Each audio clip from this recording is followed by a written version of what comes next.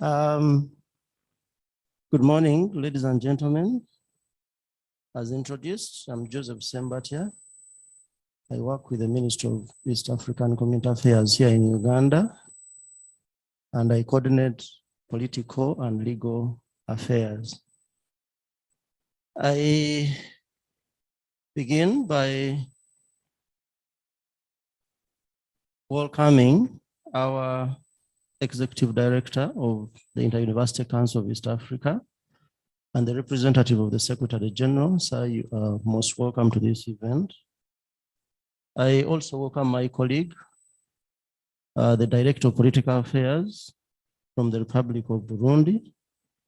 I also welcome Mr. David Onen, the Principal Political Affairs Officer at the EAC Secretariat, with all your colleagues from the Secretariat, the outgoing youth ambassadors, of course, the most recent and those of the yesteryears, but particularly the MC or the facilitator, Dr. Muhumuza Umar, our dear students and the aspiring youth ambassadors, the distinguished delegates, ladies and gentlemen. I begin by conveying the apologies of our Honorable Minister, who is the first Deputy Prime Minister and Minister of EAC Affairs, Honorable Rebecca Aritwala Kadaga, together with our Permanent Secretary, Madam Edith Mwanje, who due to some competing schedules, they have not been able to make it, but they gave me a message to pass on to you. Ladies and gentlemen, we as Uganda appreciate the decision by the EAC Secretariat and other partner states to convene this event here in Uganda. We never take such a decision lightly because the choice could have gone elsewhere. But by mere fact that you chose to come here, it's an indication of the confidence and trust that the EAC Secretariat and other partner states have in Uganda. We appreciate that most sincerely. As highlighted by Mr. David Onen and other preceding speakers, the East African community is our baby. And you remember very well that it was only re-established in 1999, initially by only 3 member states or partner states, Uganda, Kenya, and Tanzania. Of course, its membership has since grown, and as you are aware, we are now considering the admission of the 7th member. So from 3, now we are talking of 7. This EAC thing is anchored on 4 pillars. Of course, you are pretty aware. I know in your research, you've established that we have the customs union, the common market, the monetary union,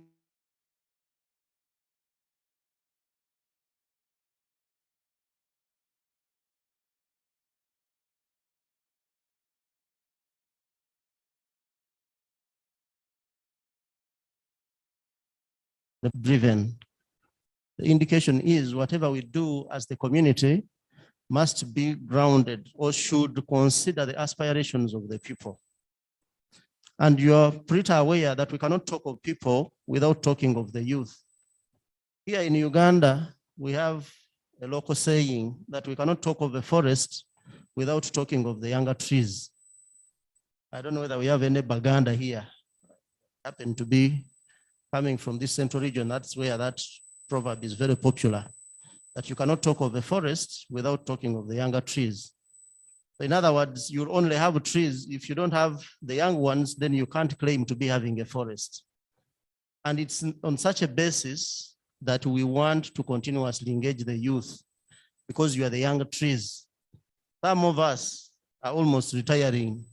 We are almost leaving the scene, and we want to hand over to you as the youth. So the continuous engagement in form of youth platform or youth ambassadors platform is a clear indication of the commitment to have the youth at the center of the EAC regional integration agenda.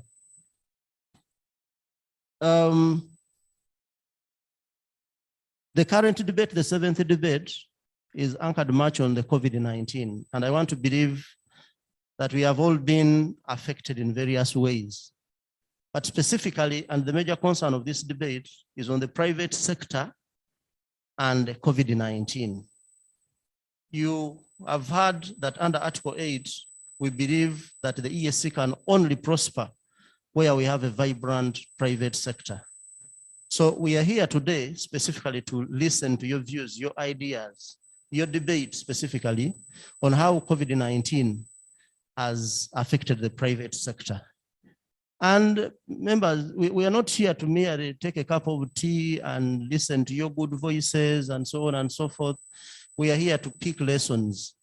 And we believe that after this debate, we shall carry it back home. We shall carry the message gathered here back home, and we should be able to educate and sensitize. Having been a student of African history, I know it very well that the elites like you in your communities were very instrumental in the decolonization process of African states. And this was specifically like when I happened to go to my village. I'm normally given a microphone to address the population. And when they say a son of so and so has come to the village and is going to tell us about what is happening in the world, people tend to listen very attentively. So kindly, when you go back to your respective homes, gather the message here, take it back to your respective.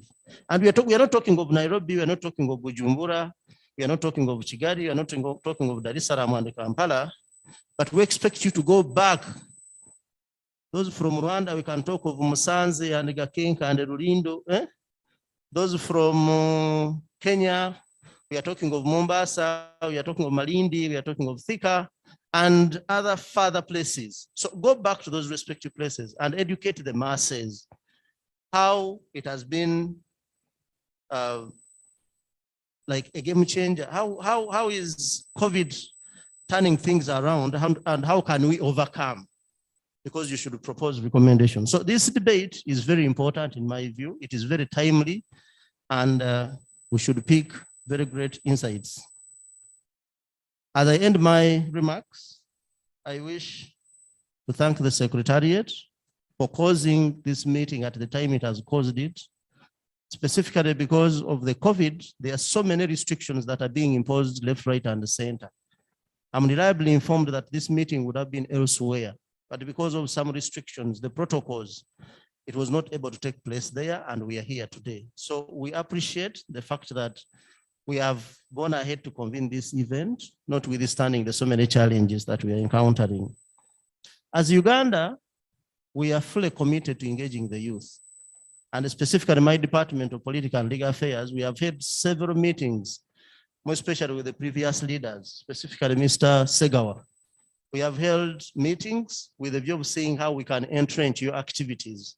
We need to use you as much as we can for purposes of popularizing the EAC integration and other various interventions. As a head of department, I will continue committing myself to the continuous engagement of the youth in ensuring that we achieve our intended objective.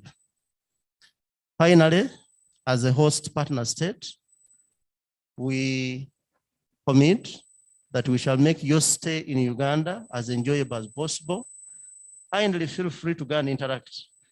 With the curfew restrictions, there is not too much movement at night. And most people say that Entebbe and Kampala are more enjoyable during the night. Those go places, the night clubs and so on, and long operation. But during the day, find space to go to the beach, spend some good time there, come back and enjoy your night. Of course, we're aware of the prevailing restrictions. With those few remarks, or very many, I thank you so much and wish you fruitful deliberations throughout the day. Thank you so much. Thank you very much, Mr. Joseph Felix Sembacha, for that very comprehensive introductory remarks. Our next and final opening remarks will be a keynote address from the 5th Inter-University Council of East Africa Executive Secretary.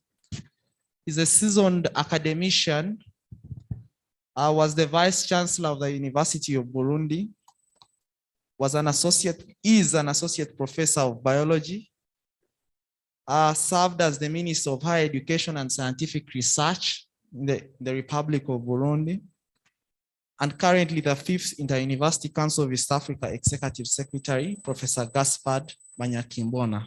You're very welcome. And also representing the Secretary General. Thank you very much, moderator. The Commissioner, Joseph Sembatia, Commissioner for Political Affairs, representing the host country, the Minister of East African Affairs, Director Ndigirie Emil, Director of Political and Diplomatic Affairs in the Ministry of Youth, Sport and East African Affairs in Republic of Burundi. Mr. David Onen, Principal Political Affairs Officer and Acting Director of Political and Peace Affairs, East African Community Secretariat. Mr. Ivan Atuyambe, representing the Danish Training Center for Development Cooperation. Honorable judges involved in this process, colleagues, official lecturers accompanying the competitors today, youth ambassadors from all partner states, youth leaders in your different capacity, staff of the East African Community Secretariat, dear students, dear debaters, stakeholders connected online, members of the press, ladies and gentlemen, all protocol observed. A very good morning to you all.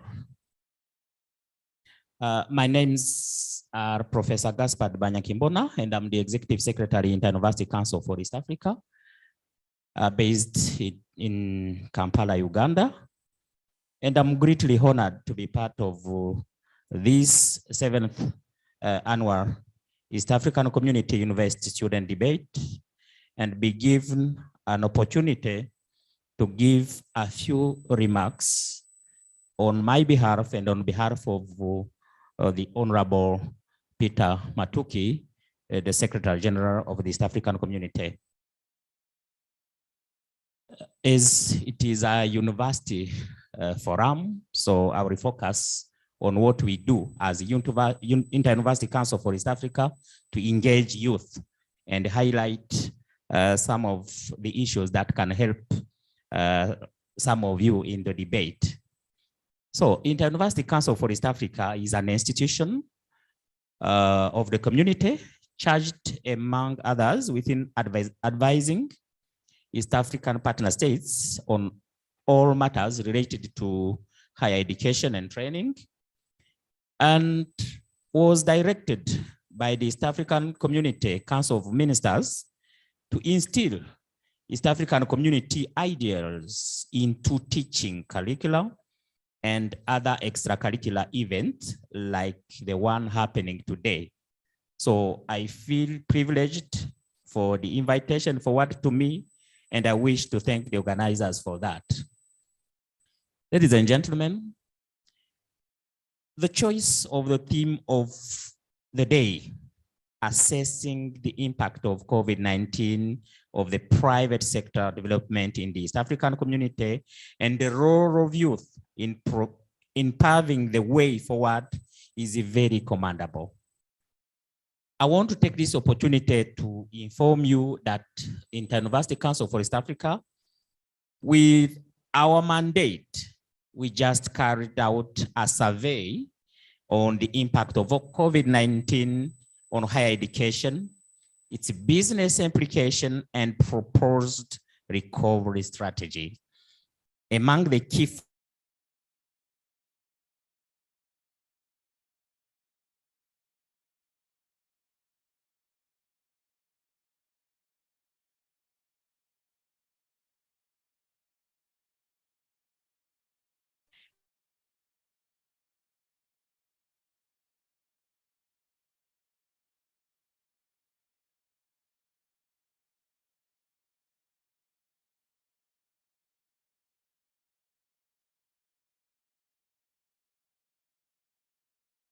on public universities due to the fact that their revenues largely depend on school fees, and thus students from private universities were equally affected. Number three, many students were seriously socially and psychologically impacted due to long spell of lockdown and closure of universities. In some countries, some students have lost up to 2 years without proper and effective learning environment. It is therefore my hope that in the debate, the focus should also be on how the business continuity and resilience of universities be enhanced from the impact of COVID-19. We have at Inter-University Council for East Africa an ongoing project funded by GIZ aiming at supporting business continuity and the resilience of university and the small and medium enterprise in terms of COVID by leveraging the digital skills development. The initiative is in the framework of the D-Skill project, targeting to improve the skills of youth in the East African community through partnership between universities and the industry. Ladies and gentlemen, I will come back a little bit on the pillars of the East African community integration. The East African community integration common market protocol, which is part of the 4 pillars, entered into force in July 2010. This provides for 4 freedoms, namely the free movement of goods, labor, service, and capital, which will significantly boost trade and investment and make the region more productive and prosperous. Indeed, young people, freedom is not free. If you think you are enjoying freedom for free, know that someone, possibly a freedom fighter, sometimes back, has sacrificed him for you. So younger people, you are now on the forefront of the battle for the 4 freedom provided by the common market protocol to happen. You must win the battle for you and for the future of the East African community generations.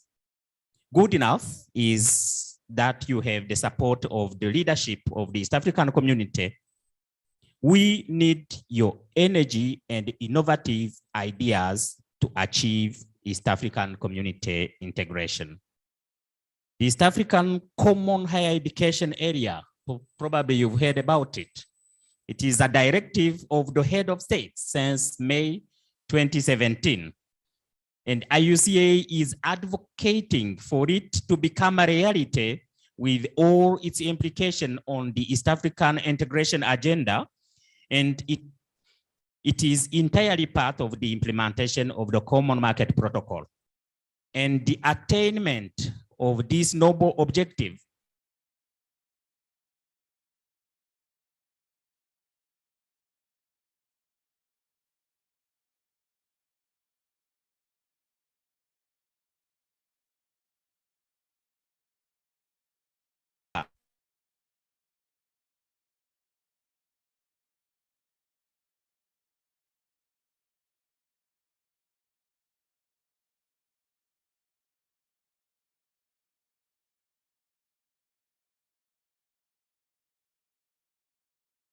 community to ease mutual recognition of qualifications and the resulting professional mobility in the region. That is to say, an engineer or a doctor or a lawyer who had studied and trained, for example, in the Republic of South Sudan, can easily migrate and practice his or her profession in any of the East African partner states without any restriction. That is part of our mandate because, among others, the statutory roles of Inter-University Council of East Africa in the East African community integration process is to promote curriculum reform in order to equip graduates with the skills and knowledge which meet the needs of employers as well as the needs for self-employment and conform to the development plans of the East African community.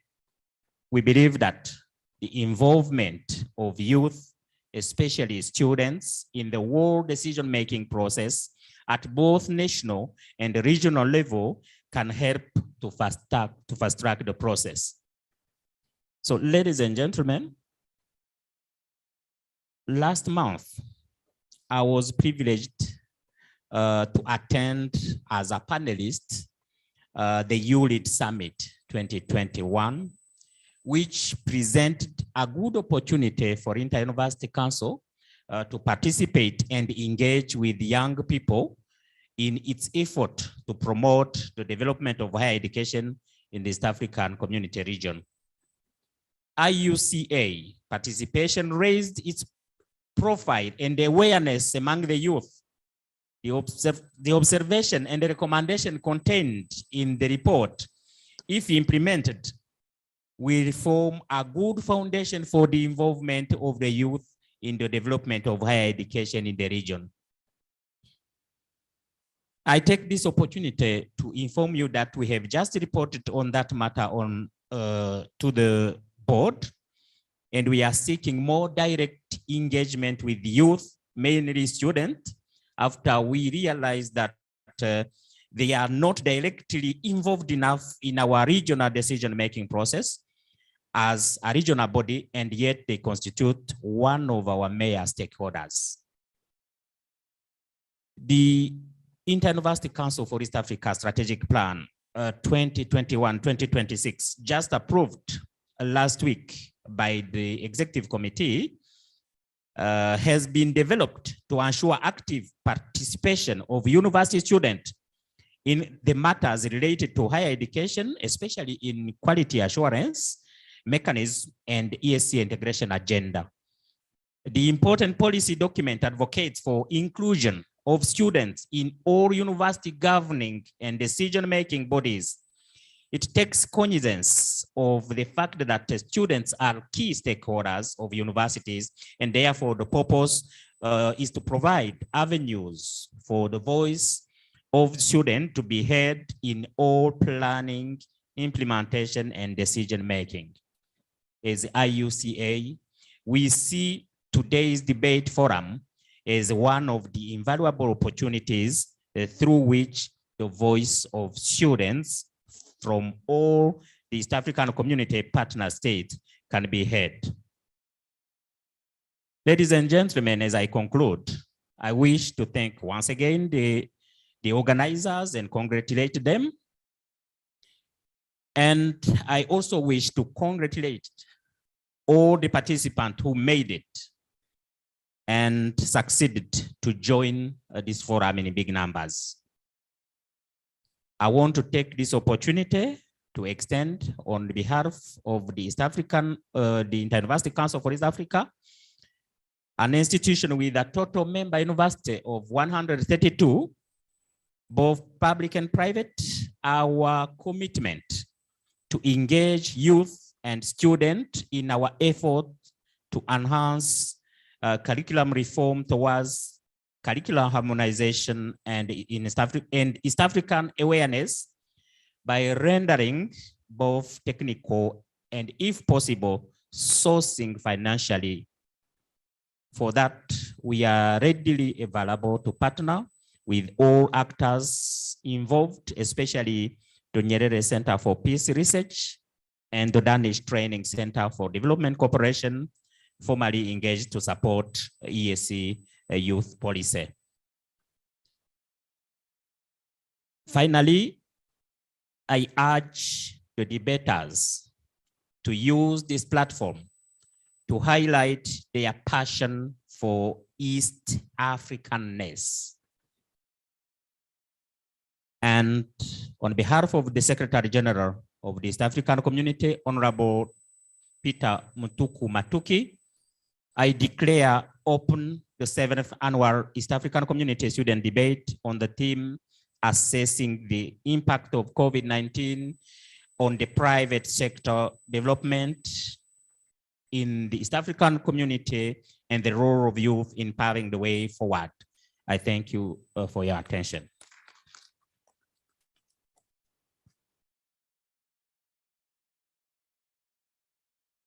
Thank you very much, Professor, for those very encouraging words to the young people of East Africa.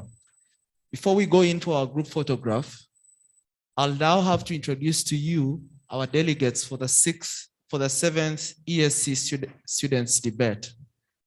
These delegates were selected through a due process. A call was made for applicants to send in essays regarding our theme, which was assessing the impact of COVID-19 on private sector development and trade, its effect in the East African community, and the role of youths in paving the way forward.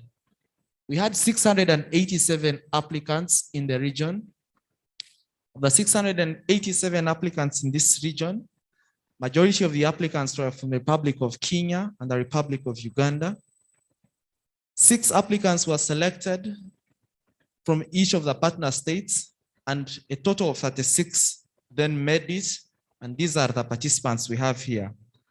From the Republic of South Sudan, let's have, when I say your name, you can wave, such that we know who we have here.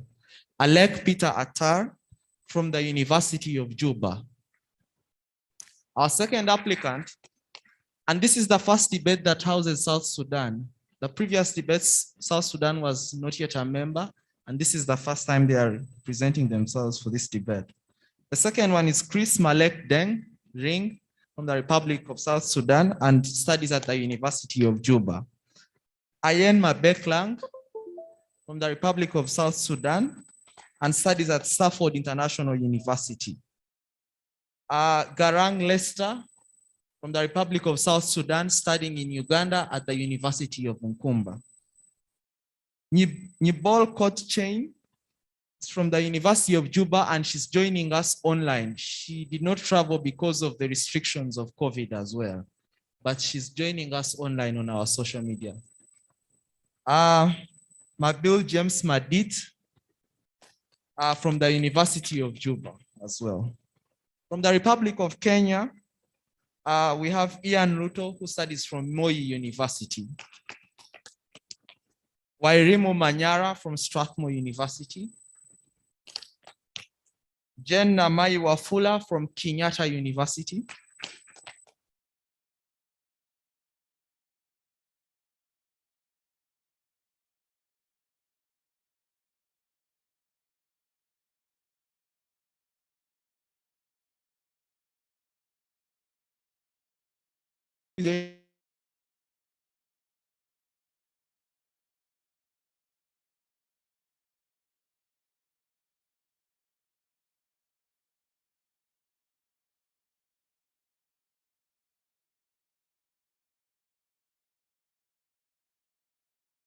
From University Dulac, Tanganyika.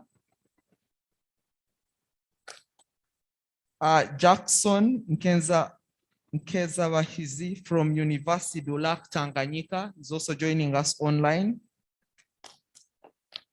Irakoze Emmeline from the University of Burundi.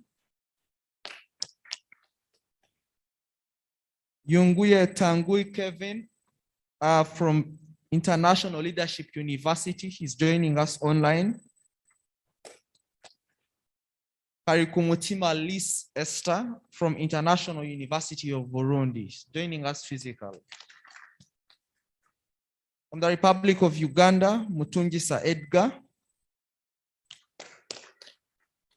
Inshuti Princess Norbeta from the Uganda Christian University. Semusu Grace Moses from Bara University. Stephen Martin Edoru from Makerere University. Atuhire Sharon from Chambogo University. And Nagawa Helena from Bara University. From Tanzania, Monica N. Kija from the University of Dar es Salaam. She's joining us online. She had a positive COVID test. Rachel P. Mwaitileke from Ardhi University. She's also joining us online.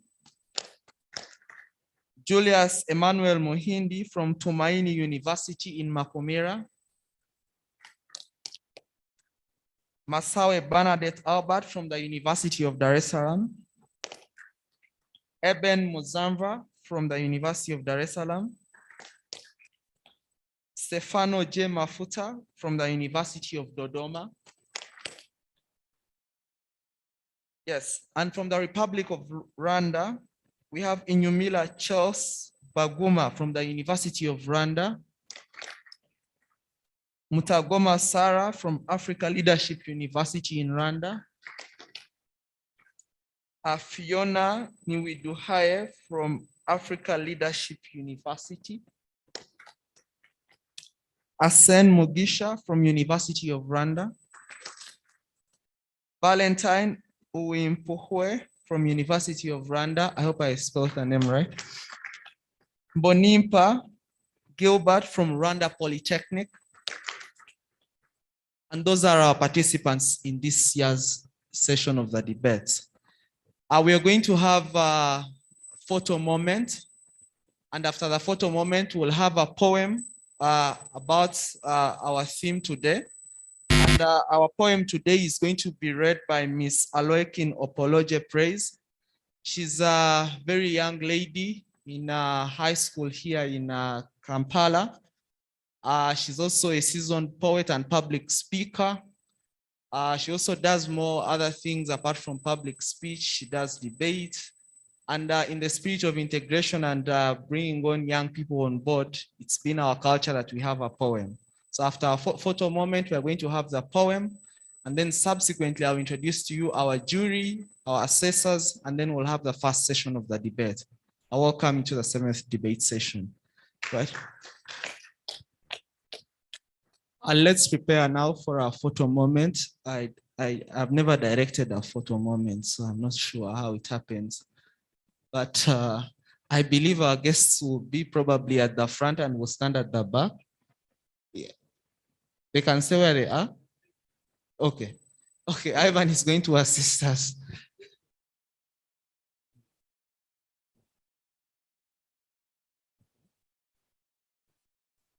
Okay, so Ivan seems to suggest that we shall stand and then the rest of us will be at a lower platform here and then we'll have the picture. Eh?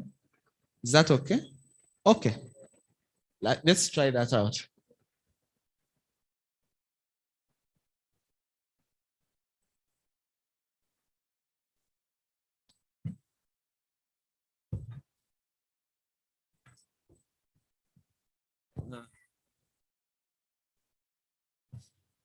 Yeah, we'll have regional coordinators to come and join us. The regional coordinators of the East African Community Youth Ambassadors Platform, Ambassador Sebastian and Ambassador Ange Umutoni.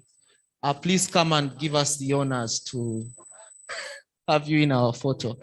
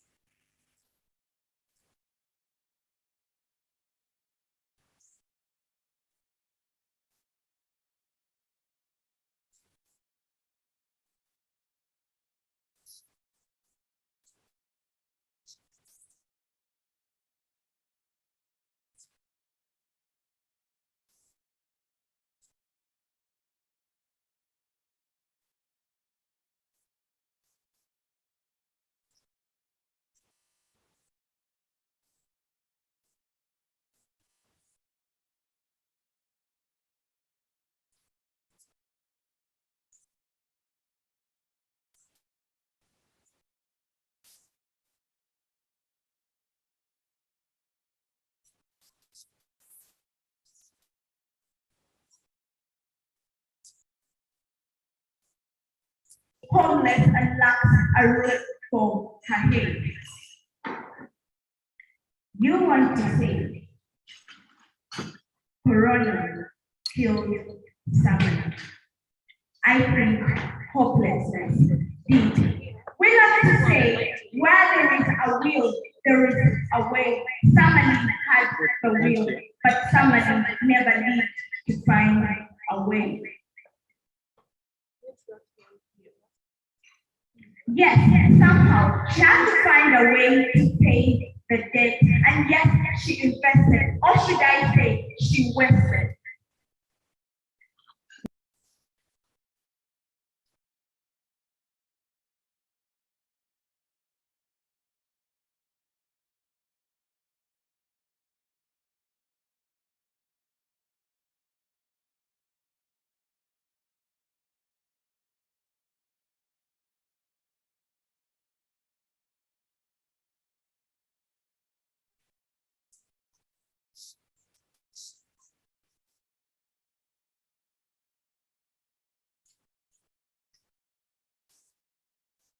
What somebody cannot be matched up against all ties against.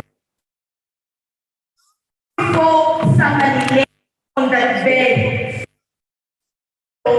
her dead. One thing we have to realize is Corona as a pandemic has given birth to baby pandemics. Baby leopards grow into big leopards, and big leopards kill. Thank you.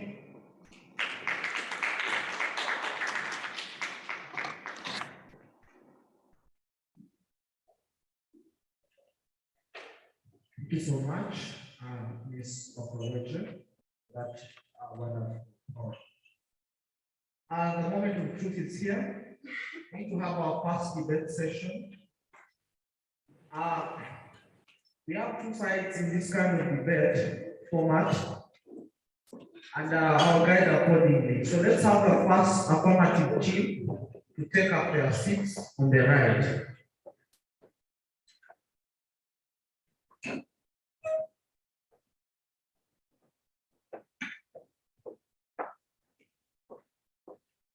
First affirmative team, and Juguna Macharia is going to be joining us online.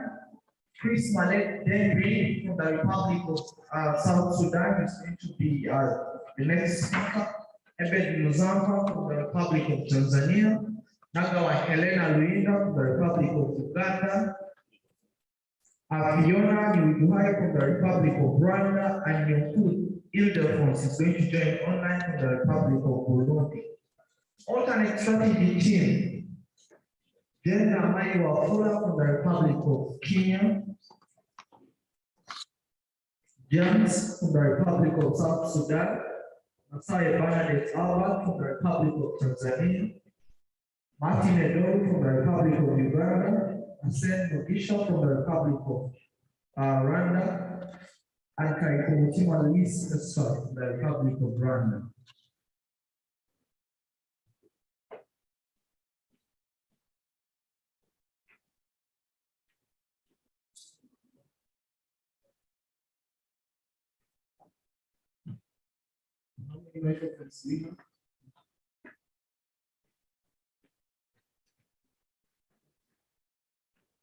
Send a switch to this one the microphones right there, so share.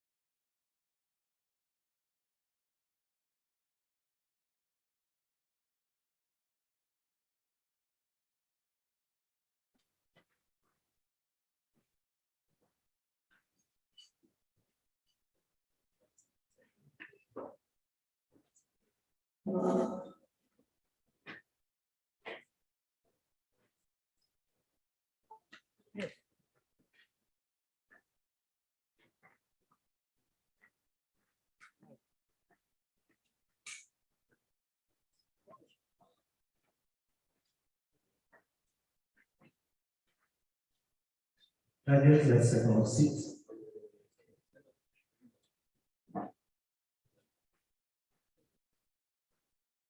Let's take our seats.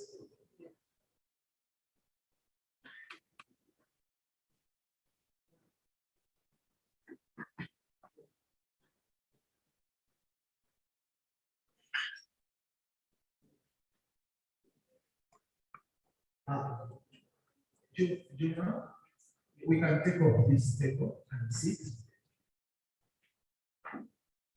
Okay. Please seated on this. Please seated here. Feel free to sit where you see a chair. Ivan, please take the seat. Okay. Mercy, please take the seat. On here. Please, now.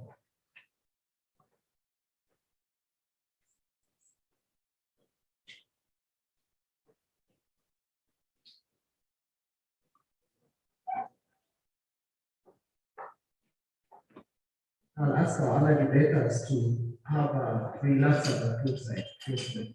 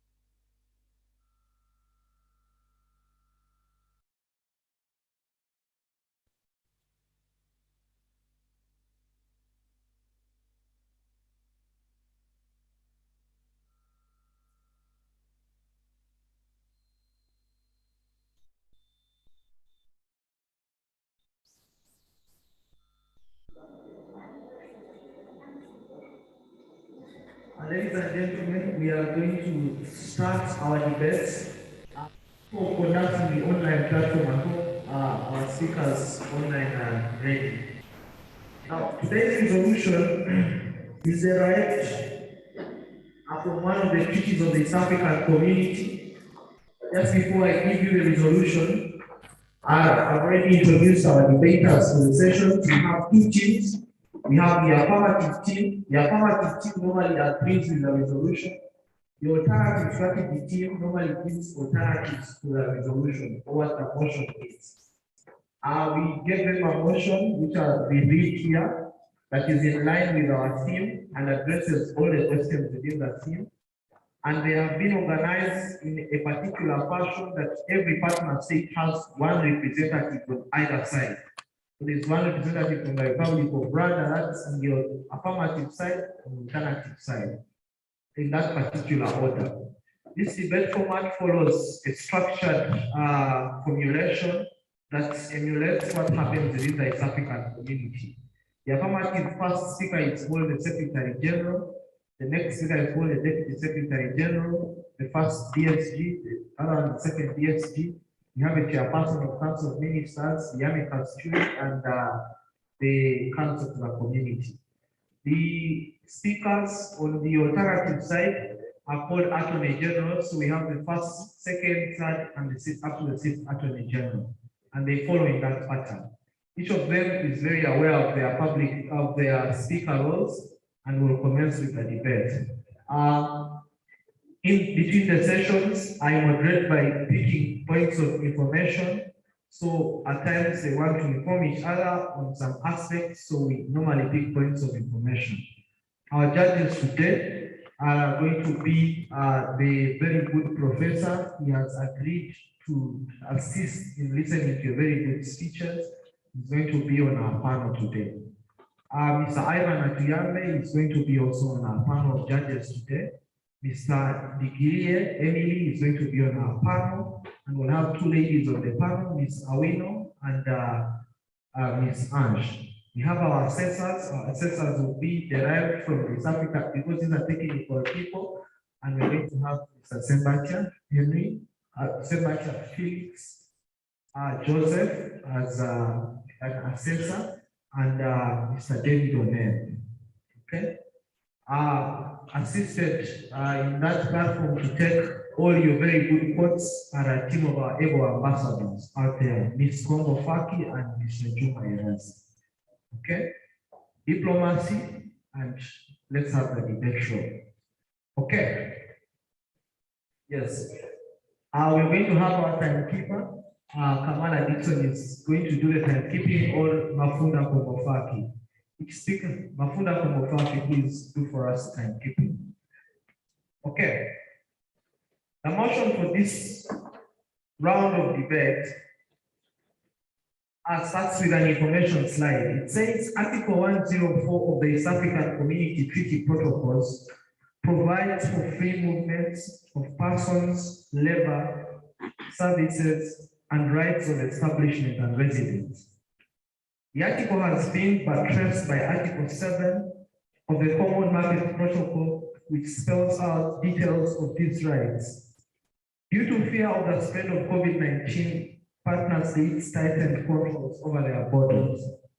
And the motion is, this House, as the East African community, would adopt mandatory COVID-19 vaccination policy for her citizens. This House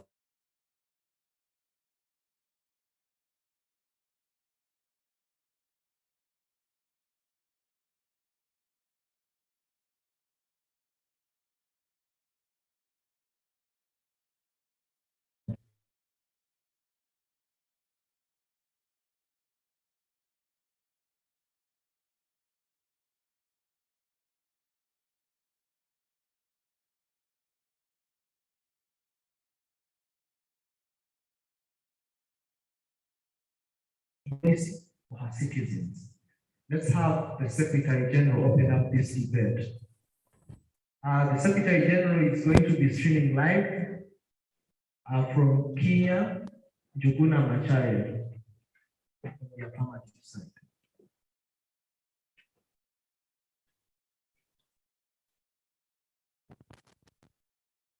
All right, can you hear me?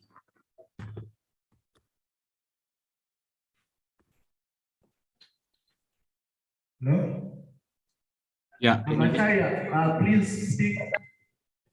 Yeah, I'm speaking, and my audio is reflecting. I don't know if you can hear me on that side before I get started.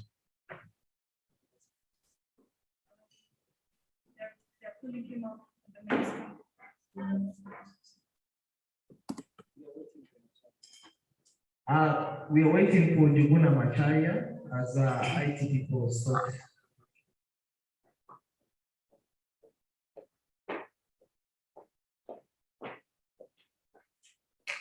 Hello, I'm speaking. I don't know if you can hear me.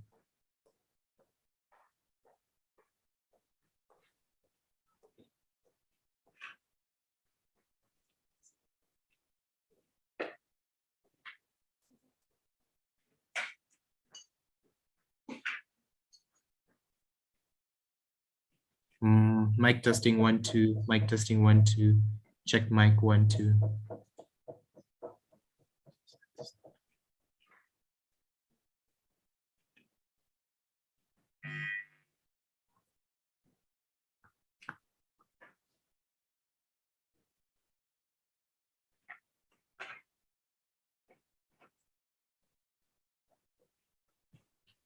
All right, mic testing 1 2.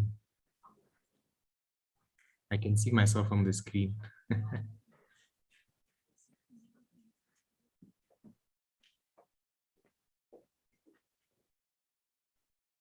Mic testing 1 2.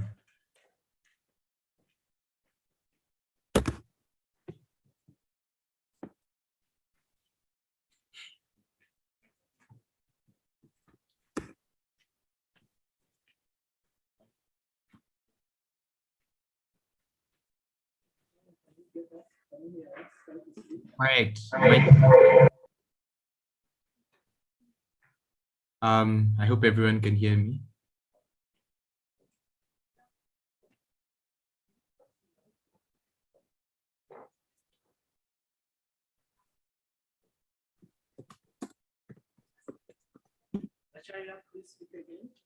Yeah, I'm speaking. I don't know if you can hear me. Somebody can just confirm if you can hear me, then I'll just get started.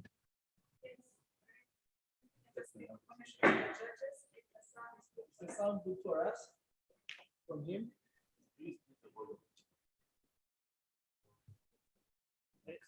Seems to say that's the loudest you can get for now.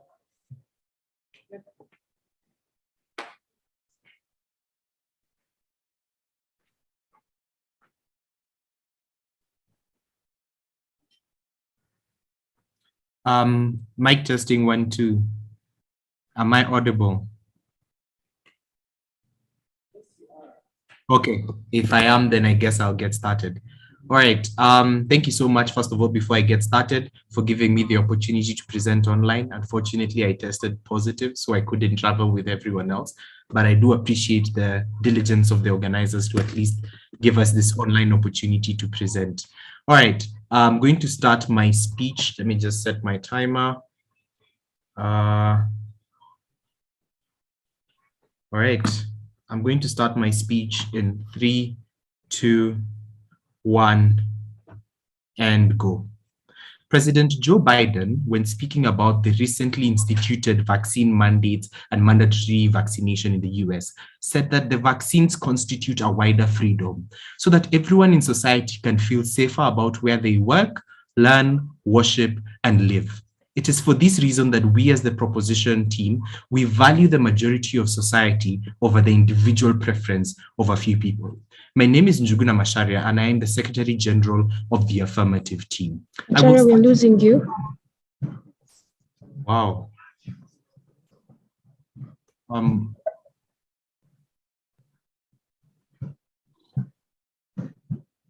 This is hard. I guess it's the network on your side because it's telling me your bandwidth is low. My network is perfectly fine. Yeah, you lead Africa's network bandwidth is low.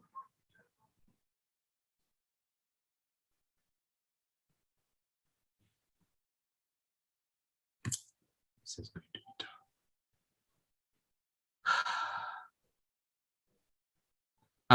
Do I start again? Yes, Macharia, start. Yeah, let me start again.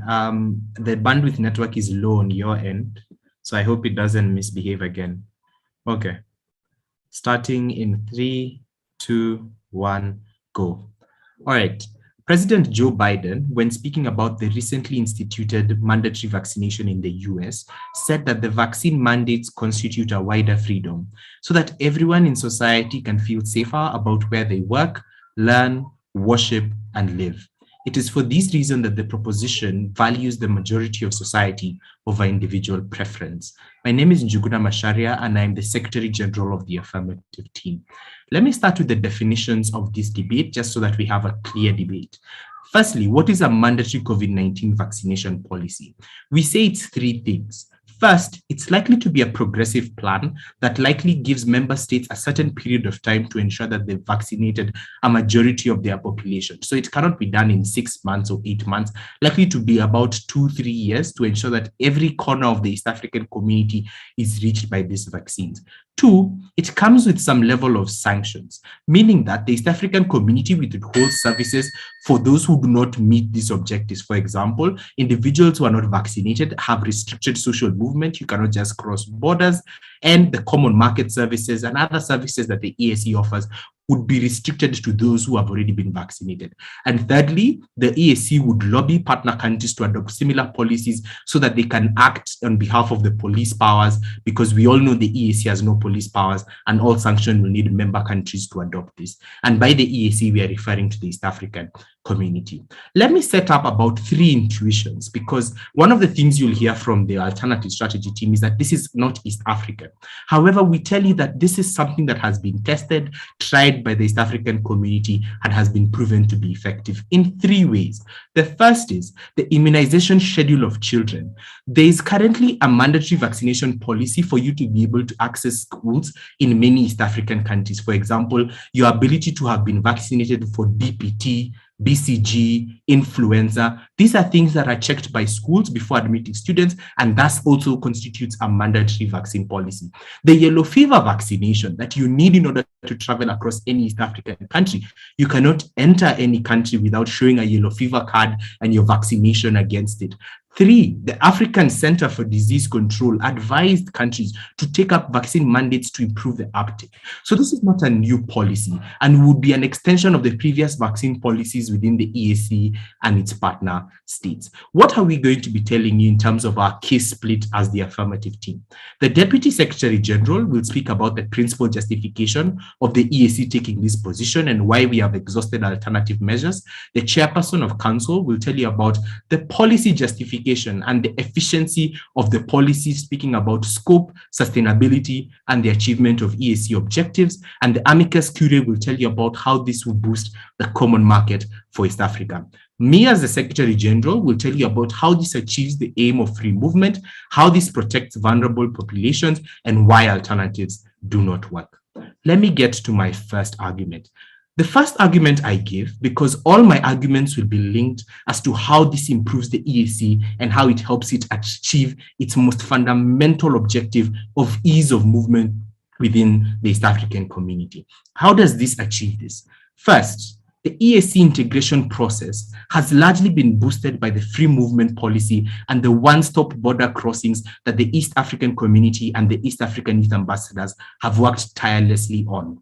COVID-19 has had a huge impact on the freedom of movement and people, and consequently has reduced the process of integration within the EAC.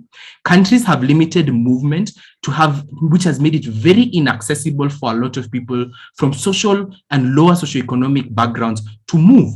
What does this look like? It looks like when Kenya banned Tanzanians from coming to Kenya because of fear of COVID-19 spread. It looks like Uganda's mandatory test policies at the height of COVID-19, which was as high as $60, removing or reducing the access for people to travel across borders. This reduced the free flow of people, goods, and services within the EAC. How a vaccine mandate would solve for this problem and allow the free flow of movement within the EAC to increase is, first, it reduces the rate of severe infection among the populations, thus reducing the strain that COVID-19 has on medical services, which is a huge deterrence for many governments, allowing people to move freely. Many governments reduce travel because they believe that when people come with the virus, they would strain their systems and they would strain their health services, which would reduce the amount of efficacy to local populations. However, if everyone is vaccinated, this reduces the strain on these medical services, which reduces the necessity for government to have to institute restrictions on movement. Secondly, and how it would improve freedom of movement, it would increase trust among citizens of the East African community to travel freely to other member states, which increase the free flow of people, goods. Just think it sound and let it. Yeah, problem. Hey, Macharia. Sorry, we are having some questions. So you cut on from. Okay, you just wait a minute. We fix something and then we tell you to go ahead again.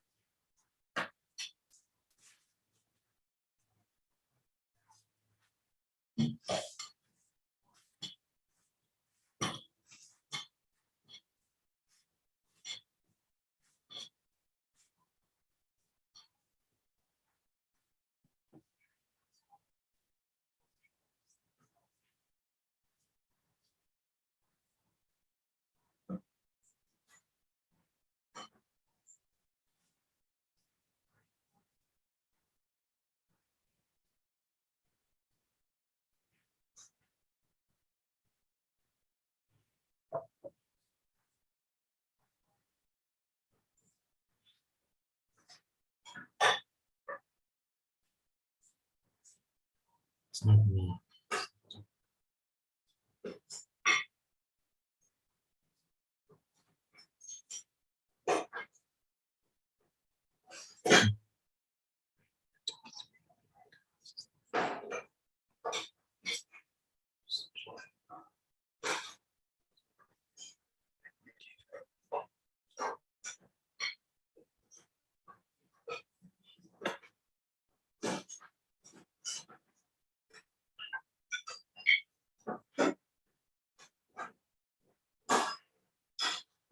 Give again. Okay. Starting in 3.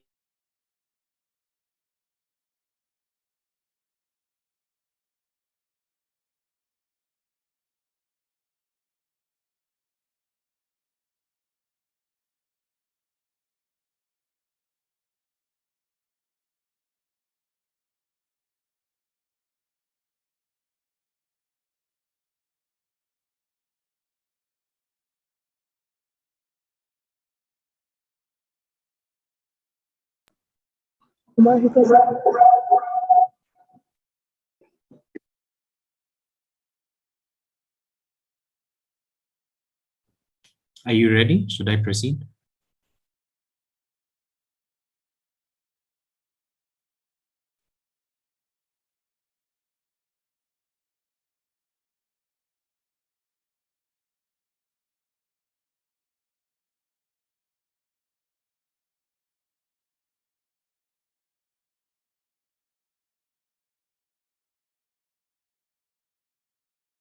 All right.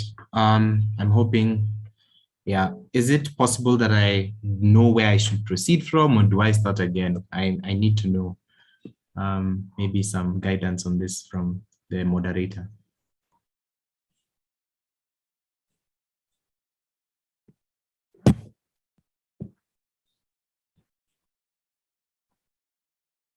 Moderator, can you hear me?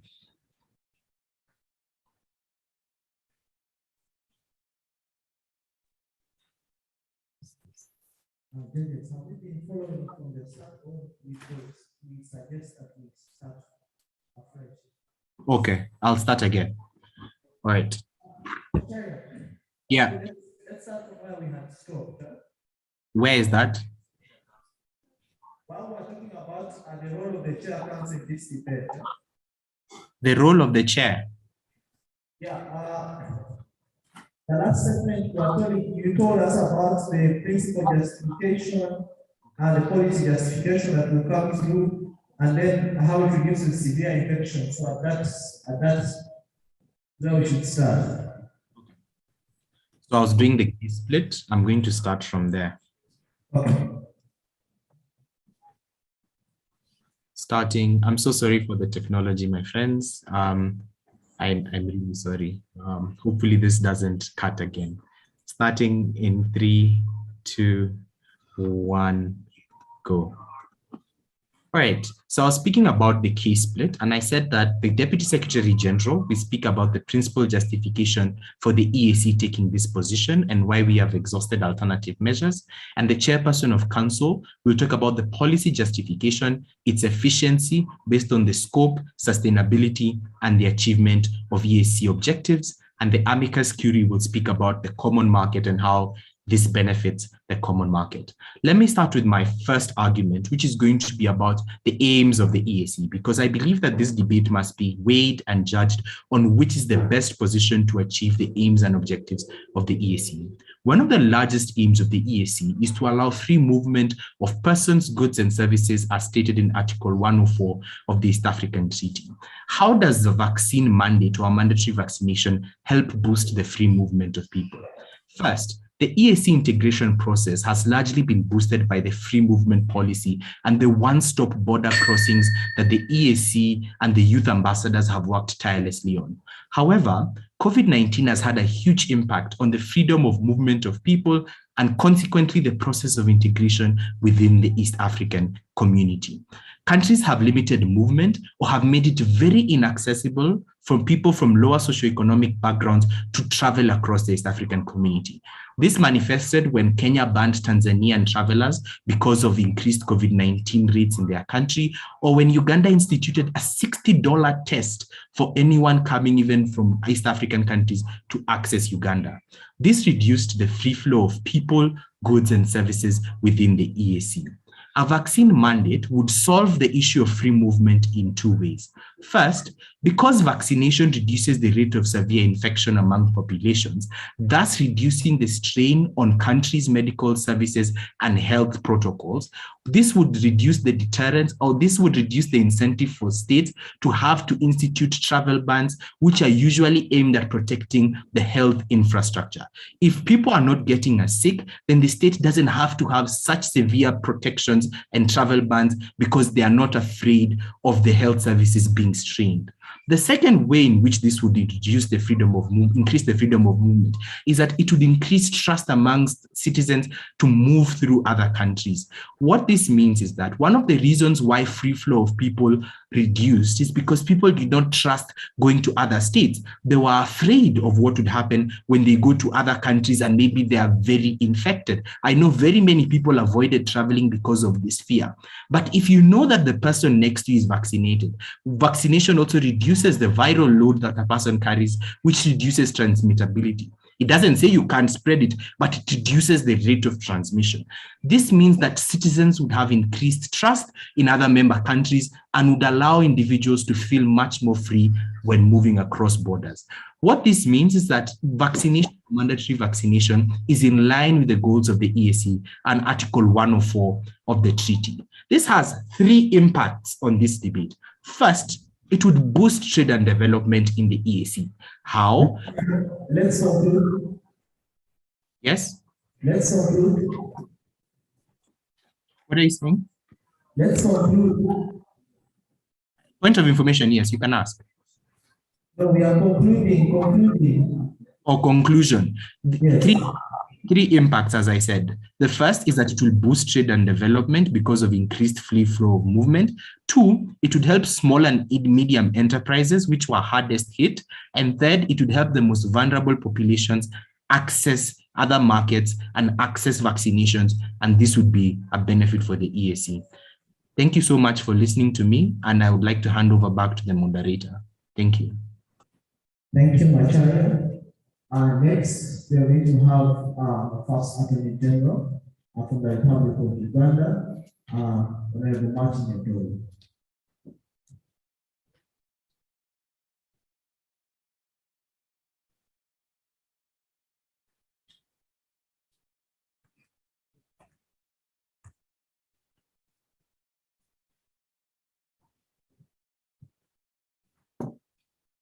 I don't know where the debate is announced, whether you should present from here or.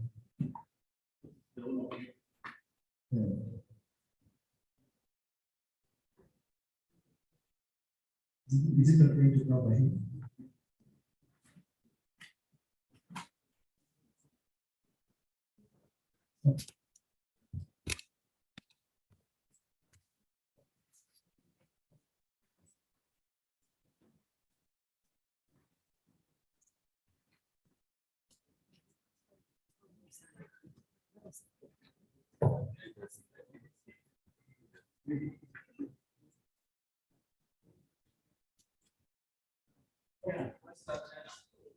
Okay, yes.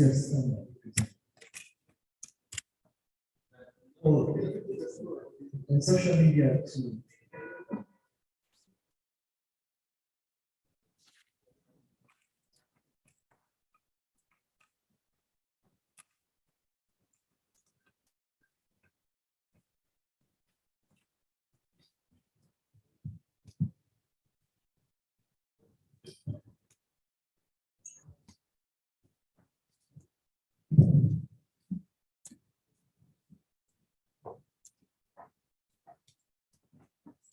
Okay, thank you.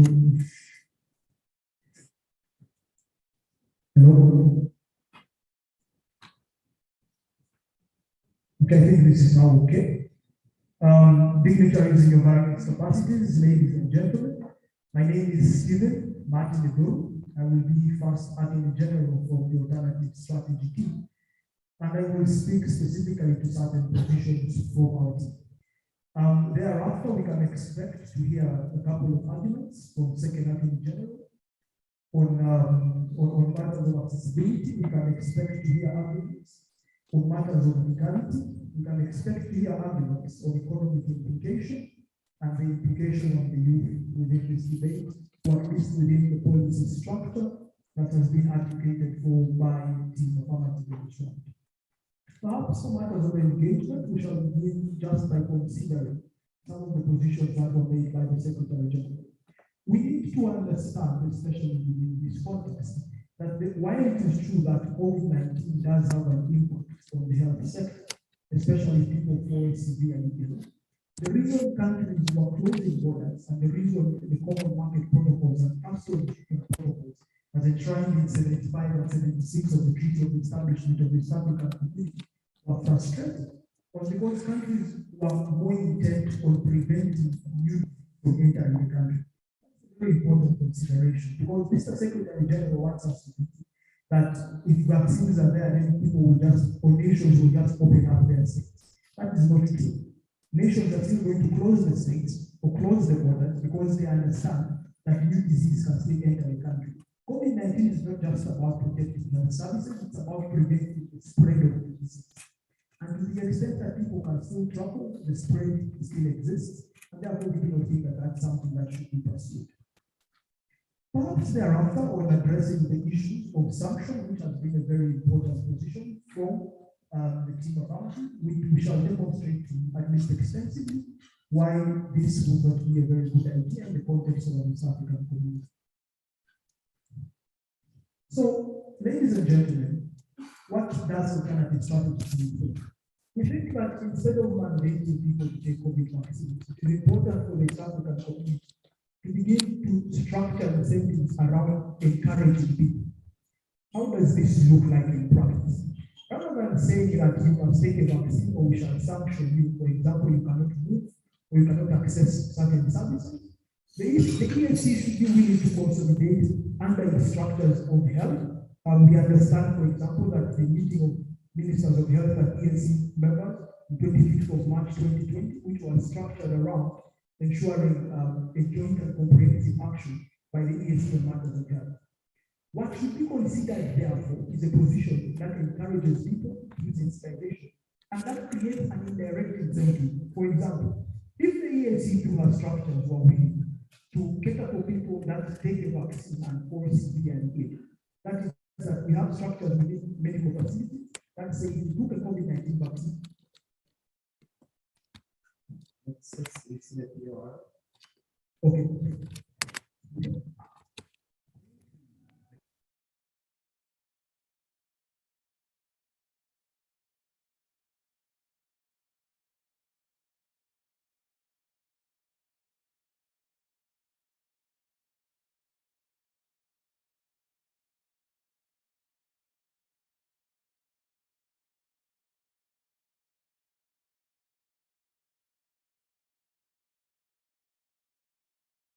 Together or in partnership with partner states, will be willing to care for your health bills.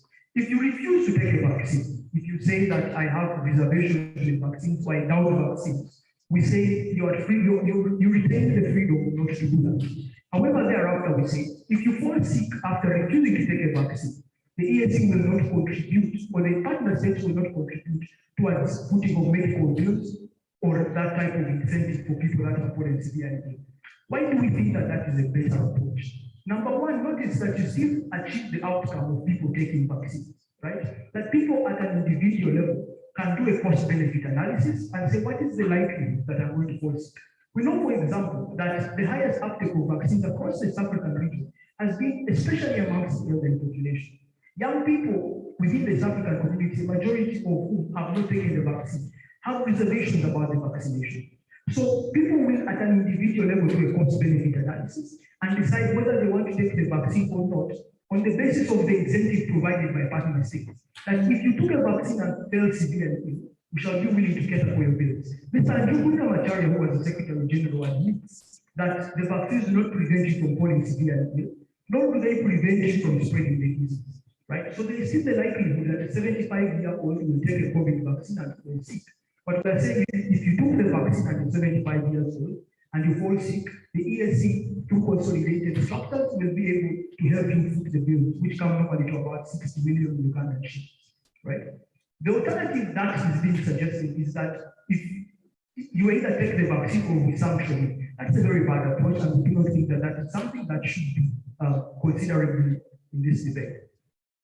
That said, just a little bit on that framework, some certain arguments also become relevant in this debate. Ladies and gentlemen, notice that rural populations within the East African community still constitute the majority of people. We have 34 million people living in rural areas in Uganda, 38 million in Tanzania, 38.7 million in Kenya, about 8.9 million in South Sudan, with a country of about 11.1 million. The reality about COVID-19 vaccination is that information around the pandemic, especially in these communities, despite best initiatives, has been largely lacking. So there's still security about vaccines. People still understand that if I take AstraZeneca, my arm is going to pain, I'm going to have a bit of fever, and be sick for about 2-3 days, and my body feel entirely well. This information exists within the rural communities. When then the East African community adopts an initiative that says, look, despite all that, we are going to completely do that. In fact, in collusion with partners or together with partners, you're just going to have massive resistance to COVID-19 vaccination. The alternative that we are suggesting is that have an incentive for people to move willingly to vaccination posts. Like tell them, look, we do not guarantee that you're going to be entirely okay. What we are saying is that in the scenario that you're not entirely fine, even after being vaccinated, we shall be willing to help you foot those bills. That way, the vulnerable communities, that is the elderly and the people with underlying health conditions, have an incentive to do that. And those that might think that their immunity is strong or might think that they will not fall sick, equally have the freedom not to do that. What we're saying is that if you trust your immunity and you fall sick, we shall not offer, instead we shall not offer subsidies to treatment. And that is something that's better, we generally think. It's important to point out that what of now, especially within rural communities, as few as the mistrust around people do. That's the key, right?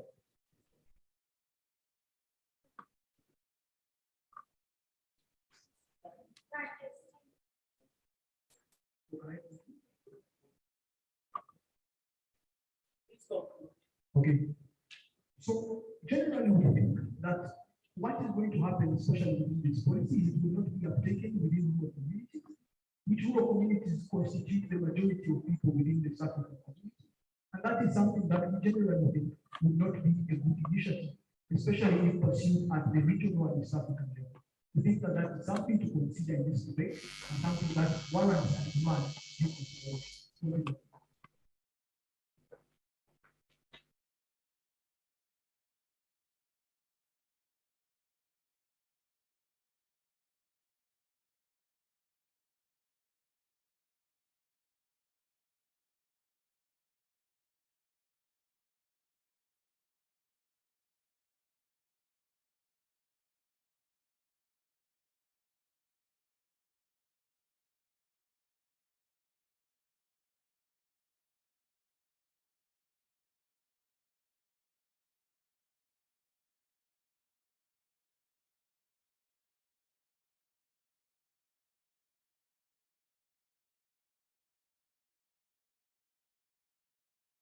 My argument, there are two questions to consider. Number one, is it justified for the government to interfere with individual freedom in order for the greater good of the community? It is important to recognize that by virtue of the fact that people vote for this government in power, there is a social contract between the people and the government. By virtue of this fact, the government has a mandate to protect its people. The government has a social resolution, a social responsibility to protect its people. The government has an incentive to protect its people. And I believe that if the government is considering an action, even if it is unfair to the rights of people, as long as it is considering protection of the people, and it is going to be for the greater benefit of the people, I believe that the government is justified in interfering in the personal freedom of the people. Also, this is not a question about the the citizens' rights of the individual. It is a question of utilization of the map. It is a question that maximizes the utility in the EAC. Number two, look at judges. We can consider the East African community.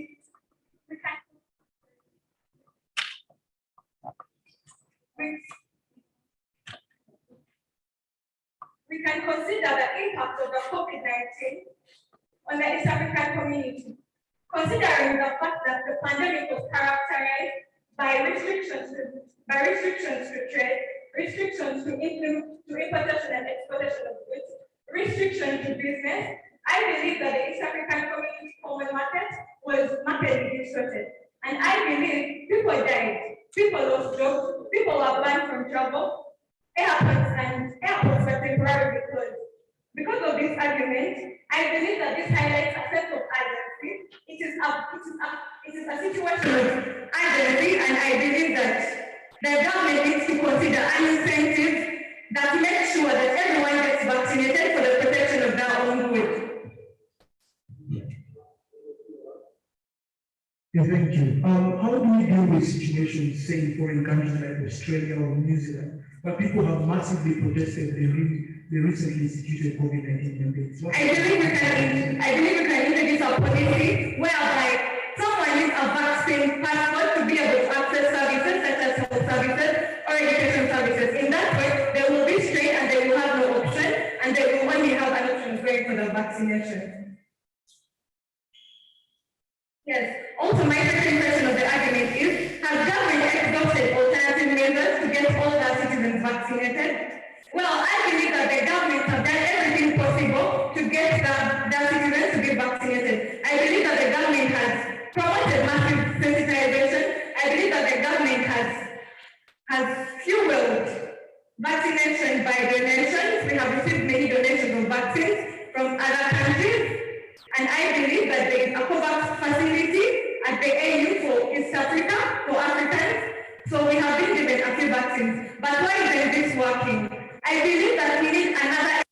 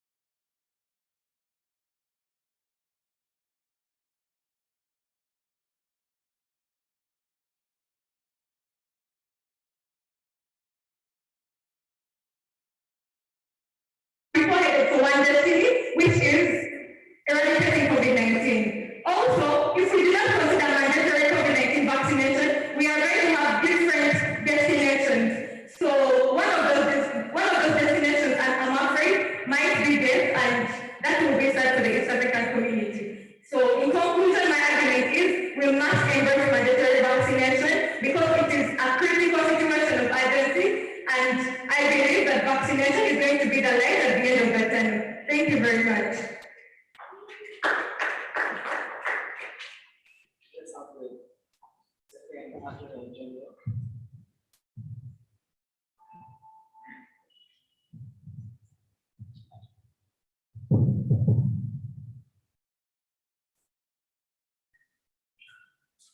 Honorable guardians, delegates from the East African community, honorable speakers of the family and the authority team, I convey my greetings to you on behalf of the community.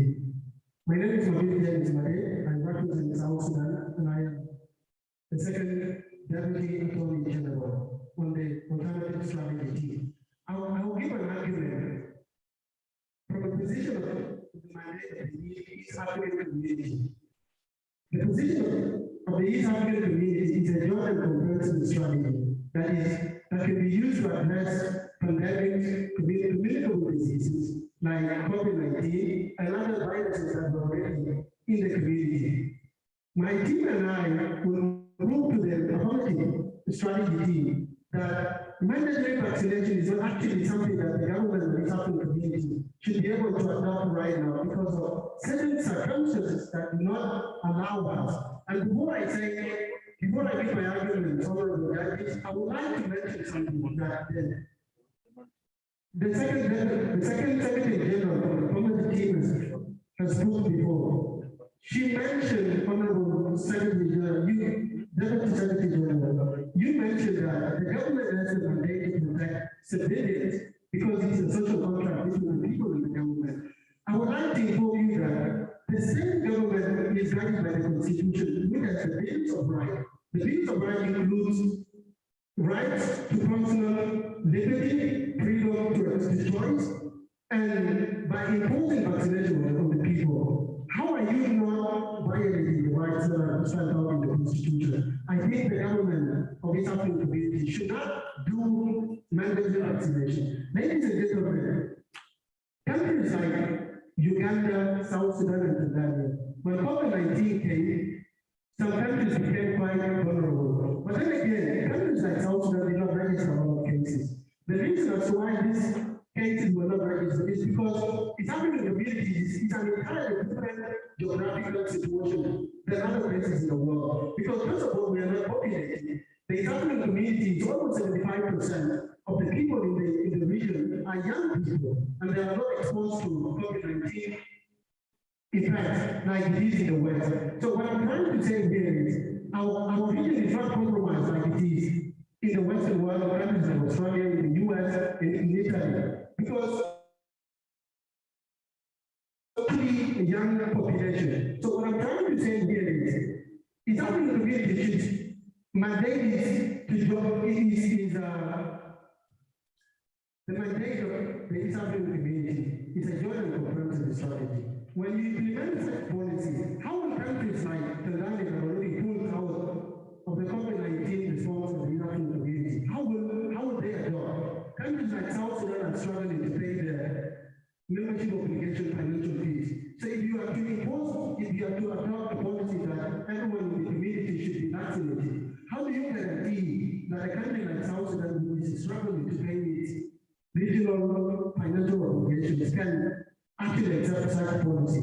The reason why I'm asking is that countries like South Sudan cannot participate in this policy because a policy by the region is trying a consensus. The 6 member states must agree to all these things. So what I'm trying to say here, ladies and gentlemen, before I take your floor, what I'm trying to say here is mandatory vaccination should not be adopted by the East African community because some countries are actually struggling to pay their own financial obligations.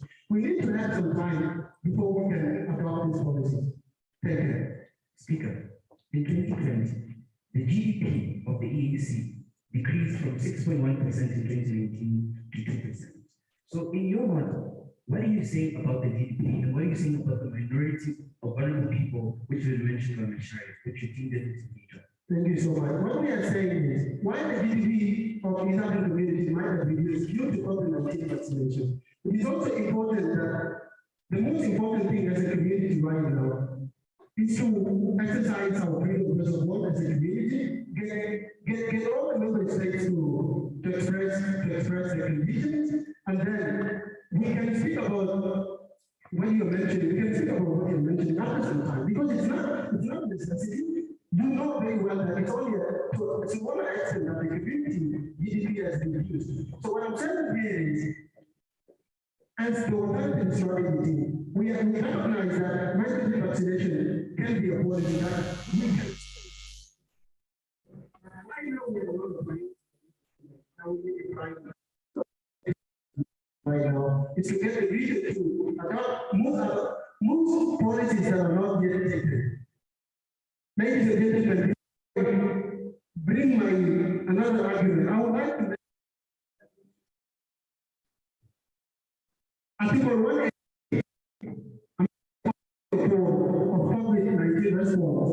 East African Community says that for a policy to be adopted by the region, all the member states must be able to consent to it. If you impose mandatory vaccination, do you guarantee all the 6 countries that are members of the East African Community will be able to adopt? Absolutely, it's not going to happen. Because some countries have a lot of issues that are more serious than the pandemic. I told you, a country like South Sudan, I would like to use this reference more often because it's quite a practical example that we can use community as a case example. A country like South Sudan cannot be able to accept such a policy. So first of all, we are not a vulnerable community. Like almost 80% of the population is youth. And reports like WHO indicate that the disease handling like the COVID-19 vaccines is age group from 60 and above. But the East African community population is not in that drug. Ladies and gentlemen, I would like to by saying East African community has a lot of challenges, and one of them is not mandatory vaccination. Thank you so much.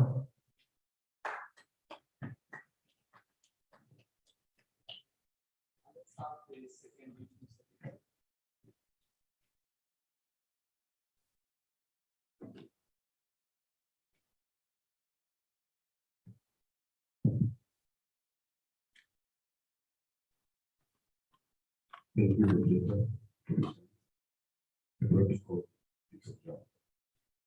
my name is Chris Ray, student at the University of Europe.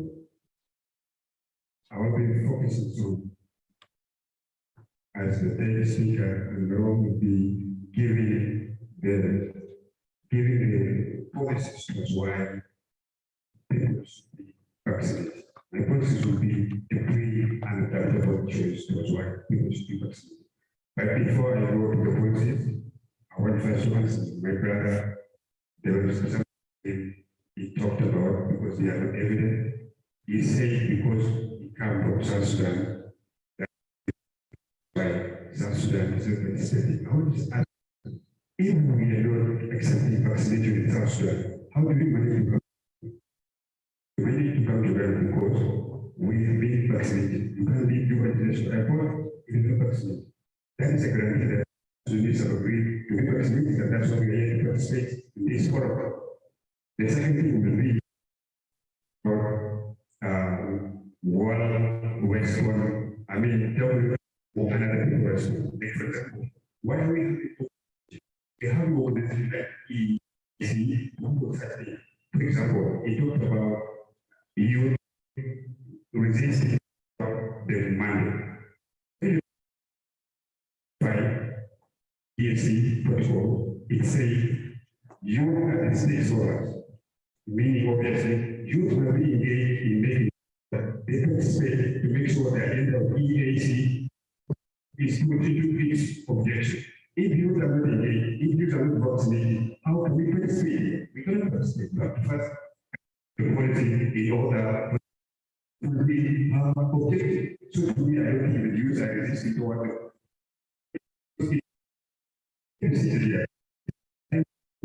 you have to be vaccinated, and that's we have seen in front of you.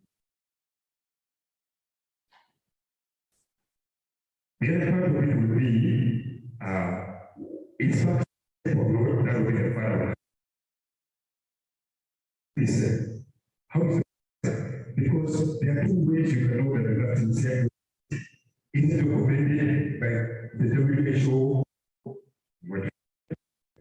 Is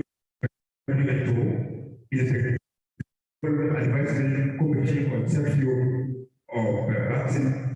The recommendation, if these are the recommendation, then yes, the vaccine is accepted. As an example,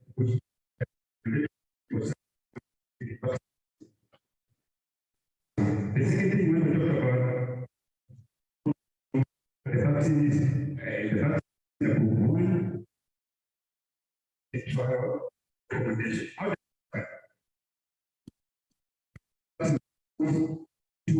try to ensure that they benchmark, ensure that this vaccine is public. If that vaccine has been approved, it's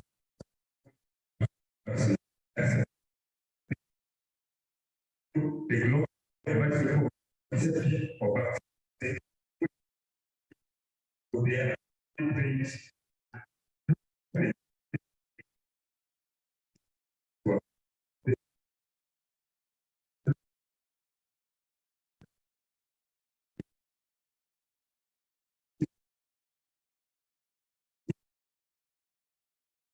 So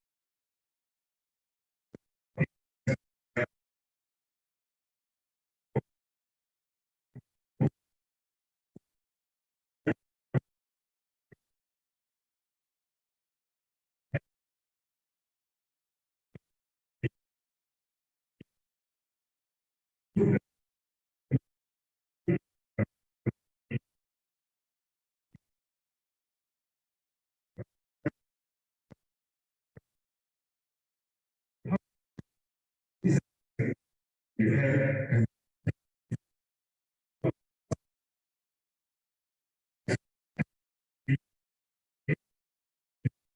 what you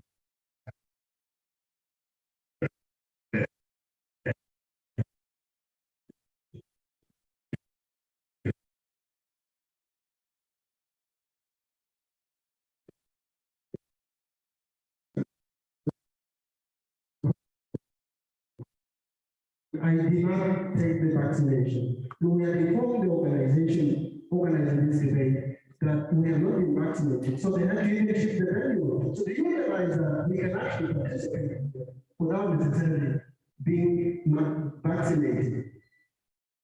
I will answer your question in two ways. One, it's illegal, and the gains are part that there is illegal participation when you're not vaccinated. The second one is that how do you get the card if you're not vaccinated? Because in the process of you applying and you have to have the card. How did you get the card of vaccination if you're not vaccinated? Meaning you are disqualified. You're not supposed to be here. Welcome. Thank you. I would like to correct your point. It's not illegal for a person to be here if they are not vaccinated because it's not mandatory right now. So there are people here who are not vaccinated, and that's why they had changed the venue to come here, because the previous ones, it was a mandate. But now for here, it's not a mandate, so it's not illegal. Thank you. In conclusion, it is a mandate, and that's why you're told to travel from the country to another country. You have to have your documents, you have to have the COVID-19 test. So I don't understand how you manage to do South Sudan to Uganda when you're not vaccinated. It's illegal because you appoint the card when you're not vaccinated. In conclusion, I want to say, you, in order to fulfill the agenda of EAC, you have to be involved in the mandatory of vaccination. Thank you so much.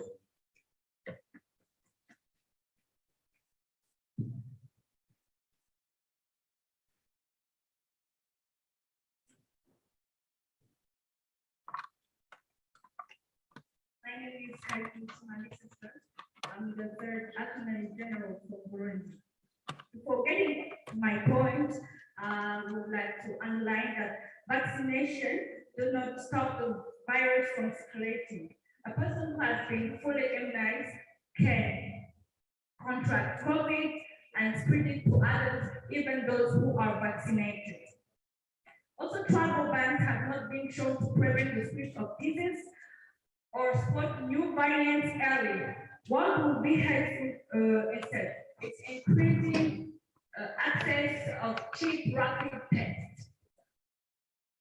Otherwise, how can we provide someone to get vaccinated while yesterday someone died from COVID and he was fully vaccinated, which is the case of the US Secretary Colin Powell, who died from COVID. The vaccine was supposed to boost his immune system. EAC includes more about sensitize people before electing a policy. We should consider that. All that to come up with the fact that vaccination doesn't guarantee safety. My point will be on inaccessibility of vaccination in East African community. As the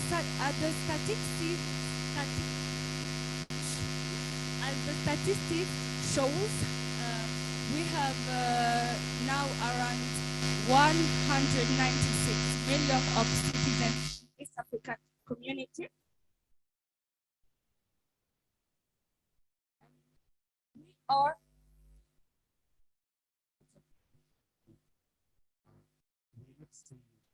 vaccination to vaccination help boosting your immunity. Let's say the more anyone is vaccinated, the less disease will be, the less people will get disease. So I want to let you know that if you are vaccinated, you are also vaccinated, once you get the virus, you're all vaccinated, you can visit in the same place without wearing mask. But because you're not vaccinated, that's why. There are studies that shows that the actual Pfizer vaccination has a side effect of heart inflammation. We are financially unable to cover the entire population, as in millions of hundreds of vaccines will be needed. That means a huge budget, without mentioning all the procurement and logistics that will generate. We are not simply ready for a mandatory vaccination. We should not rely on the donations, as in they can cover 100% of the population. Secondly, as we know, we have limited vaccination in EAC. In the scenario that vaccination is mandatory, the vaccination will be accessible to those who can afford, those of urban areas. But poor people will be suffering of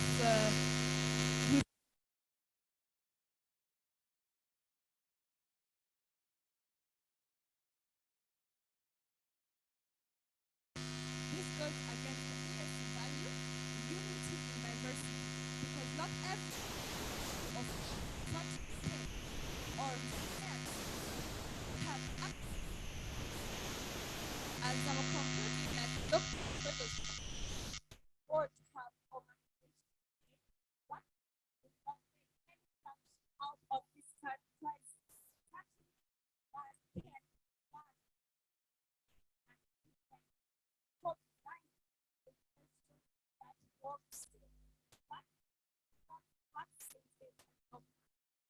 Vaccine instead of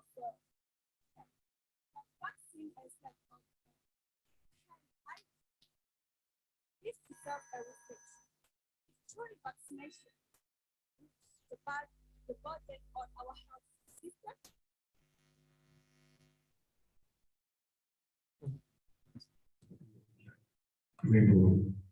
Of course, that you're talking the COVID-19 vaccine will be against the object. There is now that we have limited vaccine in our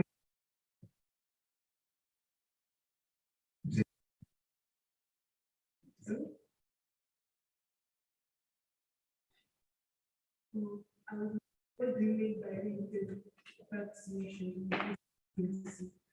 Therefore, no, I'm saying like 8, 2%.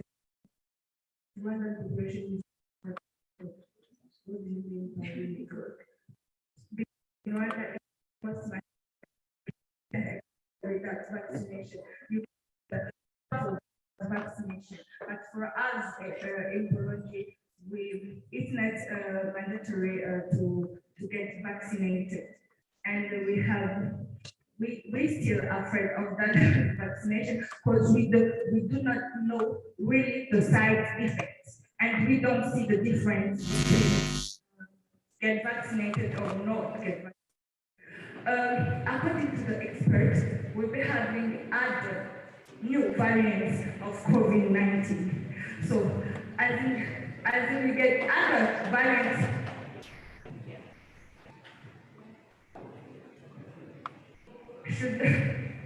as we get other new variants, should we have other doses? As in the former ones are not covered by the entire population. Thank you.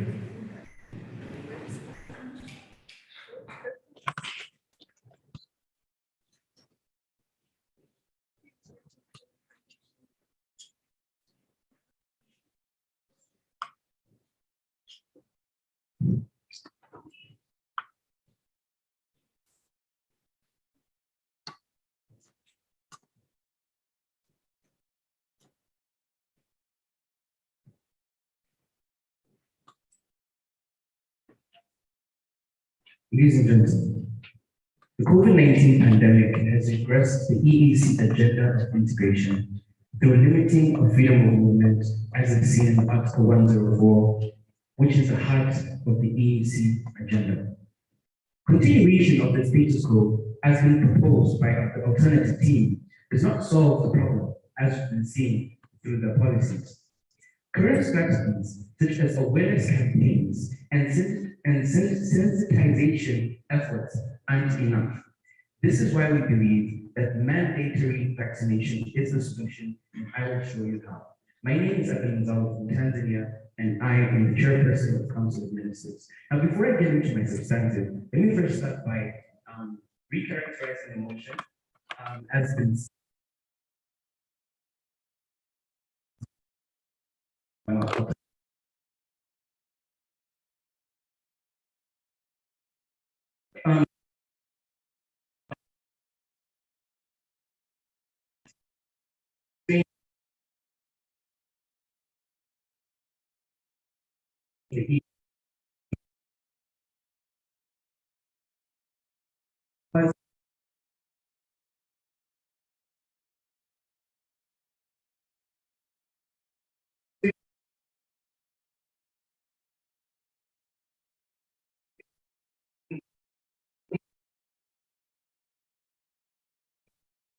why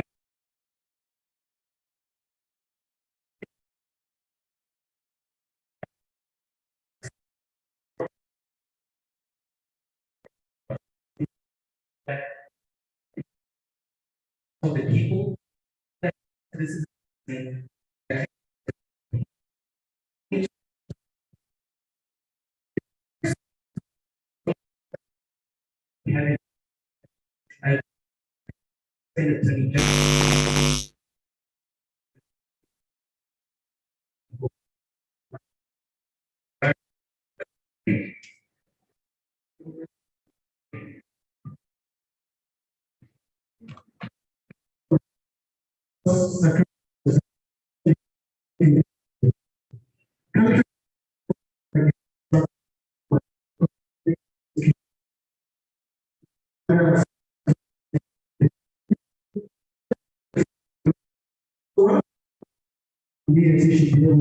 to address the issue of security, but there was also mandatory vaccination. Is that not replaced by the speaker? So panel, the problem is that speaker here does not create a viable connection between insecurity and mandatory vaccinations, therefore making that irrelevant. Let me move on to what we'll be talking about. But before that, I just want to point out the fact that the statistics where people are dying from COVID, panel, we need to understand that that is a very minuscule amount. We're talking about a very small part of the scope. And because it's a very small part of the scope, we can't consider it for making policy decisions. Now, moving on to my substantive. First of all, we need to understand the objective of actually getting vaccinated, right? As been said by my Shari and my other speakers. Firstly, getting vaccinated reduces the severity of people to the virus. We do not deny that the people are going to get the virus if they get vaccinated. We're not denying that. But what we're saying is, if they do get the vaccine, it's going to reduce the severity of the effects, which inevitably says that if the majority of the people get vaccinated, it means that not everyone is going to suffer severely from the disease. which is the whole point of people getting vaccinated. Now, if people aren't actually aware or informed on this, then we think that it's government's position to actually take a stand and make sure that people are actually educated and actually vaccinated for their own good, right? Secondly, we think that the objective of the virus is to increase cross-border travel, trade, and interconnectivity, which is the whole heart of the EAC agenda. Thirdly, we think that the objective of the virus or the objective of mandating vaccines is to make sure that a majority of people in the EAC are to be vaccinated. Mind you, we acknowledge that not everyone is going to be vaccinated, but as long as we get a majority of people that are going to be vaccinated, then we would have achieved the objectives. Take note, our alternative team must not move away from our objectives because these are the objectives that we want to do in this. Now, I want to characterize three people in this debate. First, we have people that want to get vaccinated. We've seen the previous statistics, the amount of people that are vaccinated. How many people are those? Very small, right? And we also have people that are stringent in making sure that they do not want to get the vaccine. But what do we have? We have the third type of people who are not sure whether to get the vaccine. We believe that this, in that forms the majority of people that are trying to convince and trying to mandate them in order to vaccinate. Let me give you an example. If there was a scholarship to the USA and the requirement was to be vaccinated, I'm 100% sure that the alternative team will be first in line to get that done. Now, we're talking about phased implementation, and we believe that in this instance, it's going to ensure, because for the fact that they are limited resources in the EAC, we're also going to be focusing on most risk of occupants, such as the elderly, the doctors, as well as the truck drivers.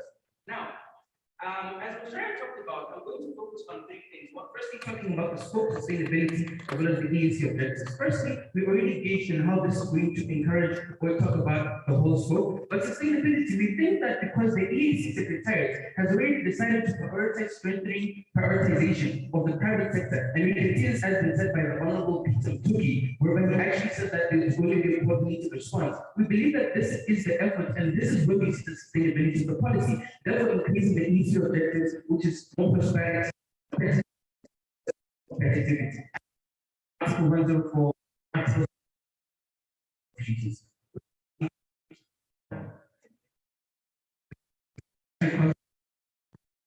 towards the pandemic.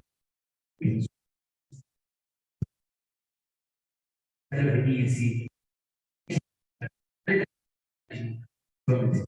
that,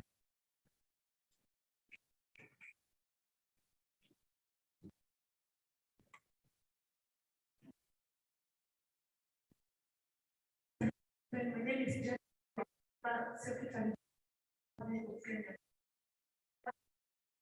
Team notes that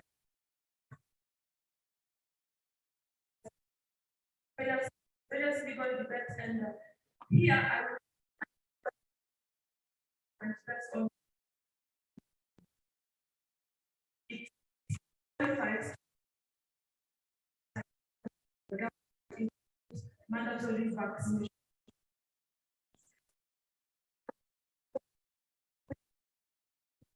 Policy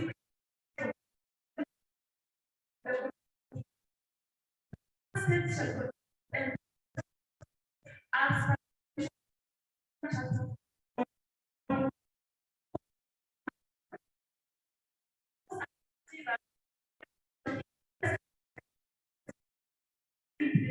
not detrimental.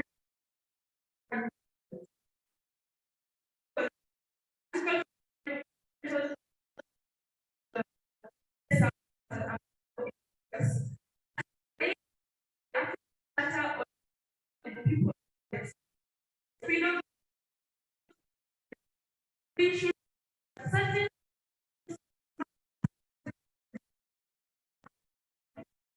and they have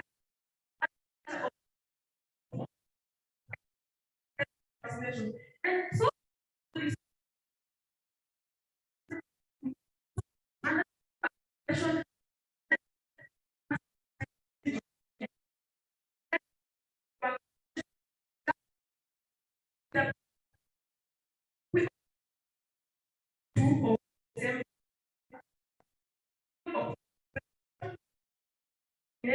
once this is why we have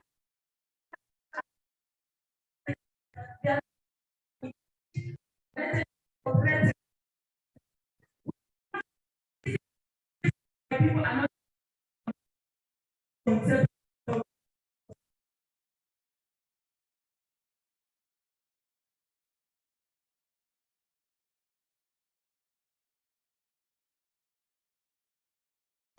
that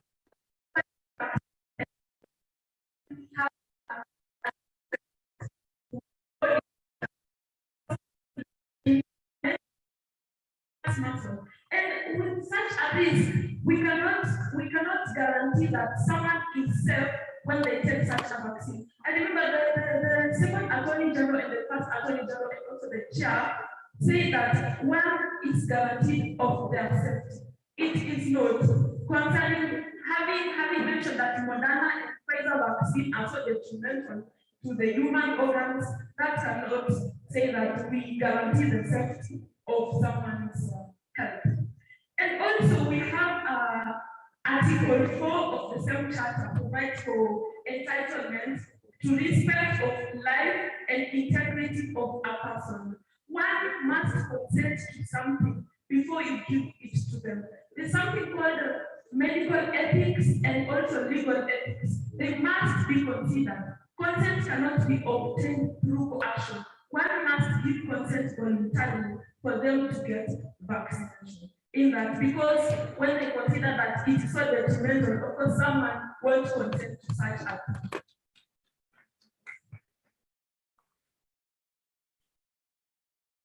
You have talked about ethics, so make sure it's herbs advisable for you to take. Like herbs, are they advisable medically for you to be taking them as treatment? You talked of ethics. In medicine, you said you talked of herbs being used as drugs for treatment. So I'm asking you, medically, is it advisable for you to take herbs without the prescription for the doctor? It is not advisable, and a doctor cannot administer a vaccine to someone unless they consent. Okay, we have Article 22 of the same charter, and this is a safeguard that just serves to protect the rights of the people concerning fundamental rights generally. And we must note that what this affirmative team said that in any case there is an emergency, we can derogate from a right. You should note that the charter does not have a derogable clause, and that means all fundamental rights must be adhered to without any limitation. And there's a case, and this case was called Media Rights Agenda and Others versus Nigeria. The African Commission on Human and People's Rights reiterated that limitation on the rights enshrined cannot be justified whatsoever. We should not use conventions like the ICCPR to justify limitation of a right. The EAC, the Treaty on Establishment of the EAC, gives us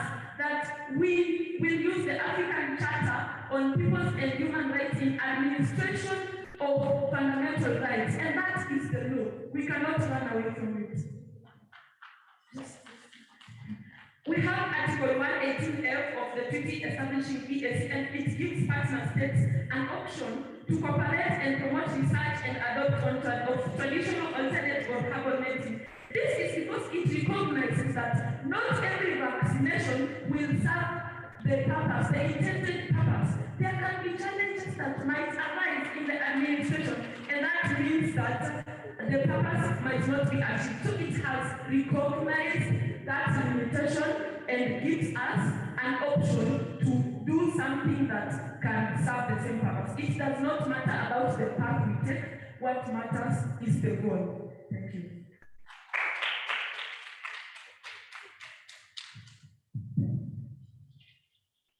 Thank you.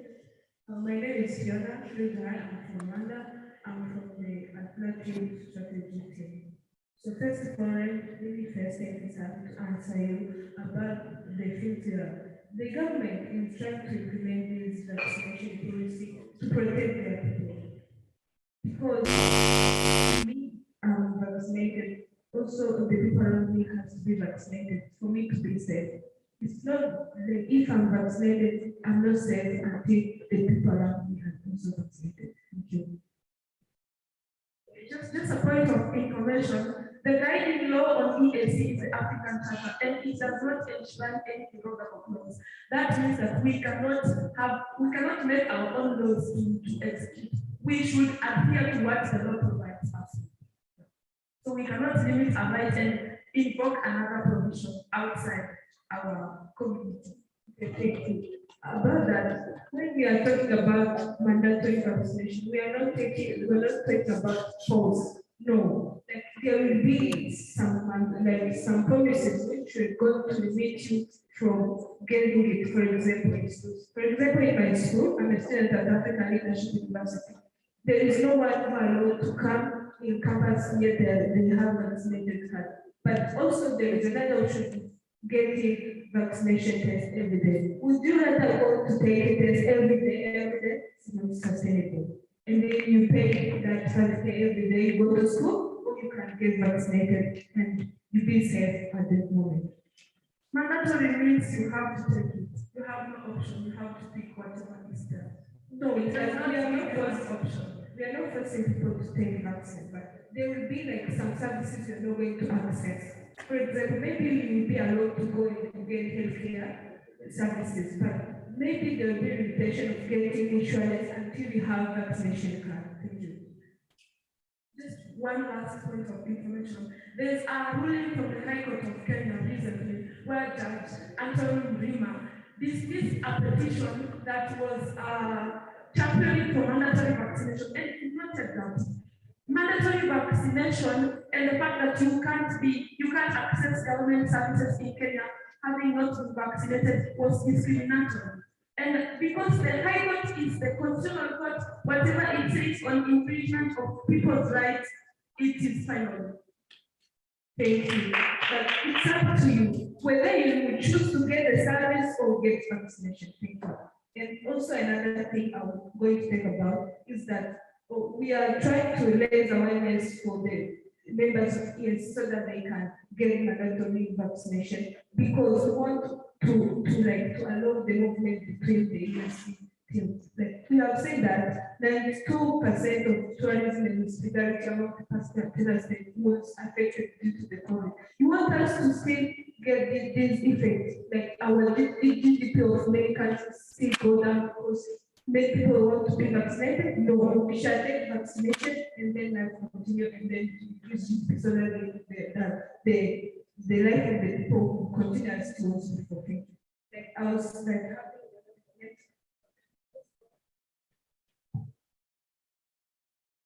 about the sustainability. We, as you know, like here in Africa, we do have one COVAX camp. It's a UN. Whenever the vaccine is coming, like we go to the UN is the one to distribute. But we want to be having like a COVAX camp, maybe in EAC. Maybe it can be in Asia, so that they can distribute those vaccines we have according to the willingness of the disease, according to the popularity, or also to the mortality rate. And then I think it will like remove the question of we don't have money to afford the vaccines. I really strongly agree that if we be having that vaccine camp here in EAC, it will solve the issue of getting the vaccine. And also, let me talk about the use of vaccine. The reason why we are trying to raise awareness of vaccine, it's like it's to reduce the number of infected people and also to reduce the number of those people who are being hospitalized and also the mortality rate. As you know, if someone is vaccinated, yes, he can get the infection again, but he also have like a chance of COVID as compared to someone who has not given the vaccine. And yet, as a pillar of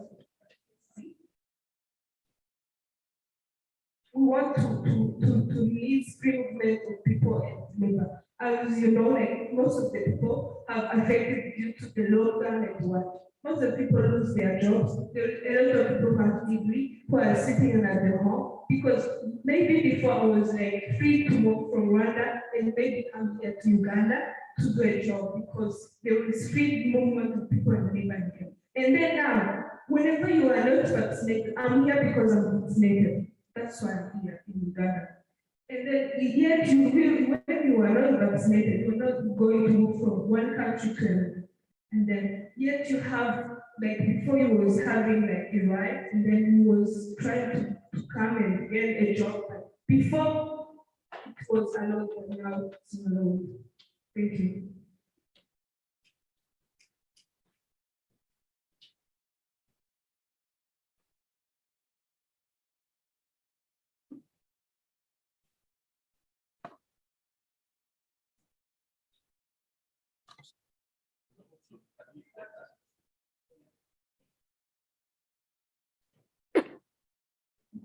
Example protocols. My name is Bernadette Albert from the United Republic of Tanzania. And before I say anything, I'd like to advise the affirmative team to make more research before agreeing on this motion. And I can refer to the third and fourth speaker. They made some very false statements, starting with the vaccines being illegal in some countries. And for the fourth speaker, I live in Tanzania too. And the sensitizing strategies that in place in Tanzania have really helped some people to take vaccines. Like it reached a point where they came house to house and encouraging people to take vaccines. And I can tell you the number of people who got vaccines from that was a lot. Now to come to my points, I'm going to show why the alternative team deserves to win this. Well, starting from, I'll make some references from the East African Treaty, the establishment of the East African Community. Starting with one of the objectives of the community is to establish policies and programs that are aimed to widen the cooperation and deepen the integration among East African members.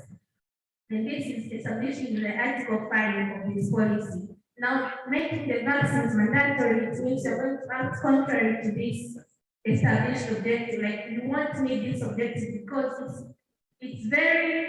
it's understandable that some partner states won't agree to this. Like, you can't force every leader to agree to what you're saying. It's inevitable that there will be misunderstandings among the East African partner states. I'm going to, and according to this Article 5 too, in accordance to this, we establish the custom union and the common market, whereby there's liberalization and freedom of people to move their goods from one partner state to another. If you make it mandatory for people to get vaccines so that they can achieve this, will be acting contrary, totally contrary to what you have said in Article 5 of the treaty. Yes? Madam, please note the fact that the motion insists that we're talking about the EAC. This is an assumption to assume that all countries have made an agenda to make sure that this mandatory vaccination is achieved. Secondly, the Kenya rule, it was about the implementation of the policy and not the policy guarantee. So please note that. Yes, I understood your point, but I was trying to disagree with you that the sensitization strategies are not working. Thank you. Well, coming to Article 104, it is stated that partner states adapt measures to achieve free movement of persons, labor, and services freely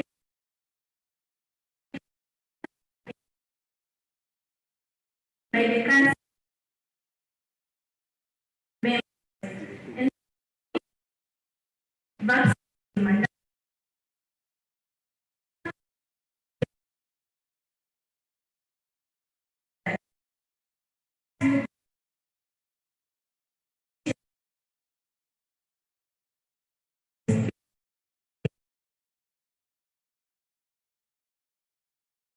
of this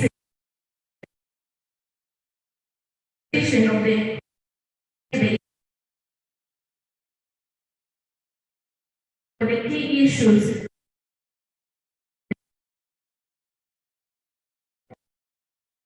in the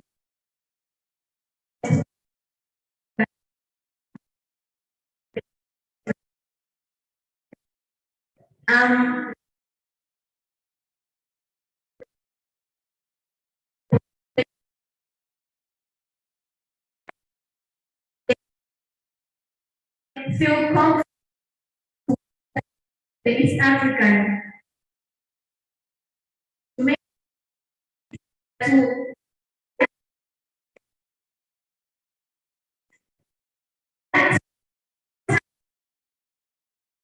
sun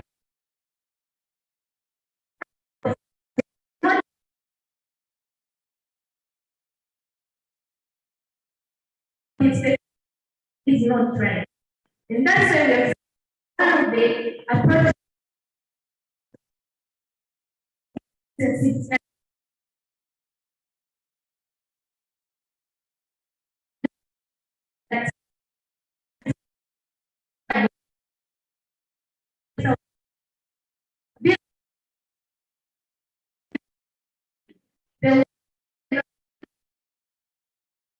possession, right? They have the right on board, but they control this.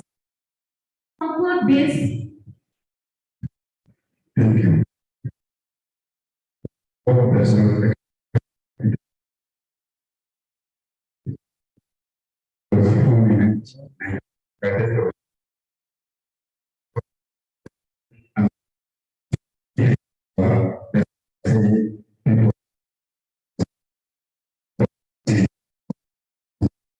Very good point.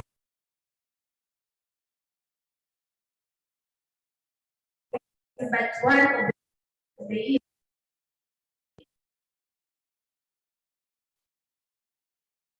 partner states. Which one member and it's not and that's what conclude my points that the objective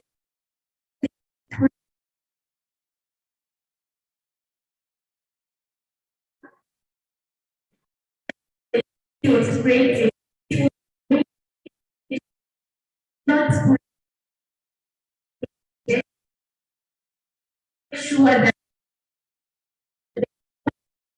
now enough experiences to be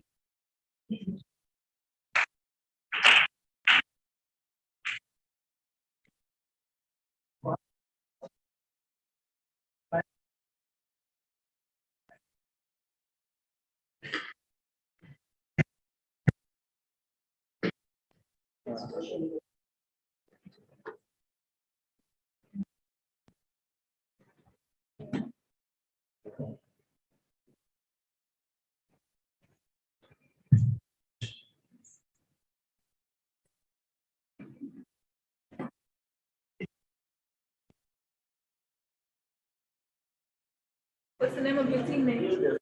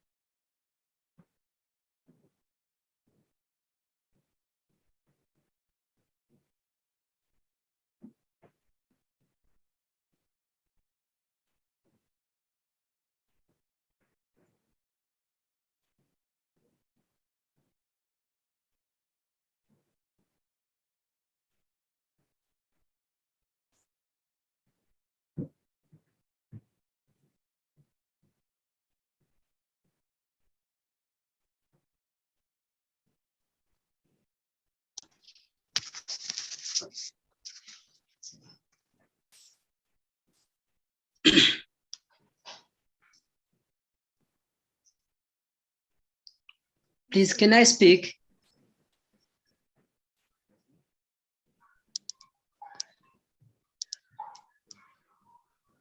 Can I speak?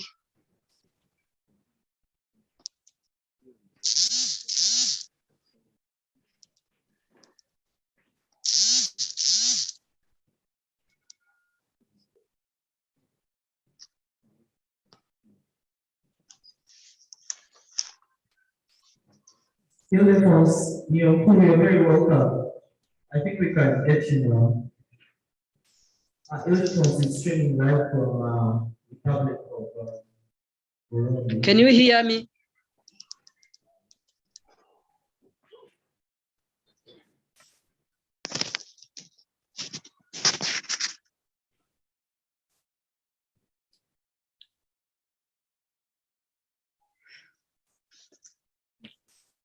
Can you hear me?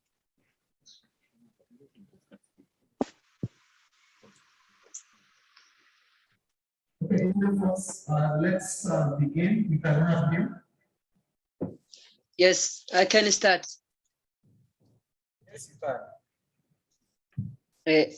About the topic, this house as an East Africa community would adopt mandatory COVID-19 vaccination policy for her citizens.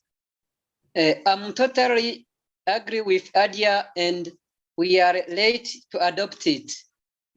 If we want a sustainable development and a good integration into our community, we must pursue other countries that have adopted vaccination measures.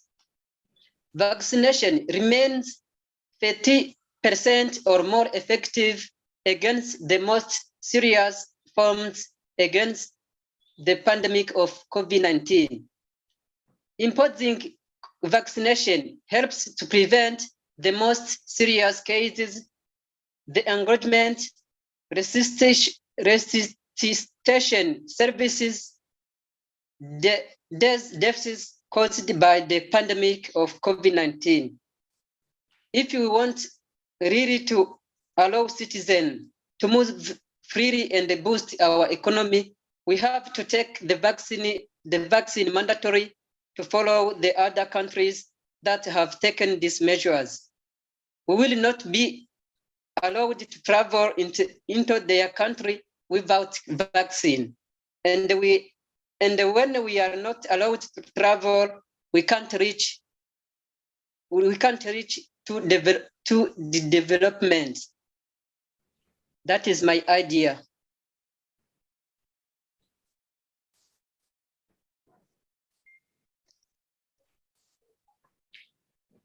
Thank you. Yes. Thank you. Thank you. Thank you. Thank you.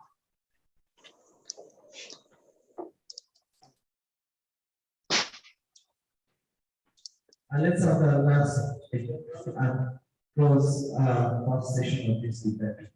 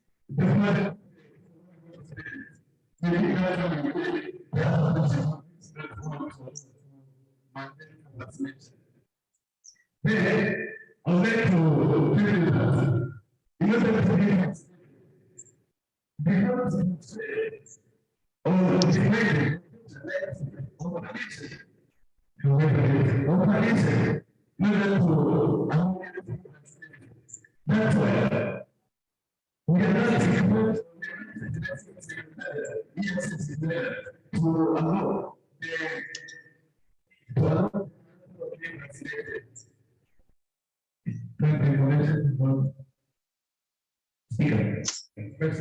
we have already engaged on how the EAC has already had sustainability issues in promoting private sector involvement in making sure that these vaccines will be sustainable. Please engage. Okay,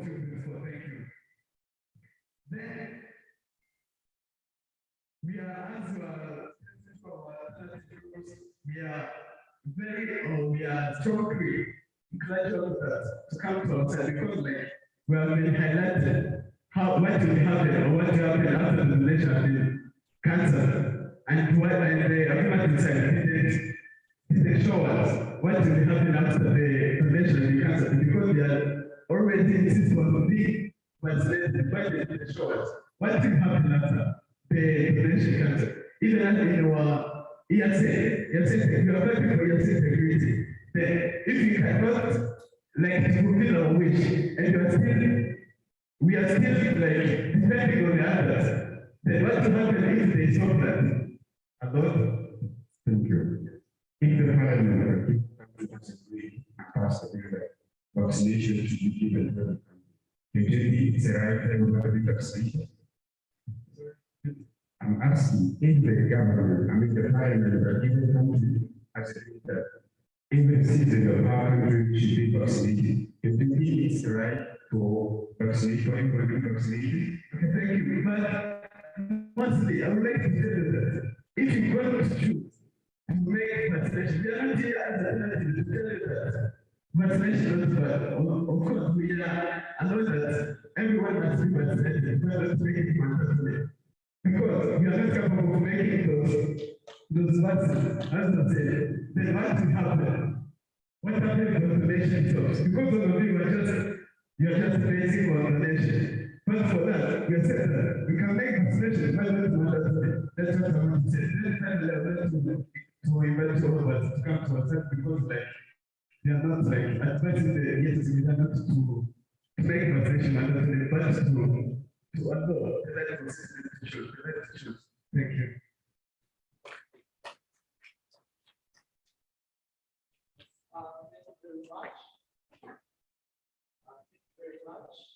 Thank you very much for those very awesome views. Unfortunately, due to time constraints, we won't have our reply speeches. I will keep to the points. The delegates have taken notes. Moderator has taken notes. The assessors have taken note of all the points. And calculations are being made to that effect. Thank you very much. It comes to a close of the first event, the 7th EAC African Community University Students event. Thank you very much. Let's go for lunch. After exactly 30 minutes, we'll come back for the second session. Please, you can say hi to everyone. Each one of you, it has been a nice round. Say hi to everyone, like wave and be happy. Yes, thank you. Now we can join the audience after. You don't have to go out. Seba is doing a good job of giving you, the pressure is down, I know you give the food.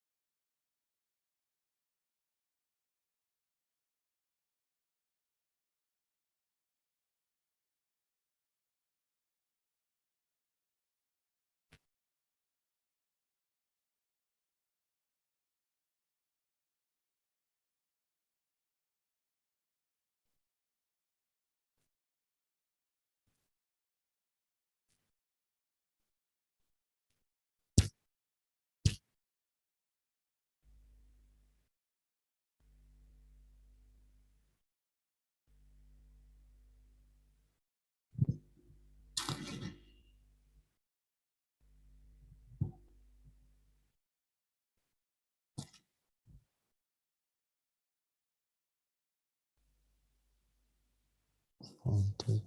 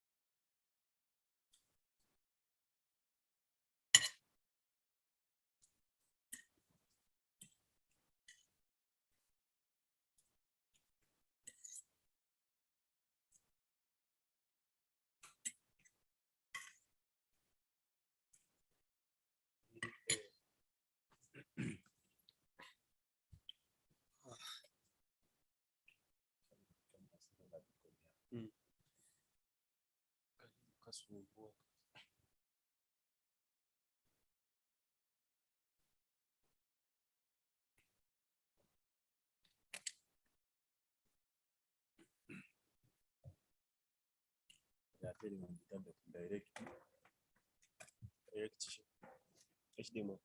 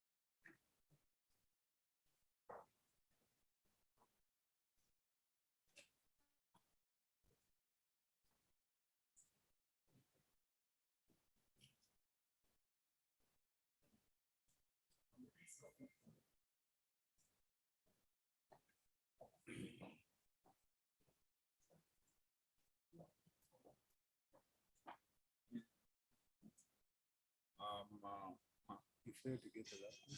No. Ange, laptop.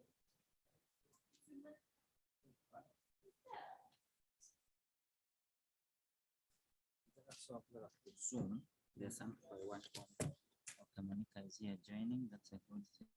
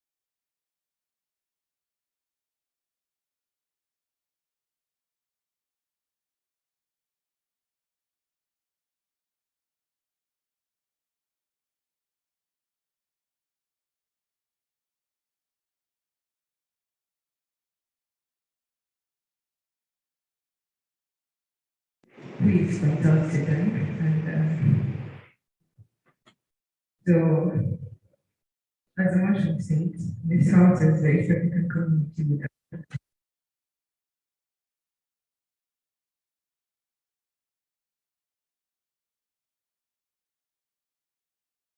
for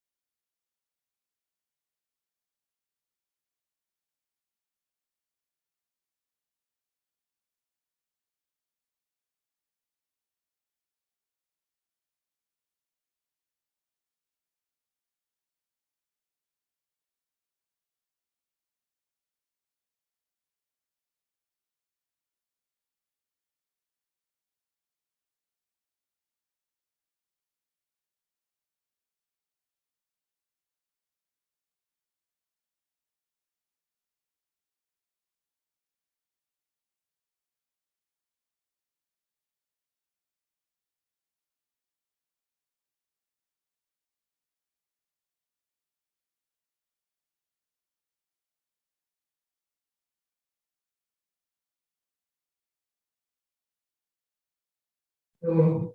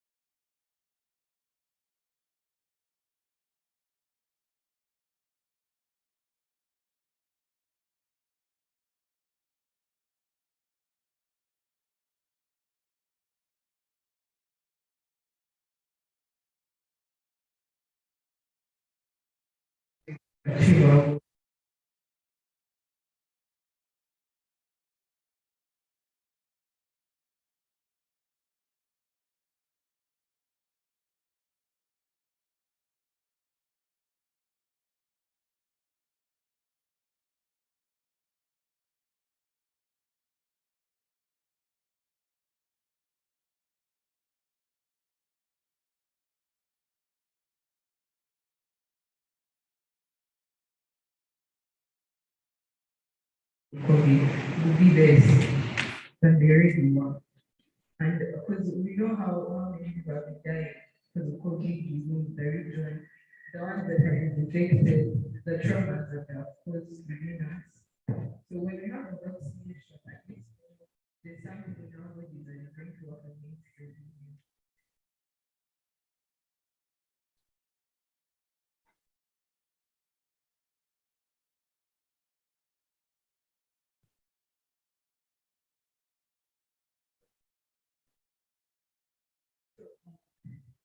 In conclusion,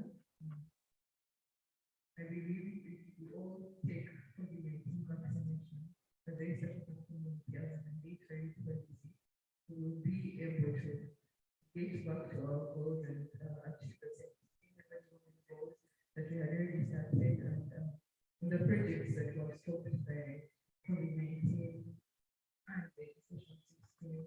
Oh yeah, we can also add online, but it can be blended if we get a vaccination.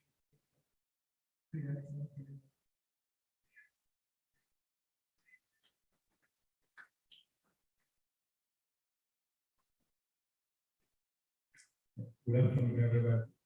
Yes, my name is Julius Emmanuel. I'm here at University. I wish Tanzania. I'll be on the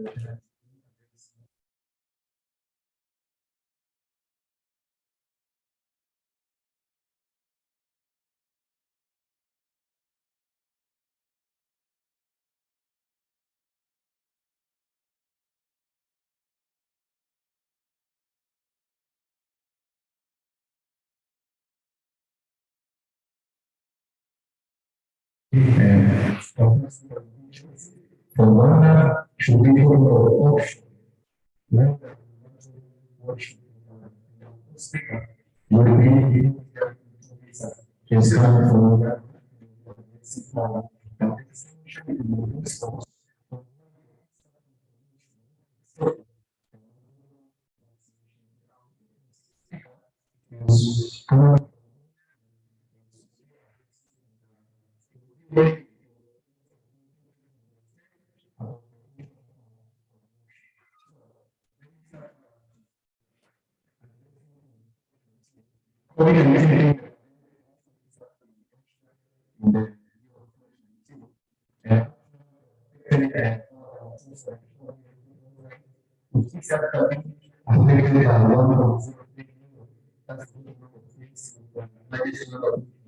Okay. But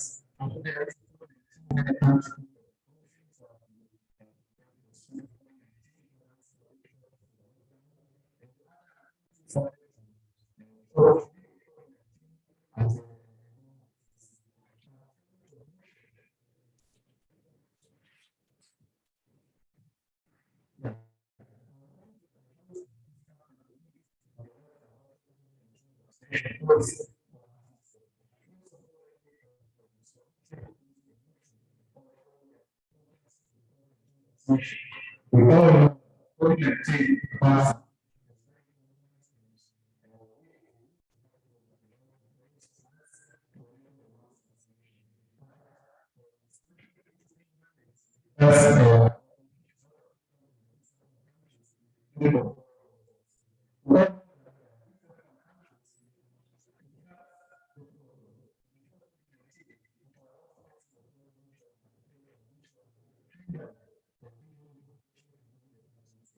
So, it's a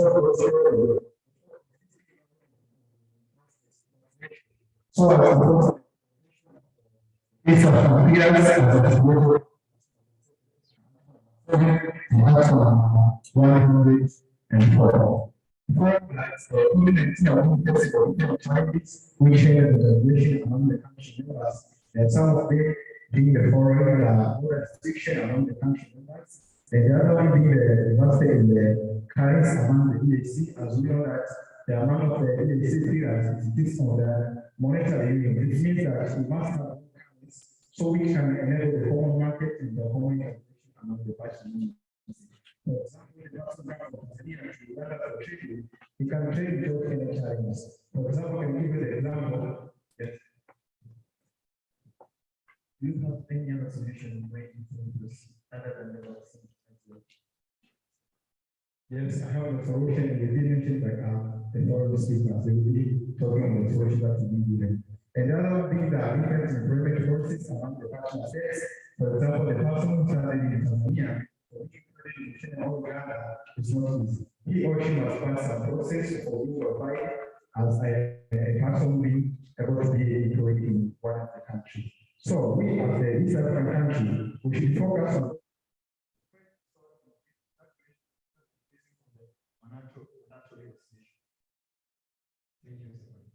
In your own words,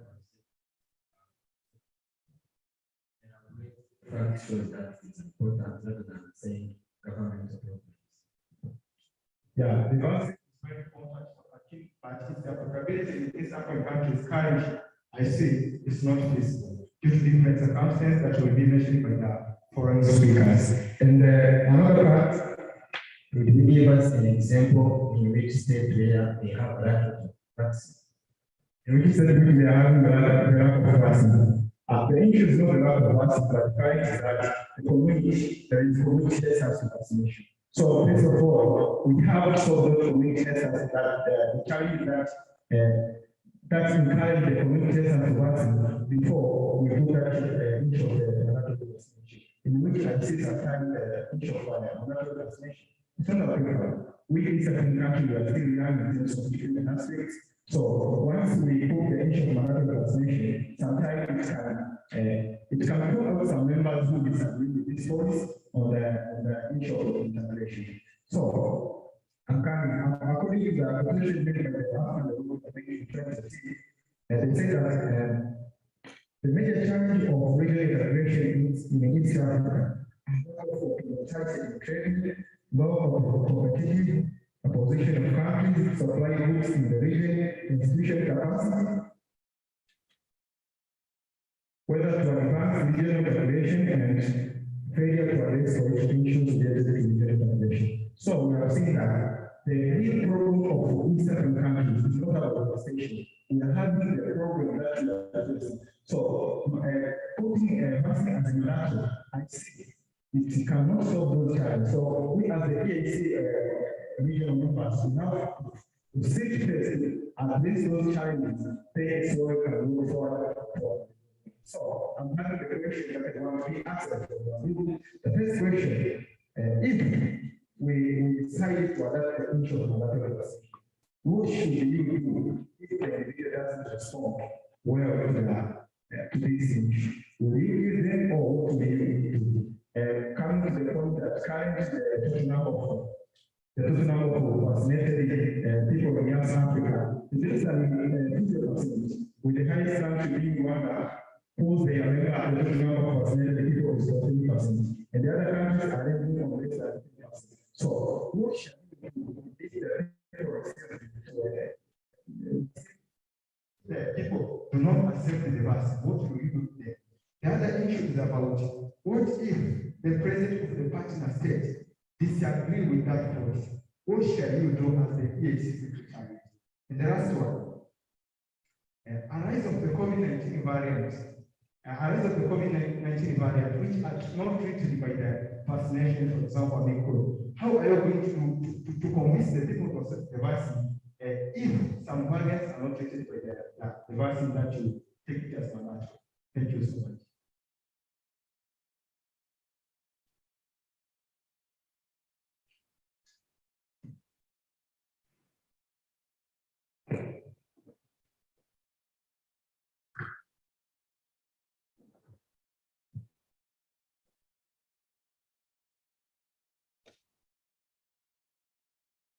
Honorable judges, I go by the name Ian Russo, born Kenya, raised Kenya. I'm currently in my second year at Moi University pursuing my Bachelor of Laws LLB degree program. And in the 5 minutes allocated to me, I use the first 3 minutes to state out my main point on the social contract theory on how the governments and the East African community at large has been mandated to cater for our interests. First of all, I'd like to respond to to the questions asked by my learned friend on the other side, what we should do, what the East African community will do in case people don't comply. The first step we'll take is to sensitize the citizens, educating them on the importance. In the long run, this vaccine was set up to reduce the spread of COVID-19 vaccines, to reduce the rate of death, which is currently alarming, and also to secure the health of the citizens of the East African community. Do you think currently there is no sensitization in the community? There is no any country which is not doing sensitization. Do you think?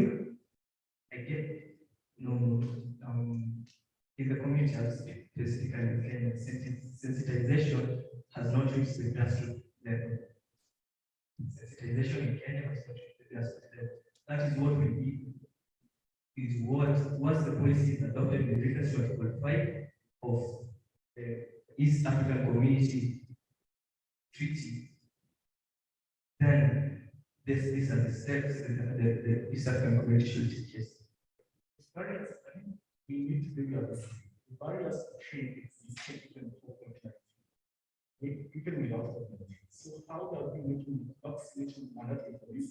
Remove the trade barriers that have been structured. For instance, the issue of funds and equipment economies for trade. I don't think that's the question. Yeah, thank you for that question. That question will be addressed by my team in that question. May I proceed with my submissions? So, the social contract theory was first laid down by a man known as Jean-Jacques Rousseau. In this social contract theory, seeks to explain how we as citizens delegated our powers to superior authority. First of all, in some few years back, we owned all our powers, all our rights as citizens. We were the sovereign. Now, we thought it better to delegate these powers to a superior authority who will act for our own interests. And in this case of COVID-19, by making it a mandatory, the government and the East African community at large will be acting for our own interests because it's mainly aimed at protecting lives. It's not, there's a rampant increase in the massive loss of life due to COVID-19. For example, in Kenya, over 5,000 people have succumbed to the deadly COVID-19 virus. Sorry, I have the point of information. If you think that mandatory vaccination is important or is a breakthrough, why East African countries haven't opted that option up to now? Why East African region, East African community haven't opted that option up to now? If you think that option is good, mandatory vaccination, or any other country you know, which country you know which have opted for mandatory vaccination? If you think it's a preference. Mandatory vaccination has not yet been attained in most of the East African countries. That has not yet been, first of all, set as laws on in the various countries. But the government is aiming at ensuring that this thing is realized. This thing of mandatory vaccination first before we get to mandatory, where we have stubborn citizens who don't want to be vaccinated, who don't want to protect their needs. I think even you vaccinated when you had a trip to Uganda, we heard that you're going to the conference is when you went for vaccination. Why did you take it here? Before being forced that you have to go to Uganda, then you go to take vaccination. I actually took the vaccine 1 month before. So that's not true. So I will proceed to my next point. With regards to, I think I've completed the social contract relation. I hope I'll internalize that theory. It's basically what I'm saying is that the government is acting for our own interest by providing the COVID-19 vaccine to reduce the massive loss of lives. It's not against us. It is protecting our own interest. Secondly, why the COVID-19 vaccine should be mandatory is because citizens, not all citizens, will adhere to what it says. What it says. Africans are very stubborn. Actually, being a Kenyan, I can tell you back home, if you make this thing mandatory, people will be vaccinated. But if you make it optional, people will not be vaccinated. That's why you first need sensitization of the general public. Then issue that mandatory vaccination. And I'm anticipating for a question with regards to what will be put in force. That's some 15 seconds. What will be put in force? In Kenya, according to the National Police Service Act, there is a particular force. I'm anticipating on the question of what sanctions will be put. Obviously, it's the police. But in Kenya, according to the National Police Service Act, the 6th schedule, there is a limitation, there is a regulation of the force that the police should use in such circumstances. So, as I conclude, yes, I'm saying the COVID-19 vaccination should be mandatory in our East African community. Thank you.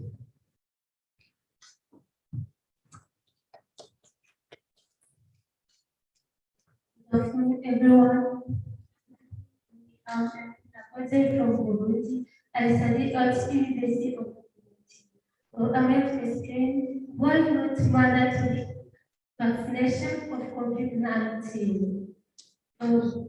There are so many reasons that the people of EAC be against for COVID-19 vaccination, and that push the government to allow them to be vaccinated mandatory. For example, autonomy. In East Africa, we are allowed to govern ourselves. We have ourselves freedom to govern our lives. Okay. Then, if the government brings something new, he must be explain to you that new things. If you are able to be for that things, you must be for. If you are against, is your human rights. We have human rights to be. I am against or I am for. Then don't. That is the reason why I'm not for to mandatory vaccination of COVID-19. Secondly,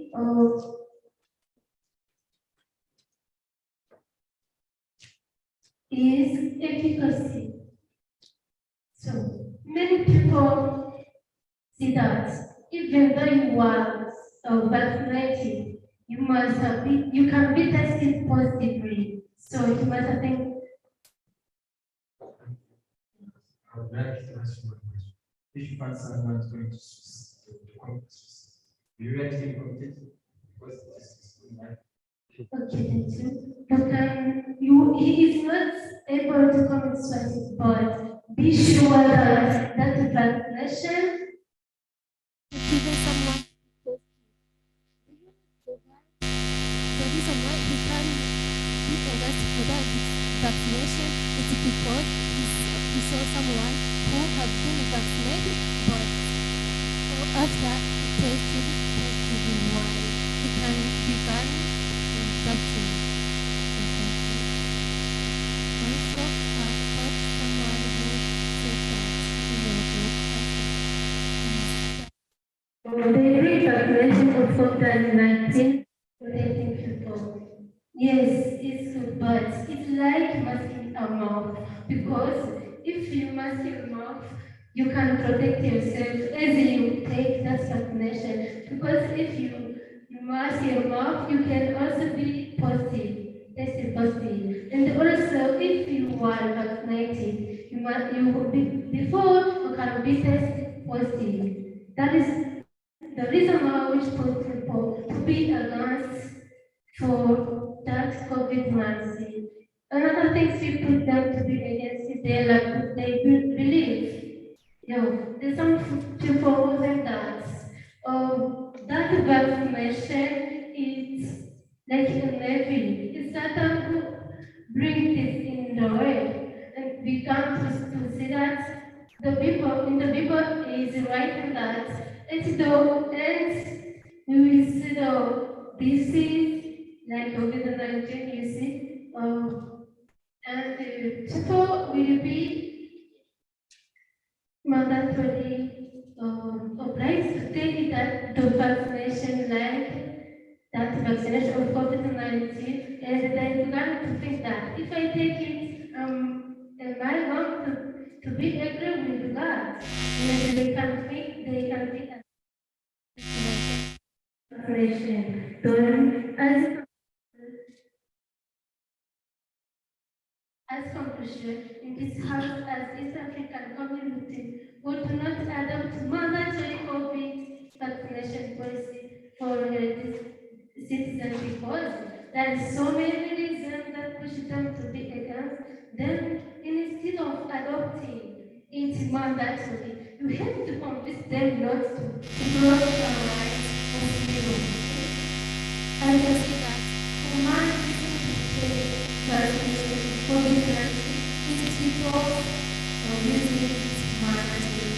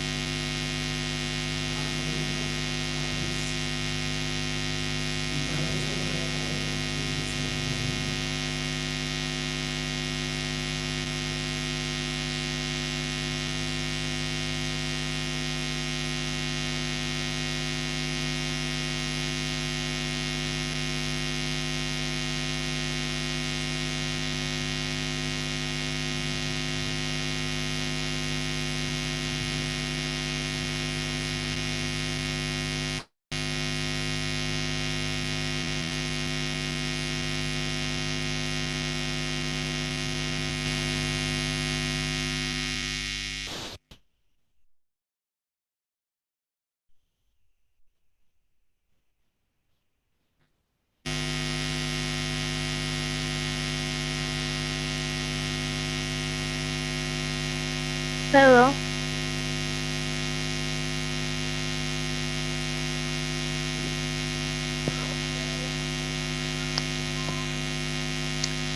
I hope you can hear me.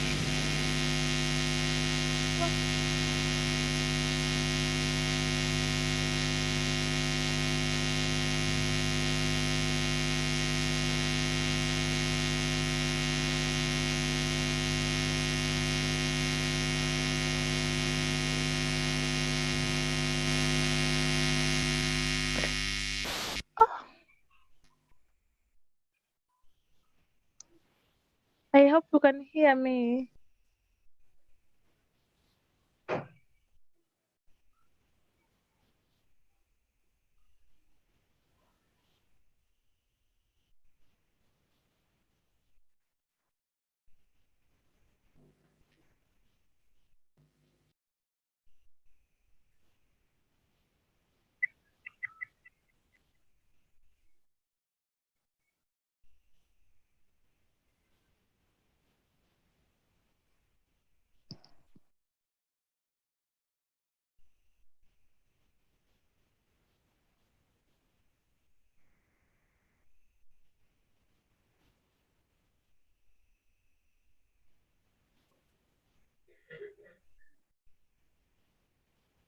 Oh.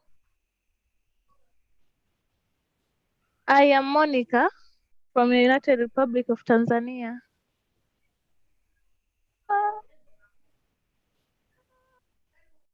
Am I heard?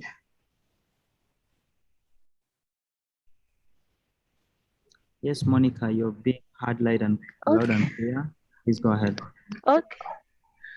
I have two arguments why we should adopt mandatory COVID-19. I'm going to refer to the East African Treaty, article number 104. We should adapt easy cross-cutting of the borders. Adapting mandatory COVID-19 can help to remove barriers, restrictions, and protocols which were to be taken so that people can free move. Also, applying mandatory COVID-19, people with access to cards and can be identified easily. Also, this mandatory COVID-19, it enables facilitating movements of people, goods, and services so that to improve trade in the East African community. I'm going to refer to the trend in performance of the ports during COVID-19. There was a reduction in the rate of the average cost from the port from Dar es Salaam to Kigali, which reduced from US dollars 2,800 in 2020 from US dollar 2,867 in 2019. Also, there was a decline in average cost from Dar port to Bujumbura, reduced from US dollars 3,067 to US dollars 2,928. The rates in reduction was due to COVID-19. So applying mandatory COVID-19 can help reduce the restrictions and barriers which were kept among the partner states. Thank you.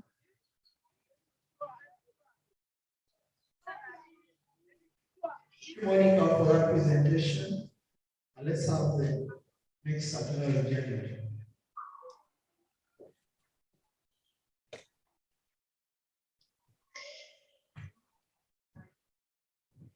Good afternoon. My name is Jessica and I'm from the Republic of Rwanda. And I go to the University of Rwanda pursuing bachelor's in crop science. First and foremost, I want to talk to the new delegates, Monica from the Republic of Tanzania. She was saying that if they make the COVID-19 mandatory, that they will have to, there will be trade and people will be accepted to move from one border to another. It's not about the vaccination, it's about people being tested positive. Aside from the fact that even though they get positive, even though they get vaccinated, at the end of the day, they become, when you get to test, sometimes you find yourself positive. So it's not about moving from one border to another just because you're vaccinated, it's about testing and finding yourself positive. Also, I want to address Ms. Naruto, who told us that the government is in the government's interest so that we get vaccinated. I don't think the government, I think it's our right to choose whether we want to get vaccinated or not. It's our body to choose that if I want to get injected and put and have different vaccines like Pfizer or other vaccines that I have no idea. I think they do not have to say that it's our interest, it's our right to choose whether we want to get vaccinated or not. I think the vaccination, when you say it's in the government's interest, it's not really the government's interest. It's more like you chose the body of the government to lead you and guide you. So when the government decides, it's not deciding for its own interest, it's deciding because it knows that's what's the best for you. Not just because it's one person or a people that they choose, but it's more like they've consulted enough to know that it's going to be, it's a better solution to have the vaccination be made. When you say it's the right of the government, let me give you an example. Like I took the COVID test here and I paid those $30. How sure are you that I got my test? So if you say it's the government interest, sometimes it's for the interest of money or something else. It's not about saying that it's their interest because at the end of the day, how sure are you that all people get the vaccine or not? We know the government is for the people there. So still, the answer is the government is for you. We are making the decision. Not just for us.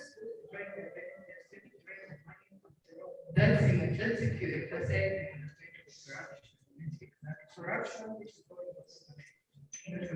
I also want to say that we still have.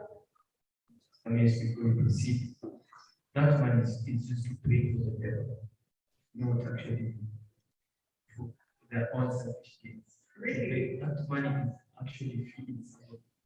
That person who is testing for COVID, testing for Are given COVID. those vaccines through funds. We do not buy it. And even if they give us the vaccine, you see, they give us the vaccines through funds. They give us those vaccines, they just give us funds, and at the end of the day, those funds we don't get to have all the vaccines at the time. They do not buy the vaccines. So I think that the EAC has other issues. I think the EAC has other issues that just making it mandatory, putting vaccination as a mandatory. We have issues of climate, we have issues of tariffs, we have issues of language barrier. I think they have to tackle that than going forcing people to start taking vaccines, because at the end of the day, it's our choice. And we are not saying that COVID-19 needs to be mandatory.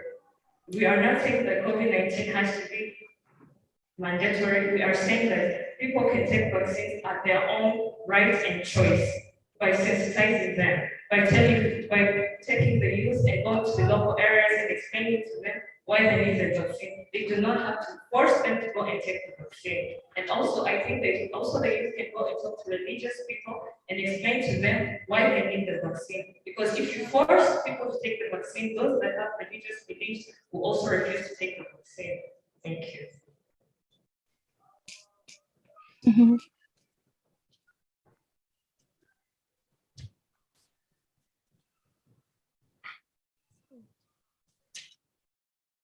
Honorable judges, audience and judge, good afternoon.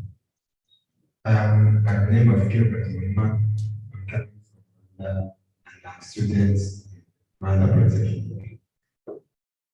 Allow me to engage you in this conversation.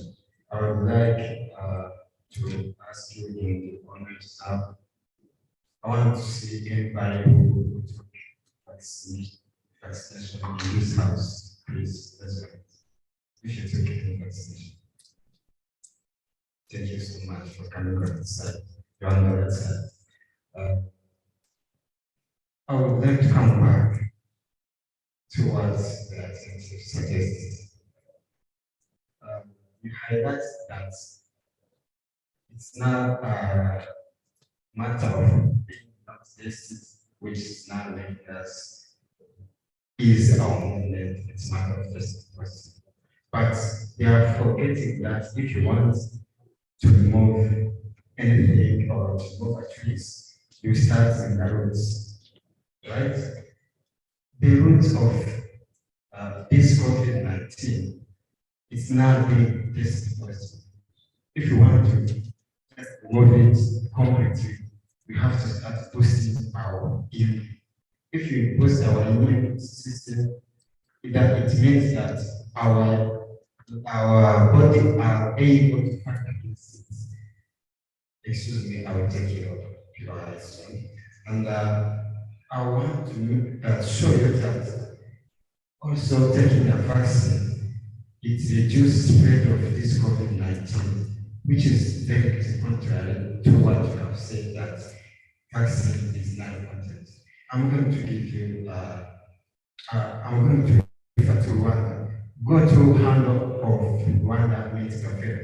Every day they put their update of COVID-19. And this is the latest that I'm going to give you. They released it yesterday. It's for 17. Go and check. They have said that they have also vaccinated almost 5 million of people. And now the rate of infection is 0.8. Let me go back at the beginning of this year. There was 1.5 thousand of people vaccinated, and the rate of infection there was 10. And that vaccine is not important. you are totally wait a bit. This is a second example. Let's come into Uganda. Thank you for the coordinators who just reserved among the team. I have saw the news in my room yesterday. Minister of Uganda, Honorable Louis was saying that they intend to vaccinate 4 million at the end of this year. And now they have already vaccinated almost 7 million of people. And in her own words, she said that it is the reason why the people is, the poor country is a good status against COVID-19. And why are you just saying that vaccinating is not right? From that example, so if you have accepted that you are even seeking the target vaccination, you have to possible, why should be possible if I want to will? And you people, we know that the country of in East Africa are the country of democracy. They are the people who vote for it. And why are they against it? We have just to remove that mindset of being always against our government. We have to accept that what the government always wants is to protect us, not to have be always against it. Yes. The President, you are the government or the President of the country. You oblige us to take COVID-19 vaccination mandatory. So after I become positive, why I am positive, but we have to, you oblige me to take COVID-19 vaccination mandatory, then I am positive. Why? Yes, thank you so much. I already know that you raised that question, but being tested positive, it is simply it is because we are not all vaccinated. If you are all vaccinated, our union will be be able to defend to that COVID-19. Thank you for the question, which is going directly bring me to the suggestion of this question. Yes, as I'm going to this suggestion, we have to set alternative like saying that making this mandatory is to put people in jail, sentence them, bring fines up on them. It's not that only. There is a lot of policy that you have to set a limit to someone who is not yet vaccinated. Protect him, help from others, protect him from others. If you set him that, for example, if he doesn't go to school, if he doesn't allow to be to go to market, if he doesn't allow to go abroad without taking vaccine, you are putting him in cage where he will find isolated. Finally, he will find himself with the only one option of going taking vaccine. Don't mind about beating people, pricing them. We have a choice. This is a democracy. If you don't want to protect yourself, you have to protect others. And finally, we come to us. As conclusion, I want to emphasize that there is no state who survives this COVID-19, this pandemic alone, unless we join our hands together, make integration is the end. Then also you have a good goal in paving this road to normal life. Thank you so much.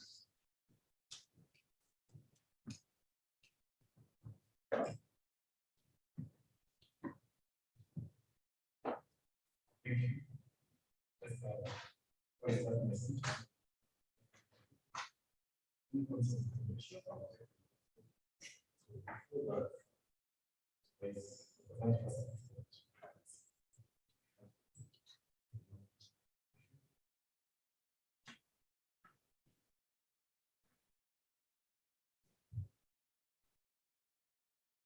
Our dear judges, this debate has become very interesting because the idea we get from our general secretary team is the idea that when you find someone who is the fire, the solution is that you should stay taken care.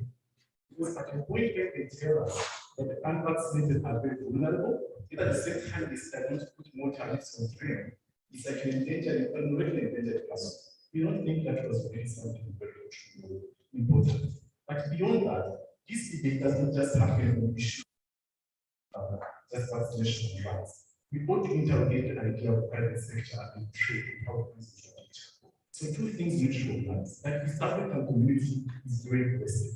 If you doubt it, then you should perhaps, those who follow.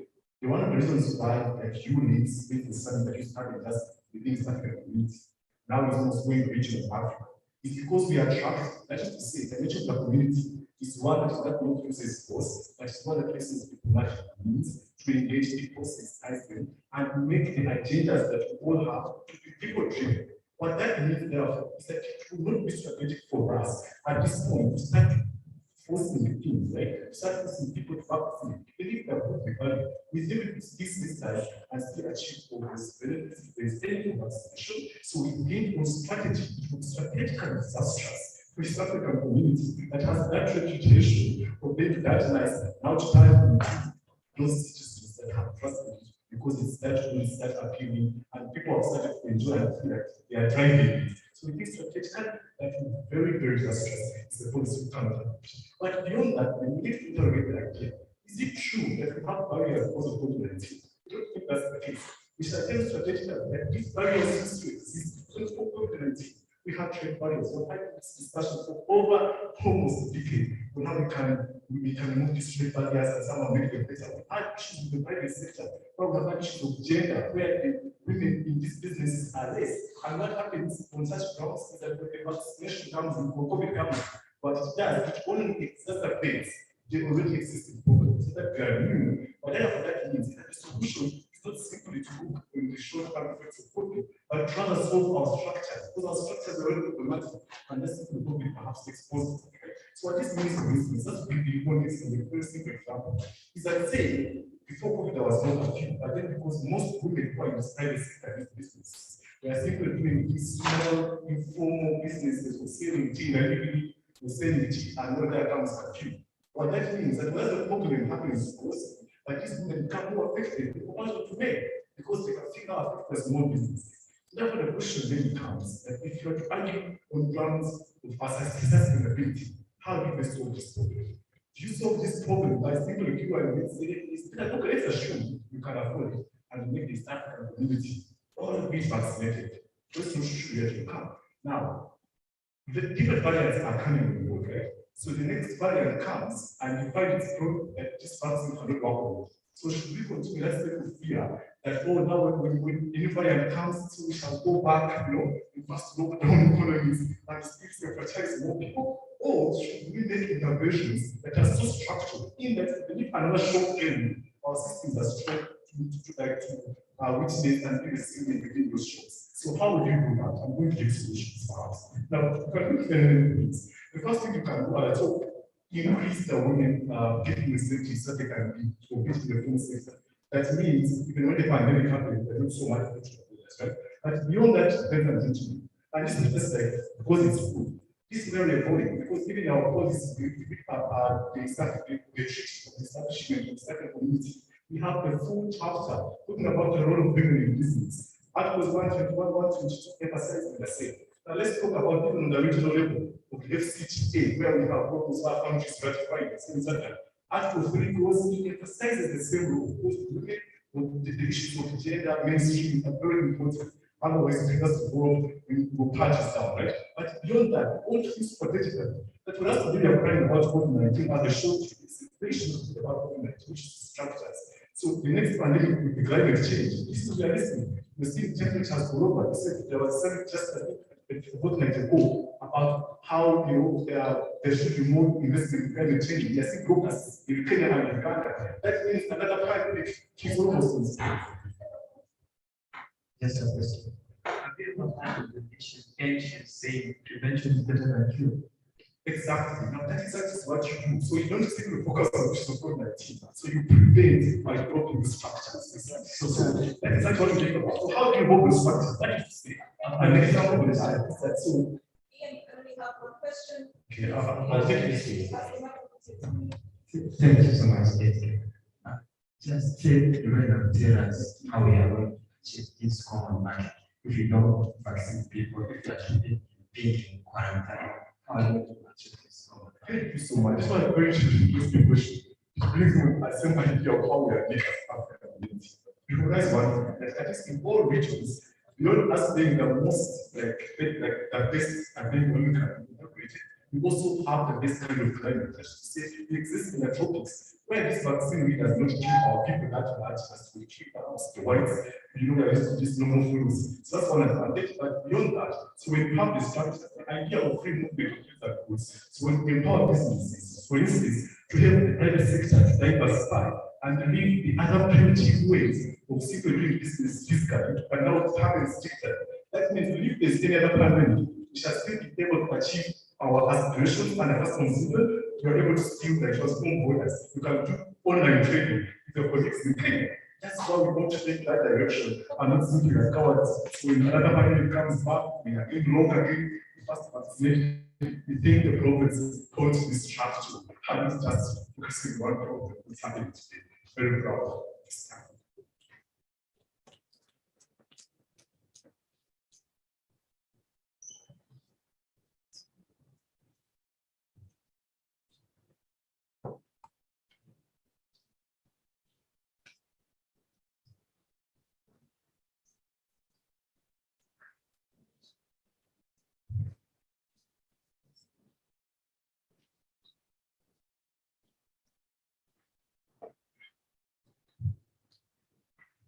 Our next speaker is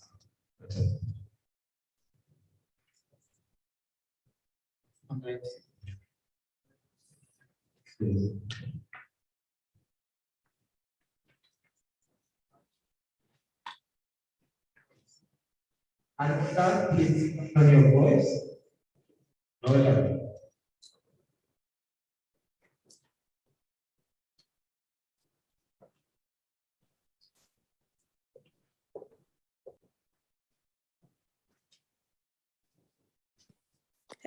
Am I heard?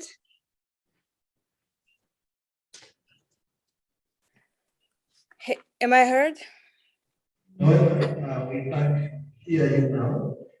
Okay. My name is Noelani Duhaye from the Republic of Burundi. Here's my argument. We should even not debate about the giving to people the choice of getting vaccinated or not. Know that the COVID vaccine is a necessity and even an emergency for this world pandemic. Yes, fully vaccinated persons are still being infected, and yes, they are even dying, but we all agree that the rate of infection and also death has been decreased considerably with the vaccination. Also, the vaccination prevents severe illness. Adding to this health benefits, the economy will be raised because the vaccine will enable free movement of people and goods without the fear of massive infections. So we can fully enjoy this Article 104 of the EAC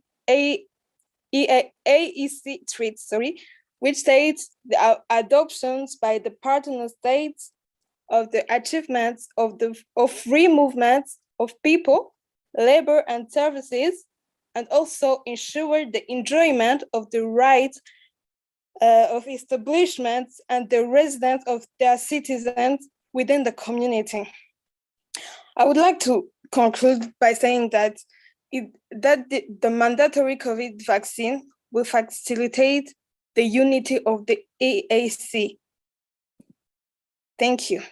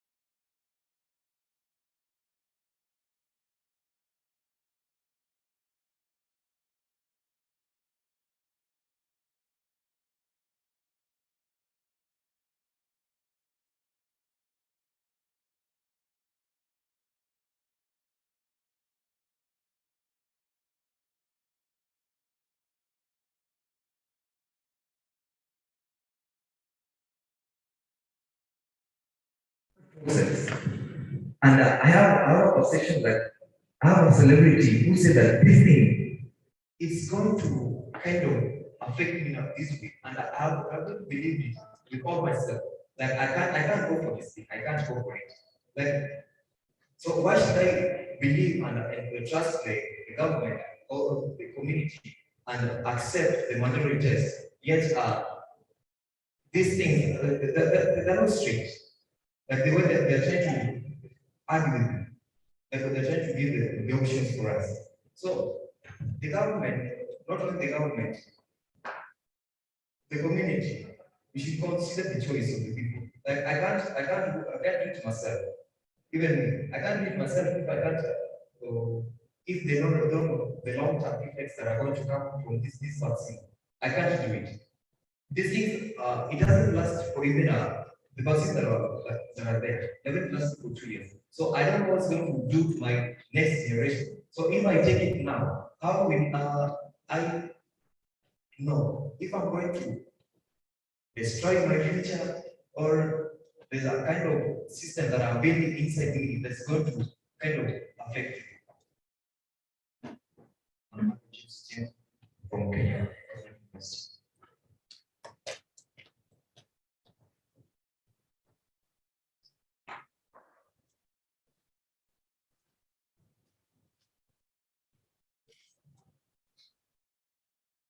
Thank you very much.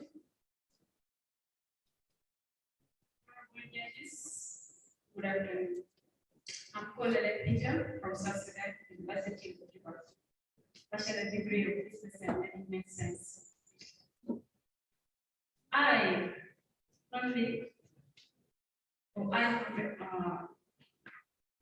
propose that I firmly affirm the motion EAC should adopt a mandatory COVID-19 vaccination. As we all know that COVID-19 is a pandemic disease which has affected the global world, mentally, economically, and also emotionally for others. So the reason why we should adopt by vaccinating COVID-19 is for us to avoid the spread of this disease. In South Sudan, the World Health Organization established over 13,143 cases of COVID-19 and 133 deaths, which is totally bad. So that was on date, that is on 3rd of February 2020 to 17 December 2021. So again, they have managed to vaccinate 8,640 doses, which is very good. So here, I don't see that there is a problem for us or for the government to adopt or to adopt mandatory vaccination of COVID-19 to its citizens, because it will prevent them being infected with the COVID-19, and also it will reduce the rate of death and the rate of the infection. Second to that, since COVID-19 has attacked the whole world, the movement become a problem, especially from country to country. So, if we accept our government to adopt this issue of mandatory of COVID-19 vaccination, it will be easier for us to travel from other country, from one country to another, like what we have experienced during our travel from South Sudan to Uganda. Some of us did not manage to reach here due to this issue. So, what I want to say again about what you guys have said. Okay, our government will not decide something bad. I know you guys are saying that we should not put this thing to be mass, it is an option. But also, remember, all of us, we are under the responsibility of government. And government will never decide something bad to its citizens, you know. So if we say that this thing should be maybe a right, some of citizens, they don't have that mindset, or they don't understand the benefits of being vaccinated. Because, wait, I personally, I got the vaccine. During time I went for vaccination, some of my colleagues said that, you know, this vaccine will affect you, especially you're not going to give back what. So they took those things, they took this mindset to the community that these things will affect us, especially in terms of, and so on. That's why we encourage our government to put these things into consideration. We like to respectively disagree with the issue of trying to make governments do vaccines. We've had institutions in the past where some governments dissolve based on the community. We think that was a good decision if you want to pass. So it's not sure they're saying. But beyond that, how does we allow, let's assume the whole world has a vaccine, okay? How does that encourage movement? Because if you just take possibly either way, absolutely promotion, and beyond that, how does that, for instance, solve that problem that's happening with the bad kind of destruction and not just I think this thing is clear.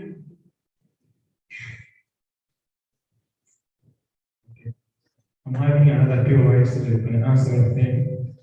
According to the Article 104, point number 8 said that the EAC member, they have to analyze the labor policies, the program, and the legislation, including those on occupational health and safety. So, do you think up to now, the health policies among the partner states, is it harmonized enough to have the common policy of the vaccination, which is mandatory? Okay, for the sake of time, I'll prefer my team to answer what you have said.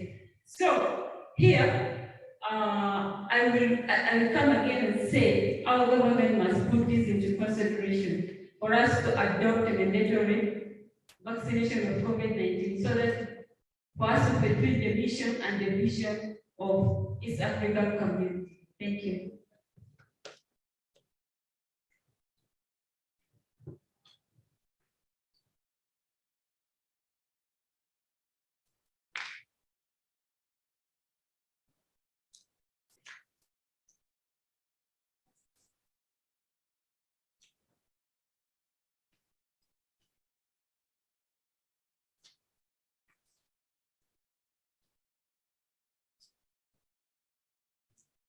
Welcome the next speaker.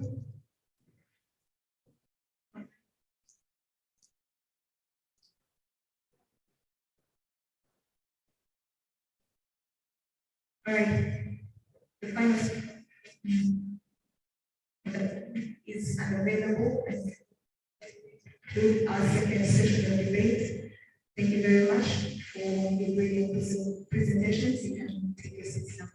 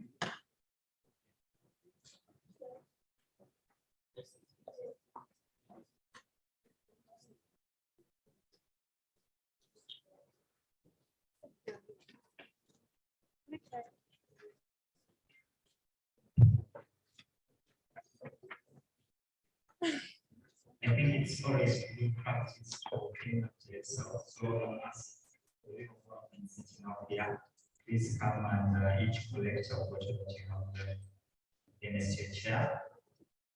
Very quickly, we are now going to get ushered into the next and the last round of the day. Teams that are going to participate in that round are going to be brought in because they were preparing out there. And when they are done their round of debate,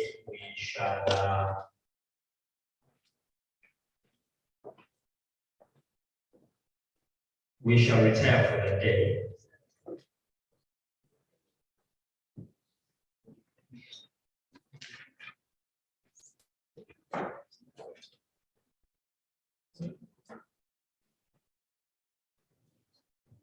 Yes, as we expect the new group, Sebastian is going to take over. I have a short engagement. Please, in the evening, I need to make sure you give me your boarding passes. Okay? You know those things. Boarding pass. In the evening. Thank you. Boarding pass is that leaflet they give you when you are getting onto the plane. So for those of you that have them or did carry them, make sure that you deliver them to Maria when you get the chance. Okay.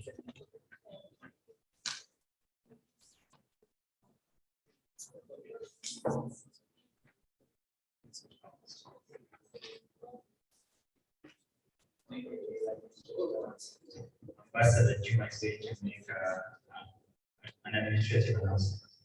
I'm just adding up, you also have to submit your committee's receipts. As you also submit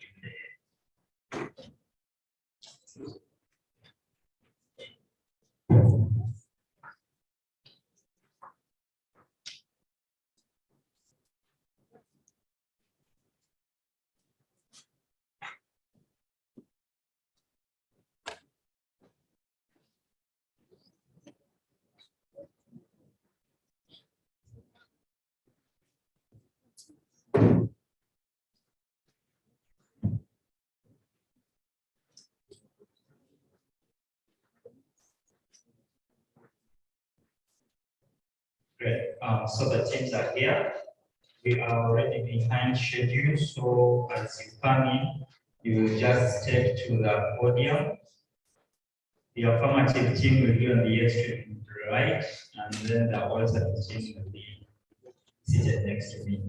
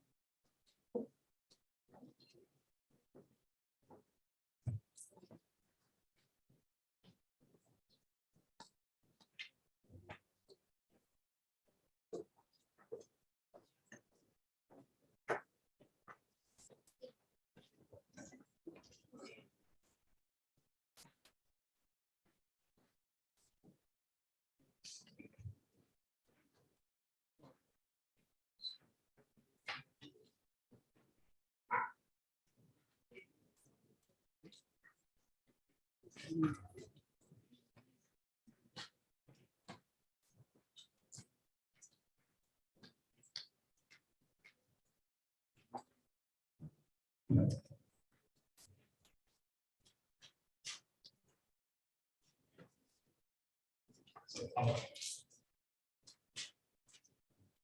affirmative team, we're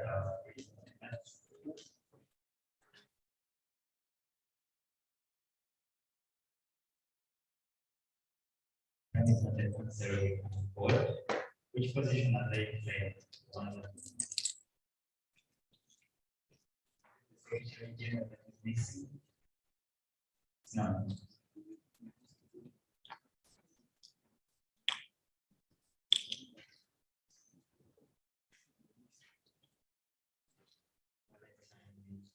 waiting all the debates. Okay, and yet again, I will come to the last round of the debate.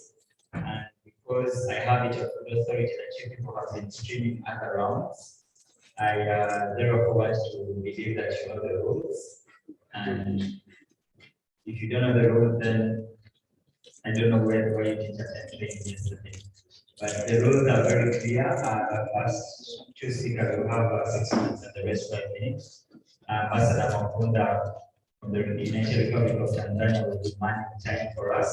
Therefore, make sure you keep an eye on her. If she summons you and tells you that your time is done, kindly walk away, do not extend or drag your speech, because that can easily reach the judges, and you know the repercussions of that.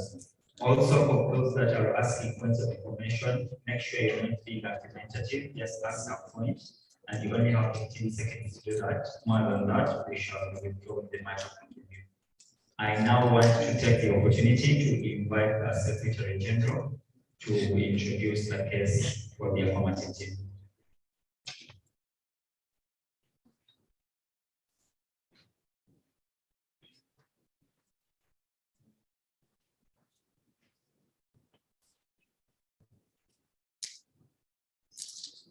Okay, good evening. My name is Garam Quote. Lester is my name. I'm a delegate from the Republic of South Sudan. And in this particular debate, I'm the Secretary General, together with the affirmative team. And on the motion, on the theme, on the role of the youth in shaping the recovery from the impact of COVID-19, especially on the private sector in East Africa. And for this particular debate, discussing the role of whether mandatory vaccination creates a difference in achieving the same. Like proceed from this level with the following. See, when COVID just came, or before even COVID came, the growth trajectory across the entire East African community was promising, both economically, politically, and socially. But when COVID started coming with the contraction, with the closure of our boundaries or borders, with the closure of ports and airways, with the restriction of movement across borders, and even within countries with the curfews and so many other restrictions, there was a reduction in that. There was a contraction in all the GDPs, apart from a couple of countries like Tanzania that registered very minimal growth, but major countries of East African community registered contraction in GDP growth. For example, Burundi registered a contraction of 1.3%, Rwanda 0.1%, South Sudan a whopping 6.6% GDP contraction, and Uganda 2.1 GDP contraction. That can only be attributed to the restriction that were imposed as a result of the spread of COVID-19. Chair, this is where we make the relevance. Now, from that contraction, we then remember the role of the East African community in achieving whatever we were promised. You see, under Article 5 of the Treaty for the Establishment of the East African Community, we see the key objectives of the community, including solving collective challenges in a collective manner for the entire member states of the East African community. Then when you look at Article 8, it encourages all member states of the East African community to adopt policies that are aimed at achieving the objectives of the East African community. When you also extend and you look at Article 7 of the East African community, it outlines the operational principles, and you can see 4 operational principles of the East African community. 1, on the idea of the customs union. 2, on the common market under the common market protocol. 3, the monetary union. And lastly, the prospective or the pending or imminent political federation. And as we proceed, all these things are only limited by one, and that is where the main problem in today's debate comes in. The problem in this debate will easily be mistaken as a health problem. But from the health, the major problem that was registered was an economic problem. And collectively, it was a problem on restriction of movement across borders. And if a solution that would guarantee the favored movement across borders is realized, we would then argue that all the other problems would then be solved. And that is why the affirmative case that comes with now from that level. The second point, yes. Okay. So if we can achieve an alternative means other than mandatory vaccination to achieve the common aim, would you then say that we can use that means it's more politically justified? The short answer is yes. If there is any alternative better than mandatory vaccination, we will all adopt that. But this is why we think there is no alternative better than mandatory vaccination. And the entire team will then show you that. Before I take that point here, but first let me introduce my team and what the roles are going to play in this particular thing. But you see, before my team even comes in,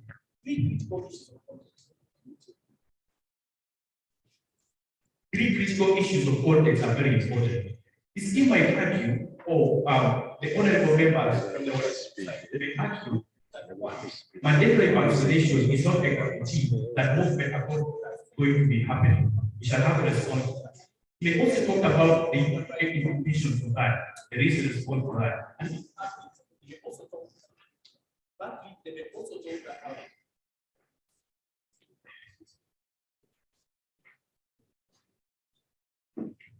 I hope my time.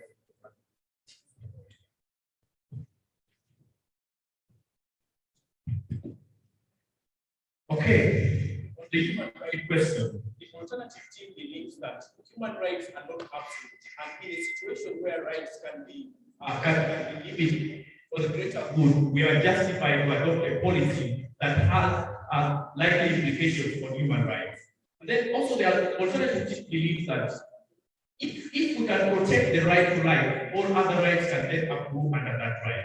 Then also on whether vaccines are going to guarantee, we just draw an analogy. Before the yellow vaccine was mandatory, before you travel, you need a yellow card. There was always a testing for the yellow fever. There was always testing for yellow fever before you were allowed to actually move across borders.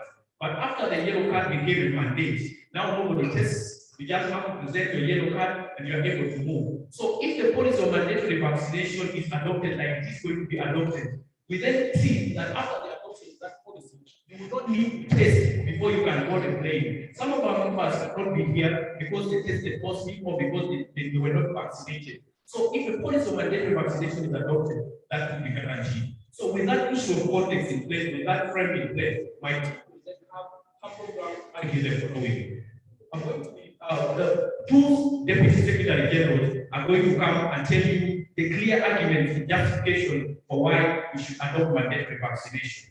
Then after the two secretary generals, we shall have the council chair or the chair of the council of ministers that will bring out the policy that the team alternative we want to respond to, and the team alternative will come in. Then we shall have the advocacy period, and we shall have also the council for the community. And in that order, our policy will be introduced.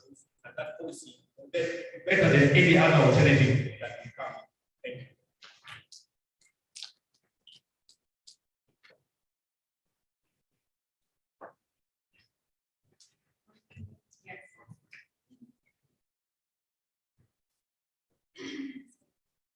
So that's one. My name is Verity Munyara from Kenya, and I'm speaking at the first Attorney General. I'll begin by first introducing the rest of my team. We'll have Stefano coming in second to talk about state sovereignty and legitimacy and why it's important in this case to consider factors such as sovereignty, especially when dealing with EAC. Thirdly, we'll have Sarah coming in as the third Attorney General, speaking on the ethical legitimacy and human rights of this issue. Fourthly, we'll have Ayen, who will then come and involve our policy and specifically illustrate why it is a better alternative that's bound to have higher efficacy and that's bound to be more principally legitimate why we should engage with it, right? And we also think something that's important that you're going to hear about our policy, right, is the fact that we're specifically going to engage stakeholders such as the youth and think that we're going to provide incentives that don't exist within the status quo to achieve a proper end, right? Fifth, we'll have Kevin dealing with political legitimacy. Sixth, we'll have Sharon to summarize our case, right?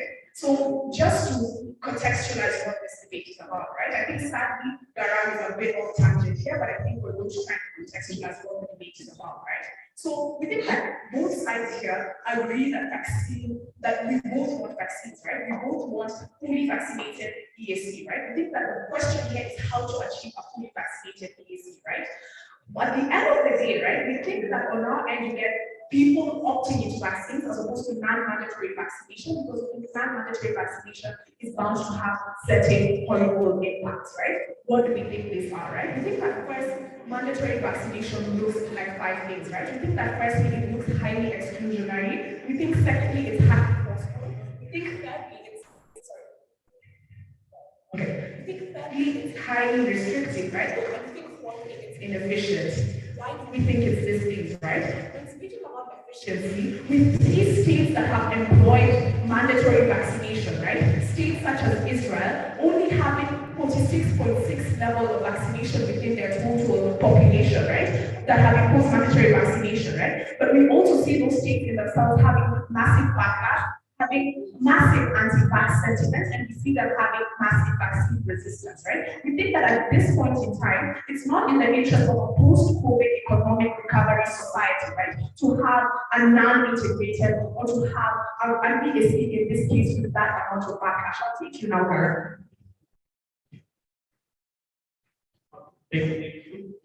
On the efficiency of vaccination, if the EAC adopts like it's about to adopt and everybody is vaccinated, we don't guarantee 100% protection, but we guarantee a marginal difference in protection, and it's something that they are not like defending debate. We're sort of arguing. We're arguing 2 debates here, right? He's arguing that we don't want vaccination and that we want vaccination, but that's not the debate, right? We were arguing non-mandatory vaccination and they're arguing mandatory vaccination. So please defend that stance. And we think why that's different, right? It's because with non-mandatory vaccination is you get inducement, right? And that's what you won't get from our policy. You get people, states offering, for example, things such as like free healthcare to induce individuals to come to healthcare facilities. Then they can get vaccinated, right? So you're not going and mandatorily vaccinating people without respecting their rights. You're getting people to consent to it with inducement. We think on our end, right, you get better sensitization, you get better advocacy and better information symmetry because you're better able to explain to individuals what the vaccine is, the impact of the vaccine, and how the vaccine is likely to affect them if you're not forcing it down their throat, right? We live in democratic East African societies. Those societies are not coercive in the nature that they employ their policies, and those coercive policies in themselves are what will be inefficient. Lastly, right, and this is in dealing with why specifically a fully vaccinated East African community is important, right? We think that this is specifically important in 3 ways, right? We think that the necessity of vaccination is important for integration specifically because of economic recovery. Why do we right? Why do we think this is important? I think issues of backlash stagnate and tend to cause division within the private and public sector engagement, right? You can't have integration in a future economy of a post-recovery COVID society if your private sector is clashing with the public sector because the private sector doesn't agree with government policies, right? We think that when you try to infringe on people's rights, people are going to react. We think that you can't engage people specifically economically and get your benefits if that's what you want. I'll engage you now. You seem to understand that mandatory means coercion. If we prove to you that we may not coerce them, but mandatorily vaccinate them, even when they are agreeing, would you then give us the debate? Thank you. Okay, so I think then we get a bit of a further explanation about what their policy is about, right? But if they want to say that mandatory vaccination is not going to be possible or is not going to be without choice, then I think we're going to negate what the English word of mandatory means, right? This means that you're giving people no choice. So you have to defend not giving people a choice and how that's going to be efficient from your end, right? Secondly, right, when it comes to the post-COVID recovery, right, we think that it's important because what restrictions tend to do, right, as Garan truthfully categorized, right, is it tends to inhibit demand and supply. What this means is that you're going to tell people you can't travel across the border if you're not vaccinated, and they don't understand this, so they opt against it. But that means that it will reduce people's interactions specifically with cross-border trade. You're going to have certain restrictions on demand and supply, which inevitably are going to affect your post-COVID economic recovery, right? So we think that in order for them to fully engage us in this debate, right, they have to engage why they're going to specifically have benefits that target the private sector in this case, how they're going to engage the youth, because we told you we do this, and also thirdly, how they're going to be able to lastly ensure like private sector recovery, especially when it comes to investor protection. 15 seconds. Investors tend to invest in places where they feel that their investments are stable, right? If you're having an economy with high resistance, high backlash, right, you don't even have a proper economy to be able to properly facilitate post-economic growth with proper foreign investment. We thank you for that speech.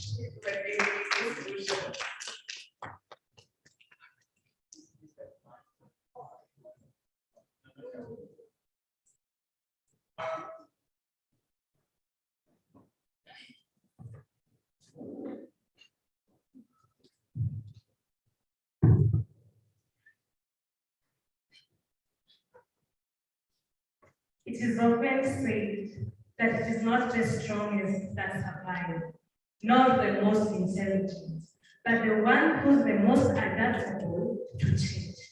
Ladies and gentlemen, allow me to show to this House why the team that supports the viability of the EAC pillars should win the motion of the day. My name is Esther Wabwekitao. I am from Kenya, and I shall be appearing as the first Deputy Secretary General. To assert our position, we shall advance our arguments into three themes. First and foremost, that mandatory COVID-19 vaccination is a catalyst to salvage the negative impact of COVID-19. Secondly, mandatory COVID-19 vaccination is an incentive to harmonize the EAC laws within the region. And lastly, that mandatory COVID-19 vaccination is a bit, or rather, is a way to get rid of the vaccine hesitancy. And lastly, I shall rebut the argument of the honorable member of the alternative team. On to the first argument on mandatory vaccination as a catalyst to salvage economic crisis. It is very evident, as we experience in our partner states, that with COVID-19, we had lockdown, we had curfew, and lastly, we even had travel bans. This was the source of the economic crisis within the East African community. Therefore, if we look critically at what we were experiencing at the borders, for example, in Uganda and Kenya, the Malaba and Busia borders, where people could not easily cross these borders.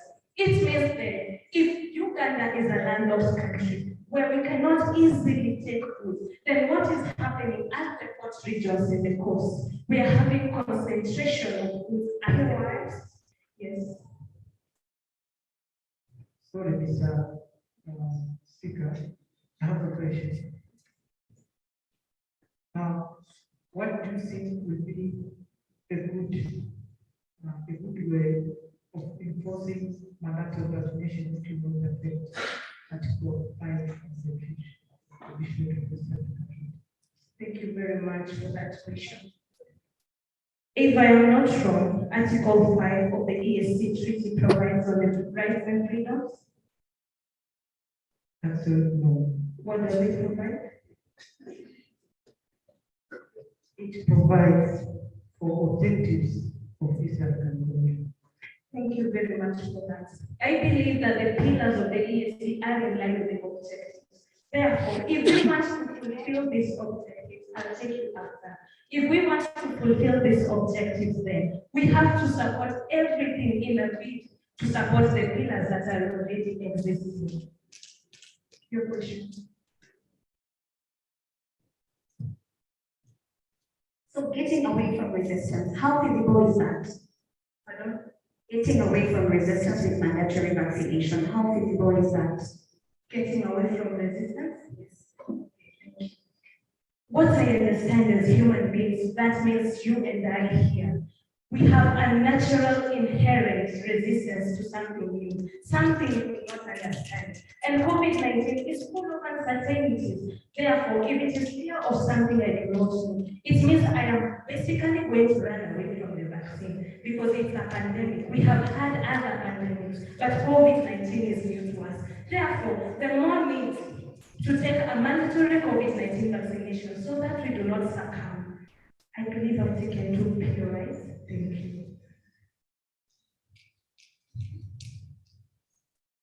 Okay, as I was thinking about the borders and the travel bans, Back to the case of Busia, Malaba, this is what we were experiencing. And I was talking about if there's no transport or transport goods at the borders of landlocked countries, then it means at the coast where we're having ports, there is concentration of goods. According to the Kenya Bureau of Statistics on trade data, it's provided that Mombasa, being a major port, experienced a 4.6 decrease in imports. This clearly shows us why the travel bans and all these travel restrictions affected us as a community. Thus, the more need to have a mandatory COVID-19 vaccination to remove the traffic at the borders of landlocked countries and allow continuous supply chain of goods. Second argument, I shall front it as this, that even those who are traveling by roads and those who are traveling by foot were also affected by this travel bans. It is not to say that I have to jet into the country to be affected by the mandatory COVID-19 vaccination. This means that they youth also, in regards to our theme, are affected by these travel bans and travel restrictions. Businesses are almost going insolvent. We are having businesses running out of liquidation, which are run by the youth in the community. Thus, the more need by the youth in this house should be at the forefront supporting the mandatory COVID-19 vaccination so that we can so that we can get rid of the so-called concept of unemployment. Thank you. With the 15 seconds that I have, I will proceed to talk about harmonization of laws. WHO declared COVID-19 a pandemic. Thus, the government took immediate and comprehensive actions to prevent the spread of COVID-19. However, this caused a clash of laws. Thank you.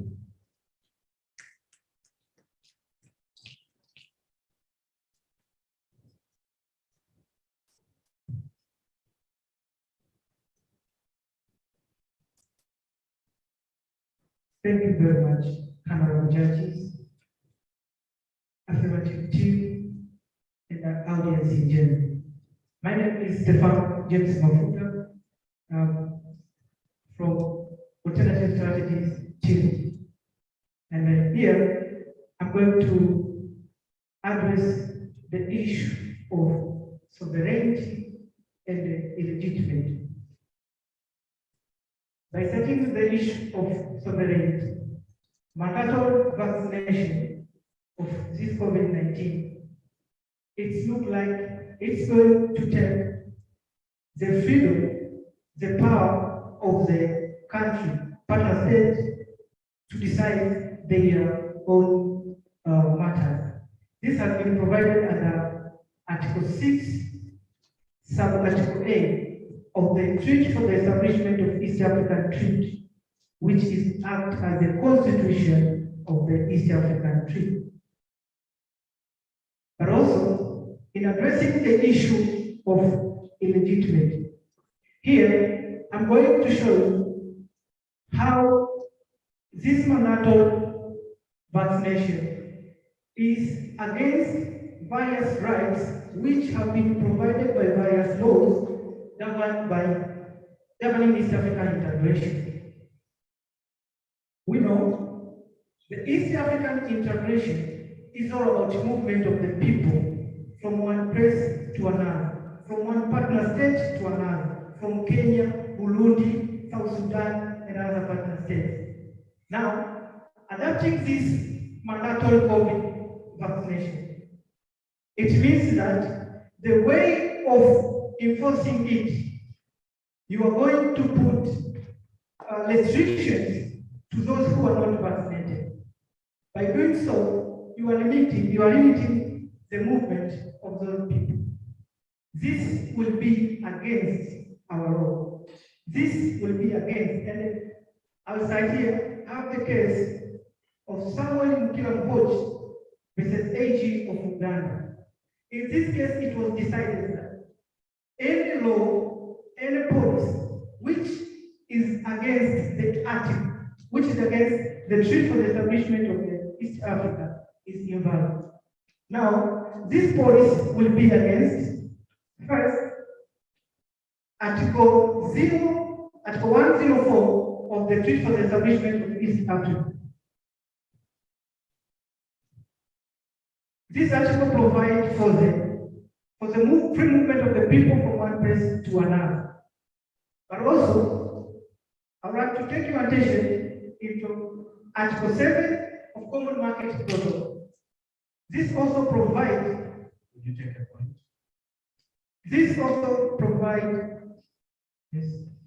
Thank you. Your first Attorney General talked of an alternative policy that is better for vaccination. Does respect for sovereignty of member states guarantee vaccination better than mandatory vaccination? Thank you. Yes.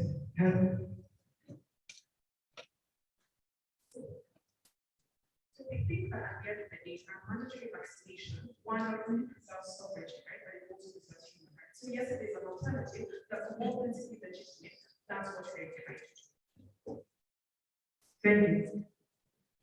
Then Article 7 of Common Market Protocol also guarantee the freedom of movement of the people from one place to another in order to meet the aim of integration of East Africa as provided under Article 5 of the treaty.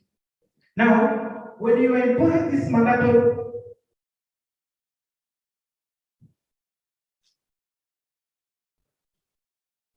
Which take you back to your point that by having mandatory COVID-19 vaccination, we are limiting rights. Does that mean that human rights cannot be limited? Are they not derogable? Can you address that? Human rights can be only limited with leisure program.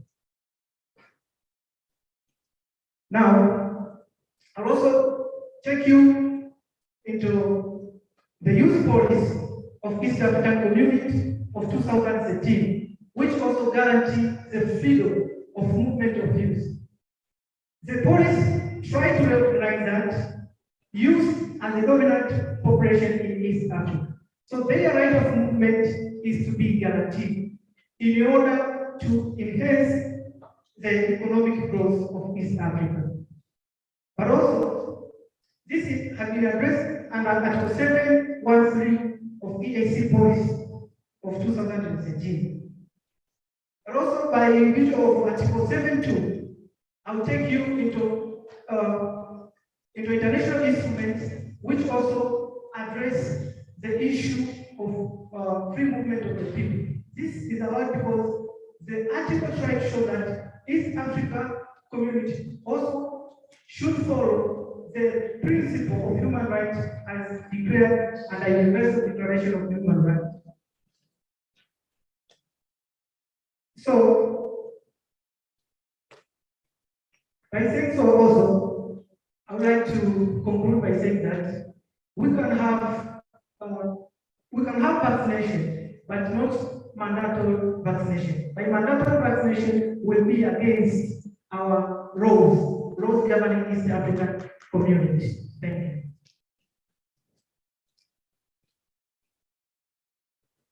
Thank you very much.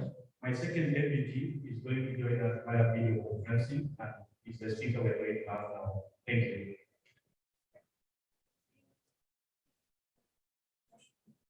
His name is Jackson. Thank you. Hello, everyone.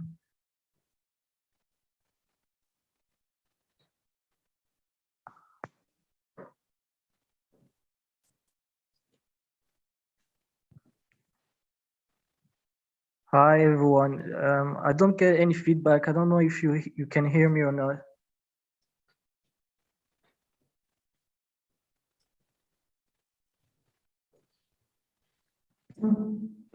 Hello?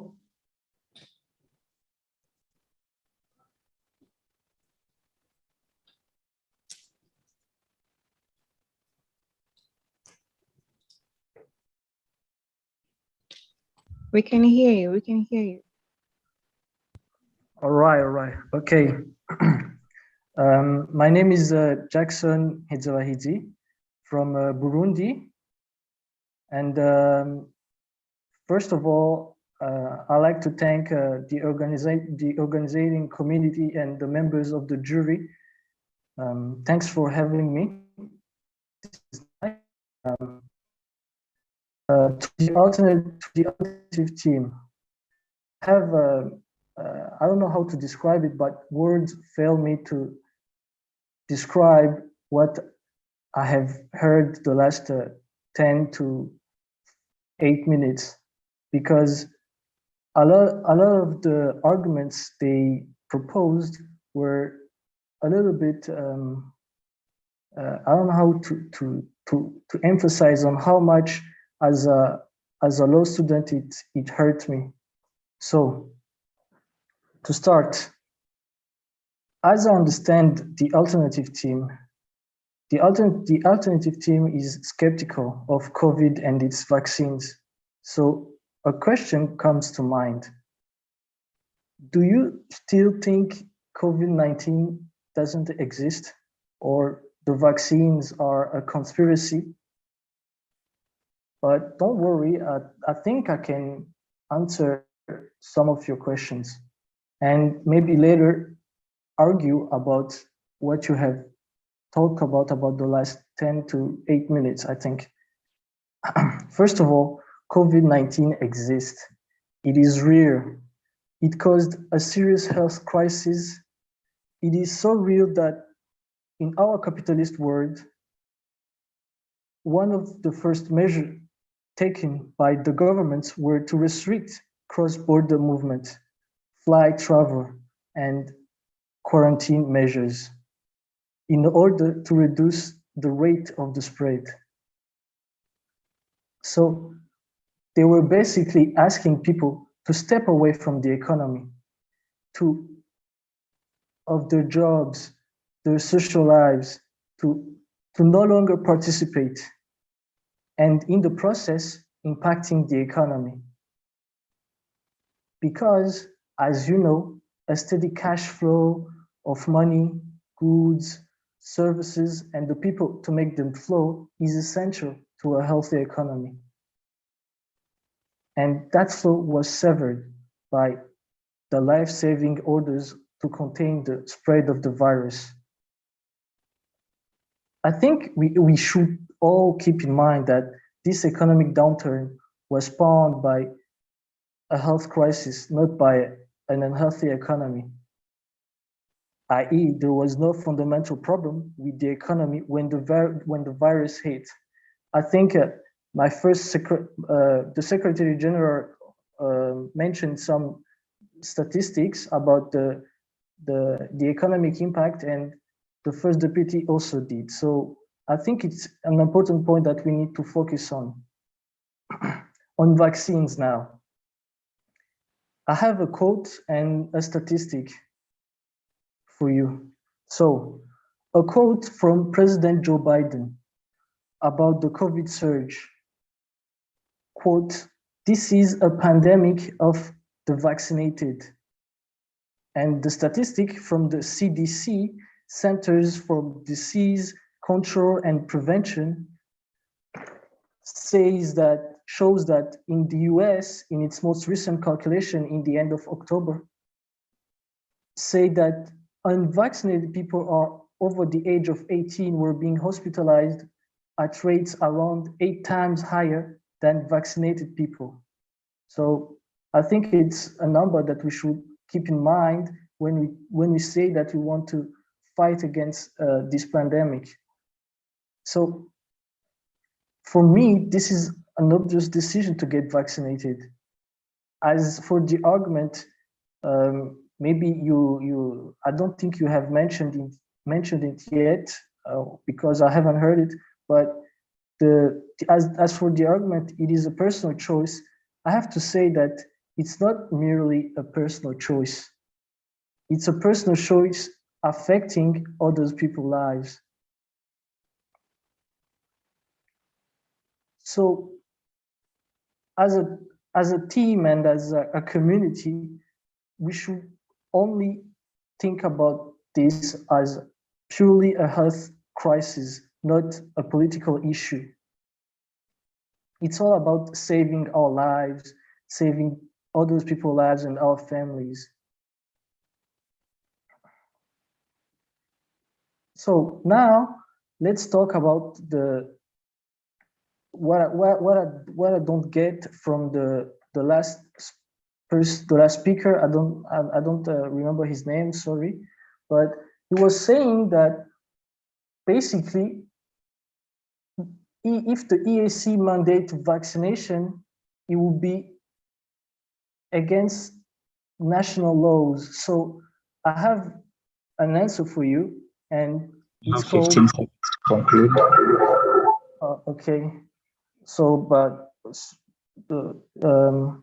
the EAC treaty is part of the national laws of the countries because they all have of the partnerships because they all have ratified, and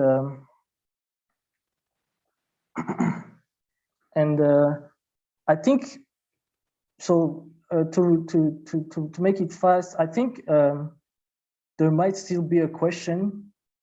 Maybe they can say it's not a question. It's when I say it's not a political issue, but again, I say why we need to mandate. I think there is two reasons why we should look at not being a political issue, even if we are asking people, if we're asking this house to mandate.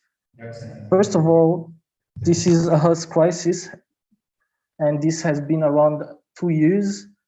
Secondly, by not taking any action, this will be.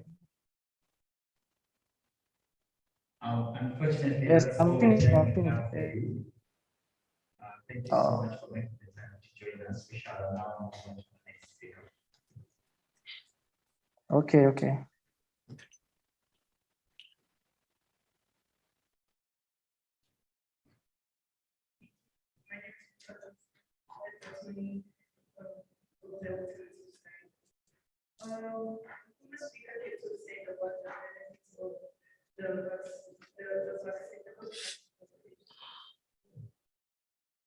We all agree we're not against the benefits of COVID, but the thing we're trying to understand is how do you take the vaccine?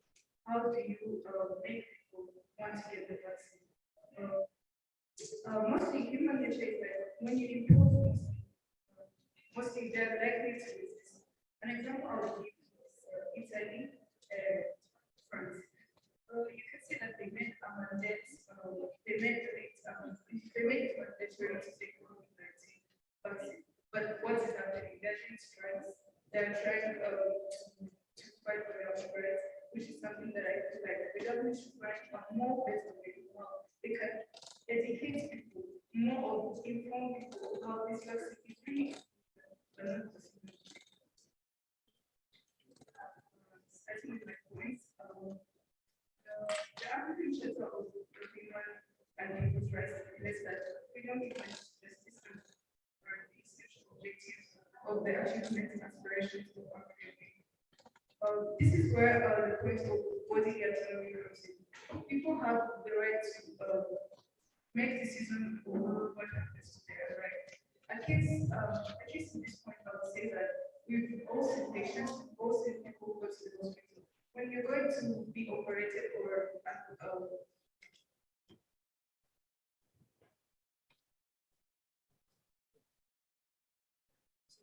you argue that the mandatory vaccination is not the best policy.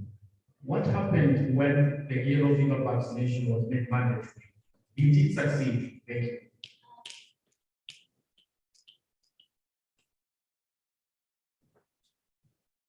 Yellow fever is not as sensitive as COVID-19, and many that there are uncertainties about yellow fever as they are about COVID-19. So we cannot compare the two analogies.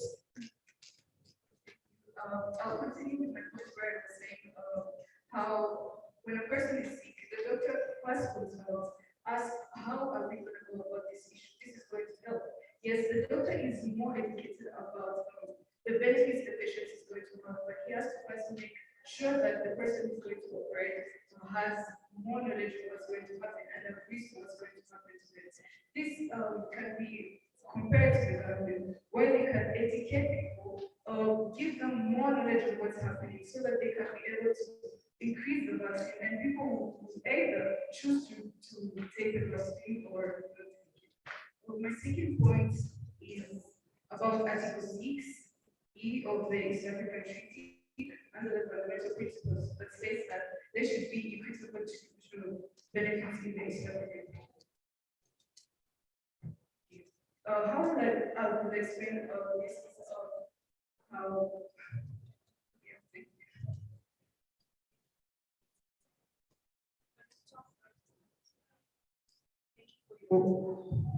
Thank you for your grace. When you talk about body autonomy, how do we balance body autonomy, personal rights, vis-a-vis public health concerns? Secondly, when you talk about having a right to choose, what if the whole population chooses not to be vaccinated? Okay, explain the first point, but more of what you're saying that if they have a choice, this is a matter of my own health, like it's me. So if I choose, as I was saying, if I choose that my health is in my hands, I'll have the ability to make a choice of how you treat my health. As I get an example of how you have like to make a choice about what they have to do to you about your health. On the second one, you cannot answer whether a whole population can choose not to take the vaccine, given that we already have percentages of people who are vaccinated, so that point cannot hold. Thank you. I'll continue my point of the East African Treaty, where even if it was mandatory, where they put restrictions of how you will not enter in the hospital, the government hospitals, you will not use transport, it will be more likely that it will affect people in the cities. They're the ones who depend more on those services provided by the government. Or that means that so that means that if it's more, they want to be access to the village people because they're not affected by this vaccine, by them trying to depend on the services given by the government. Another point is further marginalization, where you find that the services provided in rural areas, they're actually poor. So if you make it mandatory, it would be like I travel 5 kilometers to school. If you're going to put the mandatory and I reject, that means that even the services I was being provided to, I won't be able to access them. So finally, I will conclude saying that we are going to achieve more efficiency because there will be more less vaccine hesitancy and less vaccine resistance because people will be educated on the use and the importance of the vaccine and hence getting the choice of how they can get vaccinated. They can get the vaccine coordinated.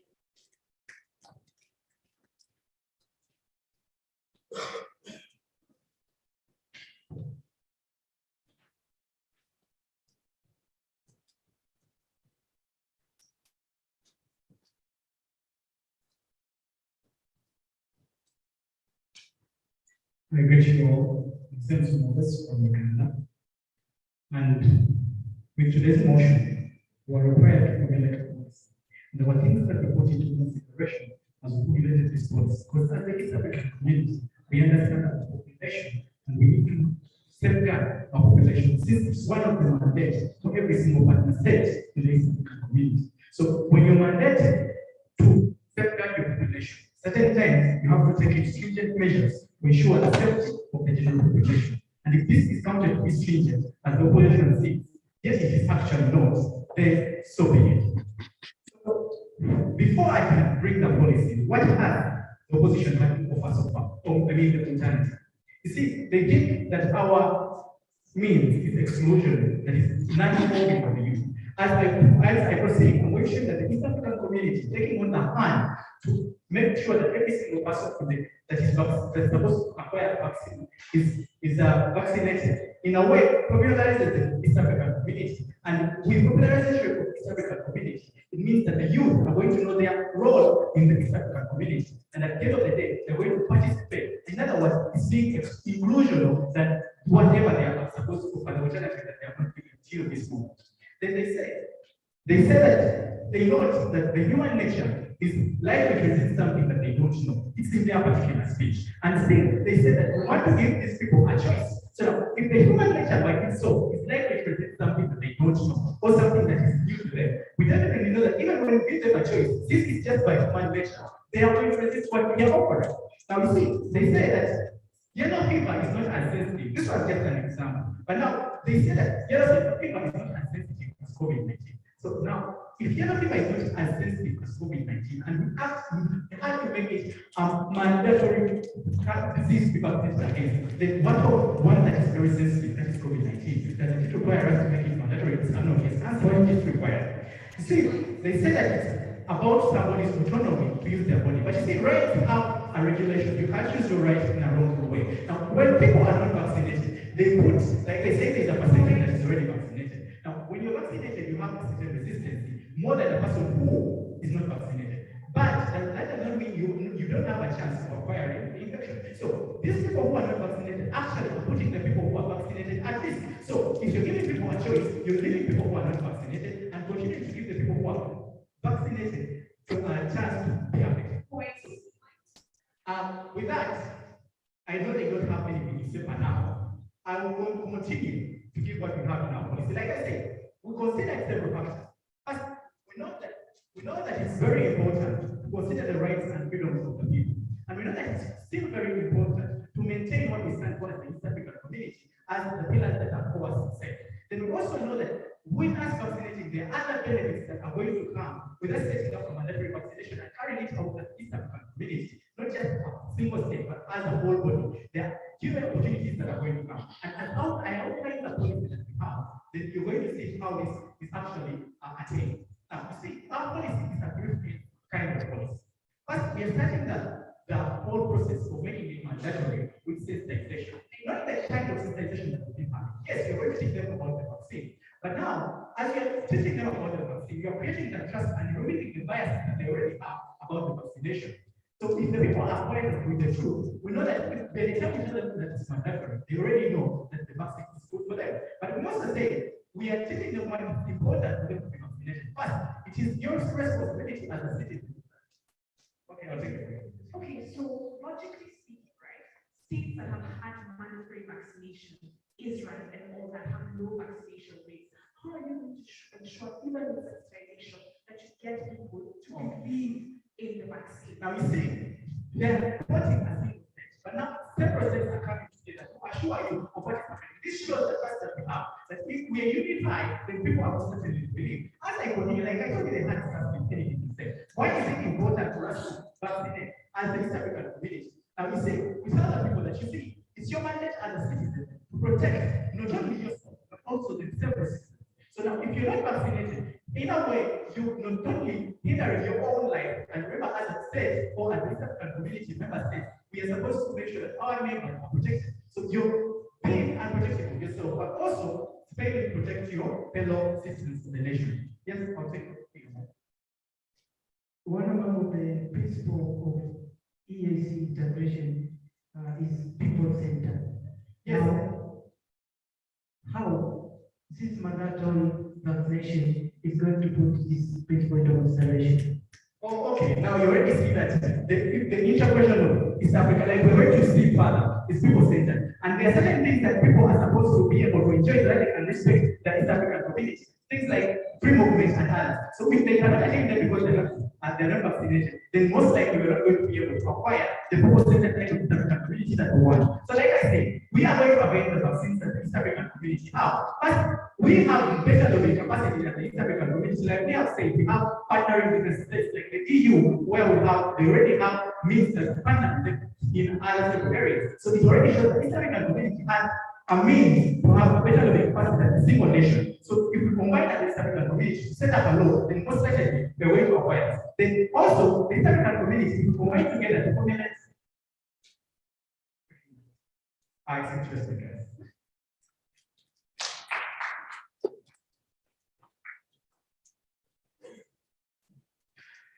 My name is Sayama Betlam. A very good evening to you all.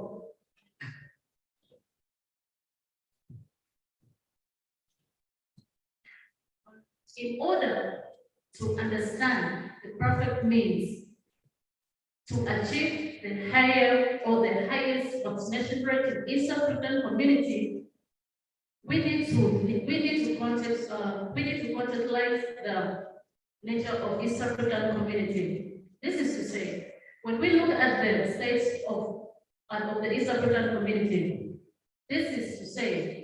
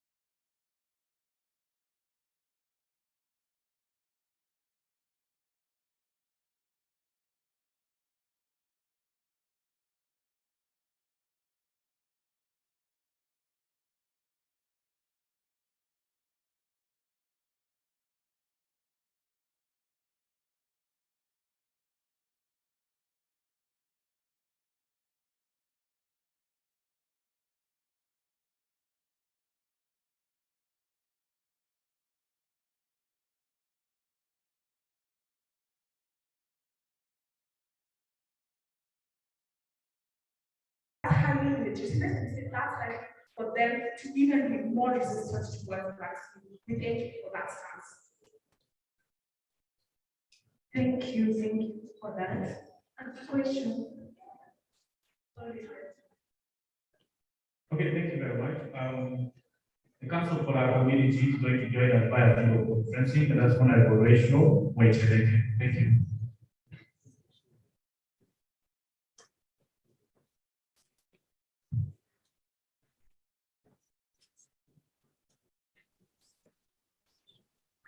Hi everyone. I'm so positive that you guys been hearing you for like 30 minutes, so I'll be speaking before I stop hearing. First of all, I would like to add an argument in the. Just a moment. Yes.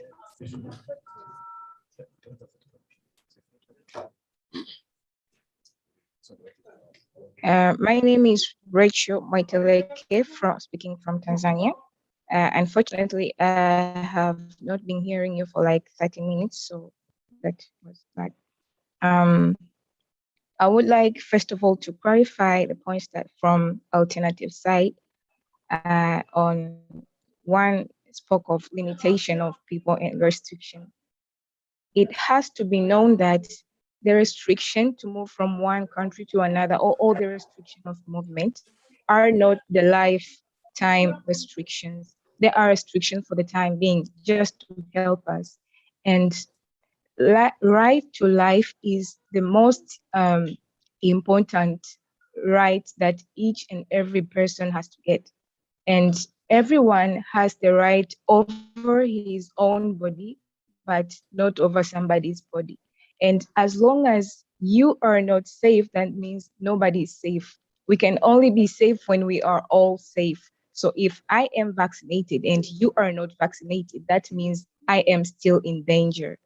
Right to life, as I said, and the one spoke of mandatory and non-mandatory vaccine. When we are speaking of mandatory vaccine, we actually mean, it's not that we are going to put a ballot in your head and say you need to get vaccinated, but it goes together with education. We educate the mass on the importance of being vaccinated, as well as making it mandatory. Because if we are all vaccinated, we are all on the safe side. And that is one. And also there is this issue about religious belief. As we know, most of East African countries are secular countries. So you may find that we are having number of religions in one country, very many religions, and everybody is speaking what he or she knows. And that confuses citizens whether vaccination is a good thing, either is a good thing or is not a good thing. So having a mandatory vaccination will actually help to cut off this confusion of, I don't know whether to be vaccinated. This is saying this, and that one is saying the other thing. So mandatory vaccination has to be put in work. Also, we are not here, first of all, to judge that whether the vaccine is 100% making us safe from having a coronavirus in our bodies. Rather, we are here to appreciate scientific methods that were put into work to make sure that we are having action. So we are encouraging people to have vaccination to make sure that that percentage that have been approved by scientists to be helpful, to also be helpful to the people. That is my concern. So I hope you guys hear me. Being scared of being limited to move from one country to another shouldn't be a bad thing or a thing to be scared of, because we are all restricting people to move, to help them live their life in a good way, to help them not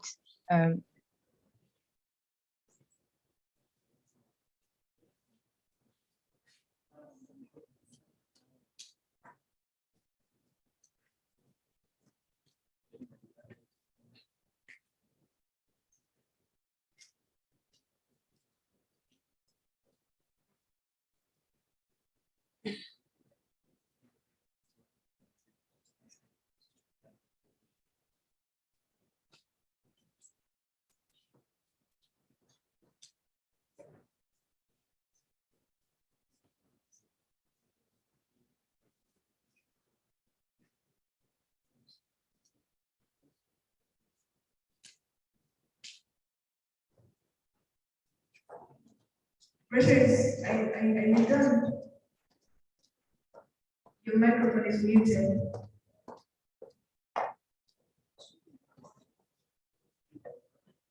Can we hear from the timekeepers if our time is still running? Thanks, All right. Thank you, Rachel. Shall I have the next speaker from the alternative side here?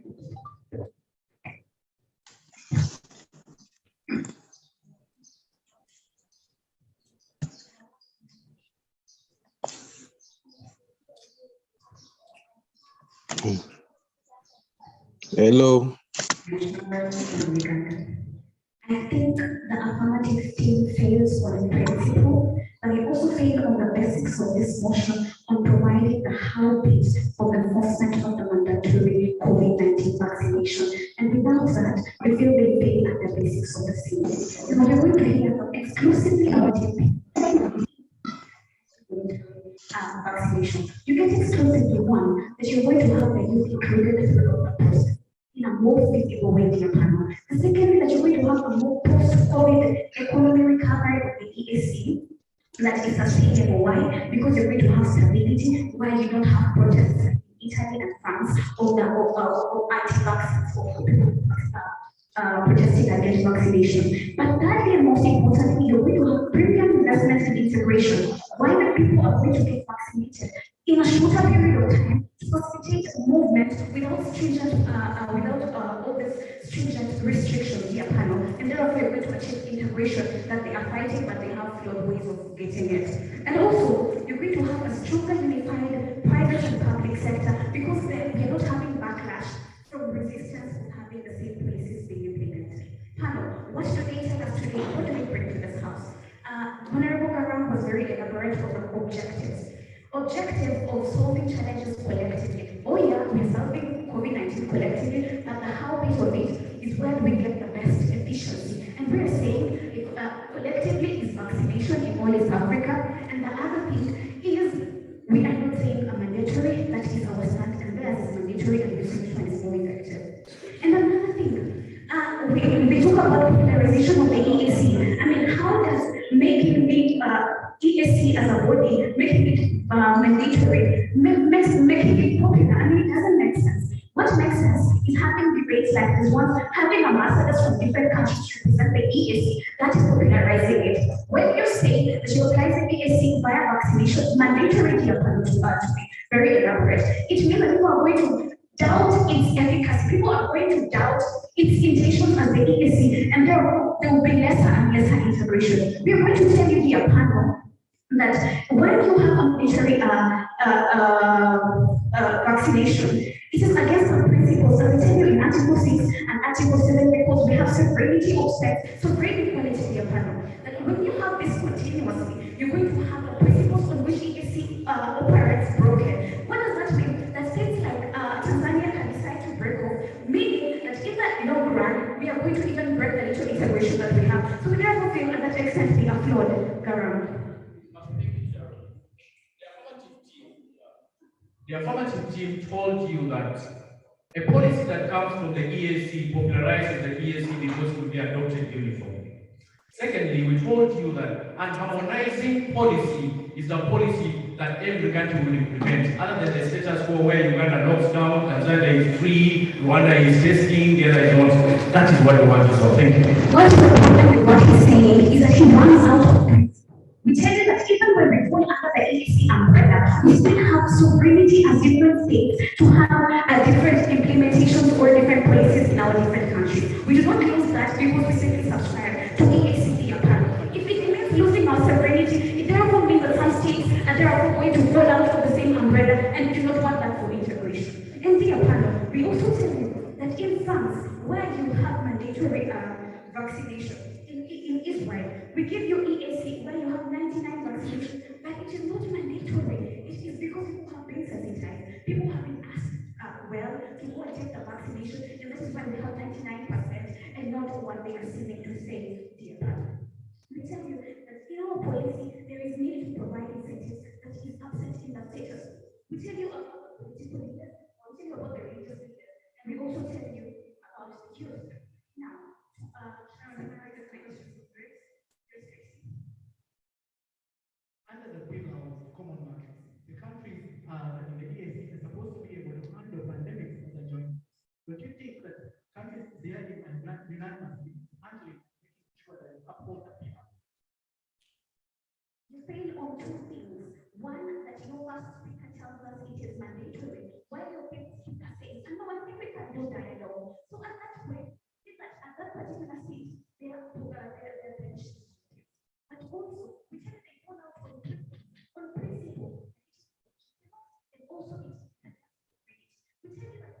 logic, we're going to have unfair distribution of this vaccination, even when they ask question of how we can pay for them. Even when they tell us, talk about capacity, we tell them capacity can be shift to get vaccines to people who don't have a vaccination and education, and it's something monitoring impact. Legitimacy from our side of the house when we go against it. No, policies to be protect, principles to protect their aim. Thank you. Submit. Thank you very much. Ladies and gentlemen, that is actually welcome. All the debaters. A round of applause for all of us.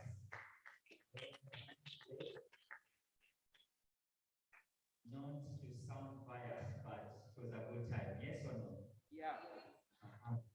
All right. So I'll just ask the debaters to take their seats. No, they are not going to be reply speeches. We have to notify our format later of time. And now the next program on the agenda, we are going to have judges deliberate. And after the judges' deliberation and the technical team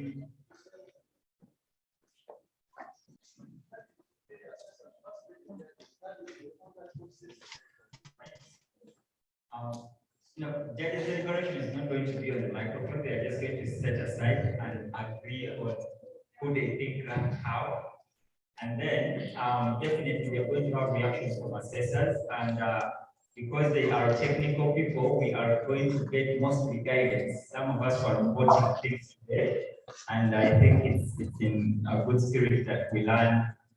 We take this as a learning session. So I will request Kamala and Anita to help guide the judges to a secure location so that they can finalize or file their results. And then tomorrow we shall be coming here, the arguably best speakers in every constitute the final round of debates. And we shall be having that round tomorrow. You can come dressed casual smart, like you are today. And then the program after that, the round tomorrow in the morning, we shall have lunch, and then we shall all go back to our residences to adorn our cultural attire. And I do not see anyone from the West. I hope no one comes in a suit. Okay. That said, I want now to invite the team of assessors. We did have very technical people, Commissioner of the Political Affairs Department at the Ministry of East African Community Affairs in Uganda, Mr. Joseph Sembacha, and Ambassador General, Mr. David Onen, who is the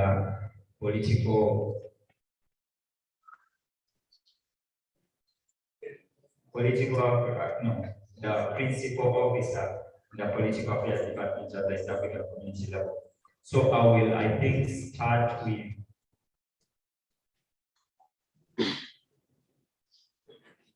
Mr. Sembacha to come and give his assessment of the debates. It's been a long day, and I hope that you will be able to compress his reaction in under 10 minutes.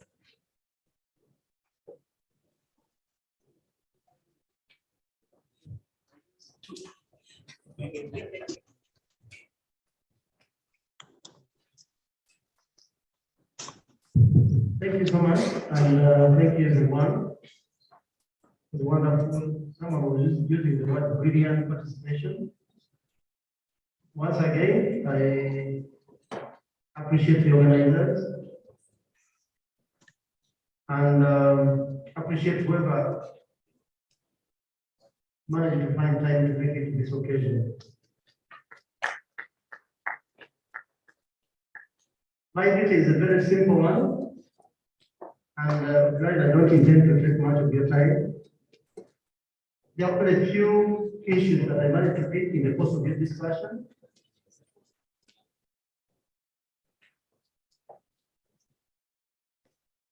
And without prejudice and without unnecessarily affecting respective teams, there are issues that triggered thinking into my head.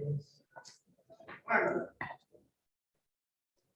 was whether we can think of vaccination as having delivered the intended results.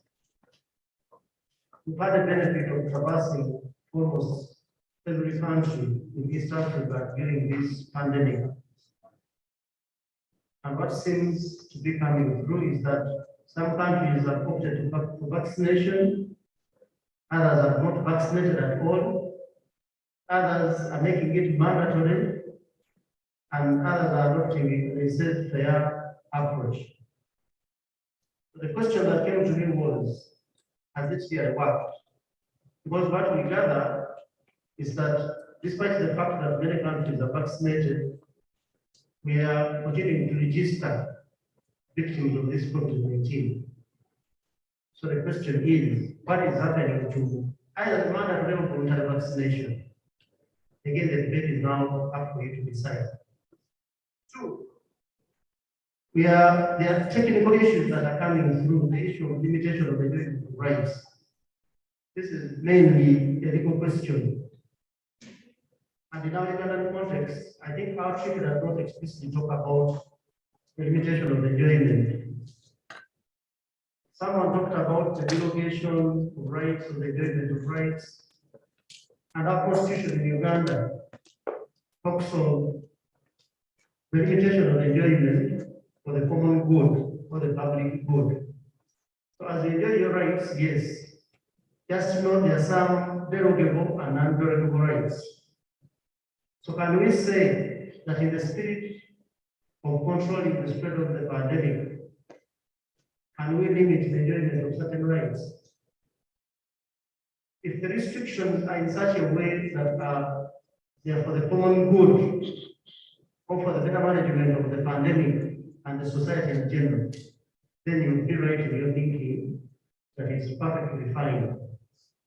But considering the fact that the treaty does not explicitly provide, because we are operating under the EAC, where there is no express provision that allows the limitation of the enjoyment of rights.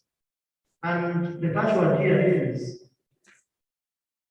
it okay for a partner state to suspend the enjoyment of your right to decide whether to vaccinate or not vaccinate? And for the better position, or for the better good of ensuring that the entire country and region in general regains its stability. But the issue then would be, are we looking at the social well-being or the economic well-being? Because in my view, if you're looking at health, it is much to do with the social well-being. But at the same time, we also recognize the fact that economically, we are doing badly, partly because of this pandemic, and that is the essence of this discussion. So you need to strike a balance between the two, enjoyment versus limitation.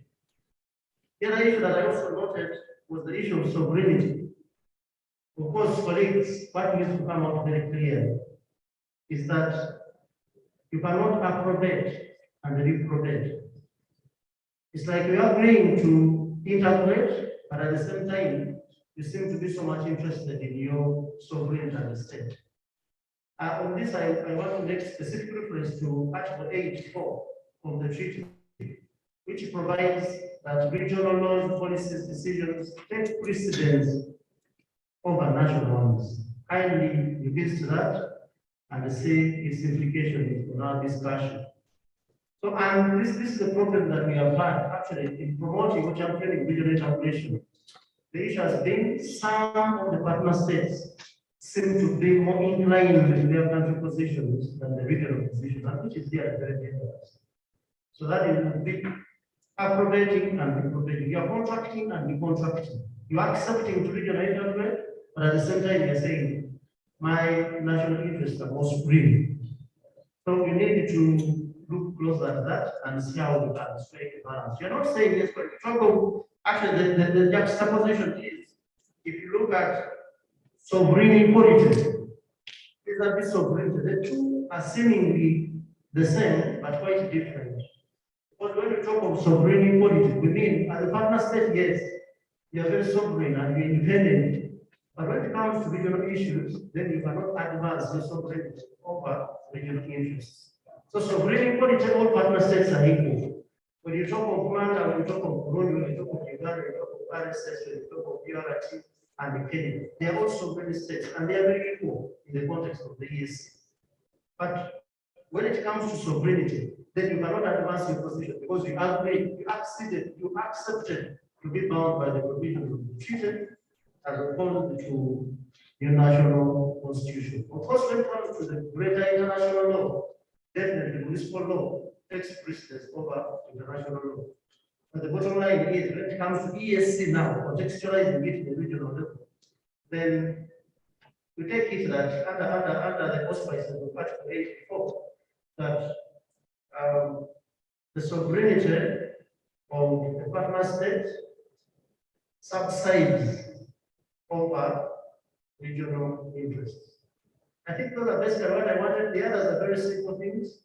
In my view, I would have wished, and it was my sincere wish, that I would see people who are very smartly dressed when it comes to such presentation.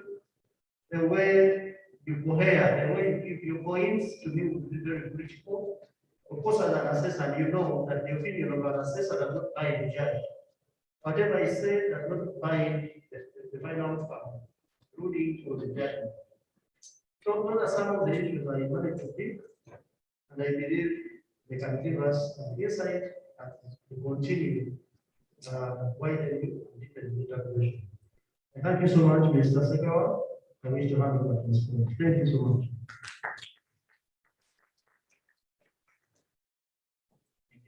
Mr. Senbacha.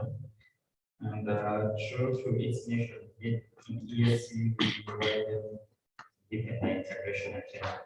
I now want to welcome Mr. David Onen from the African Community Secretariat to share his assessment of the 3 rounds of today's debate, after which I would like to how we proceed.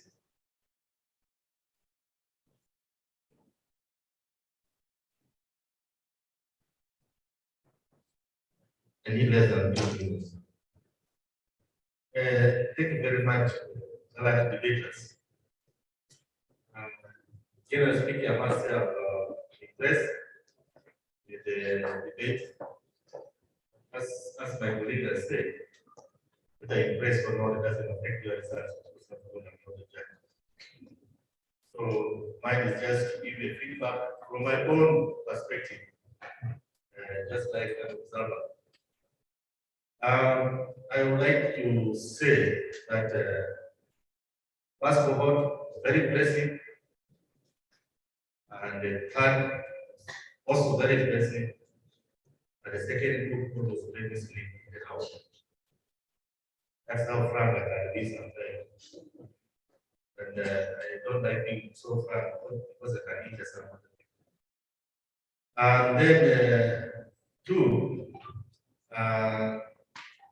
I like the presentation in terms of blessing, but also the others who should have blessed better.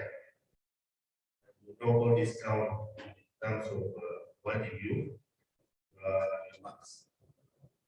Presentation is not only what you substance you are having in bringing, but also you yourself, how you present yourself to the audience.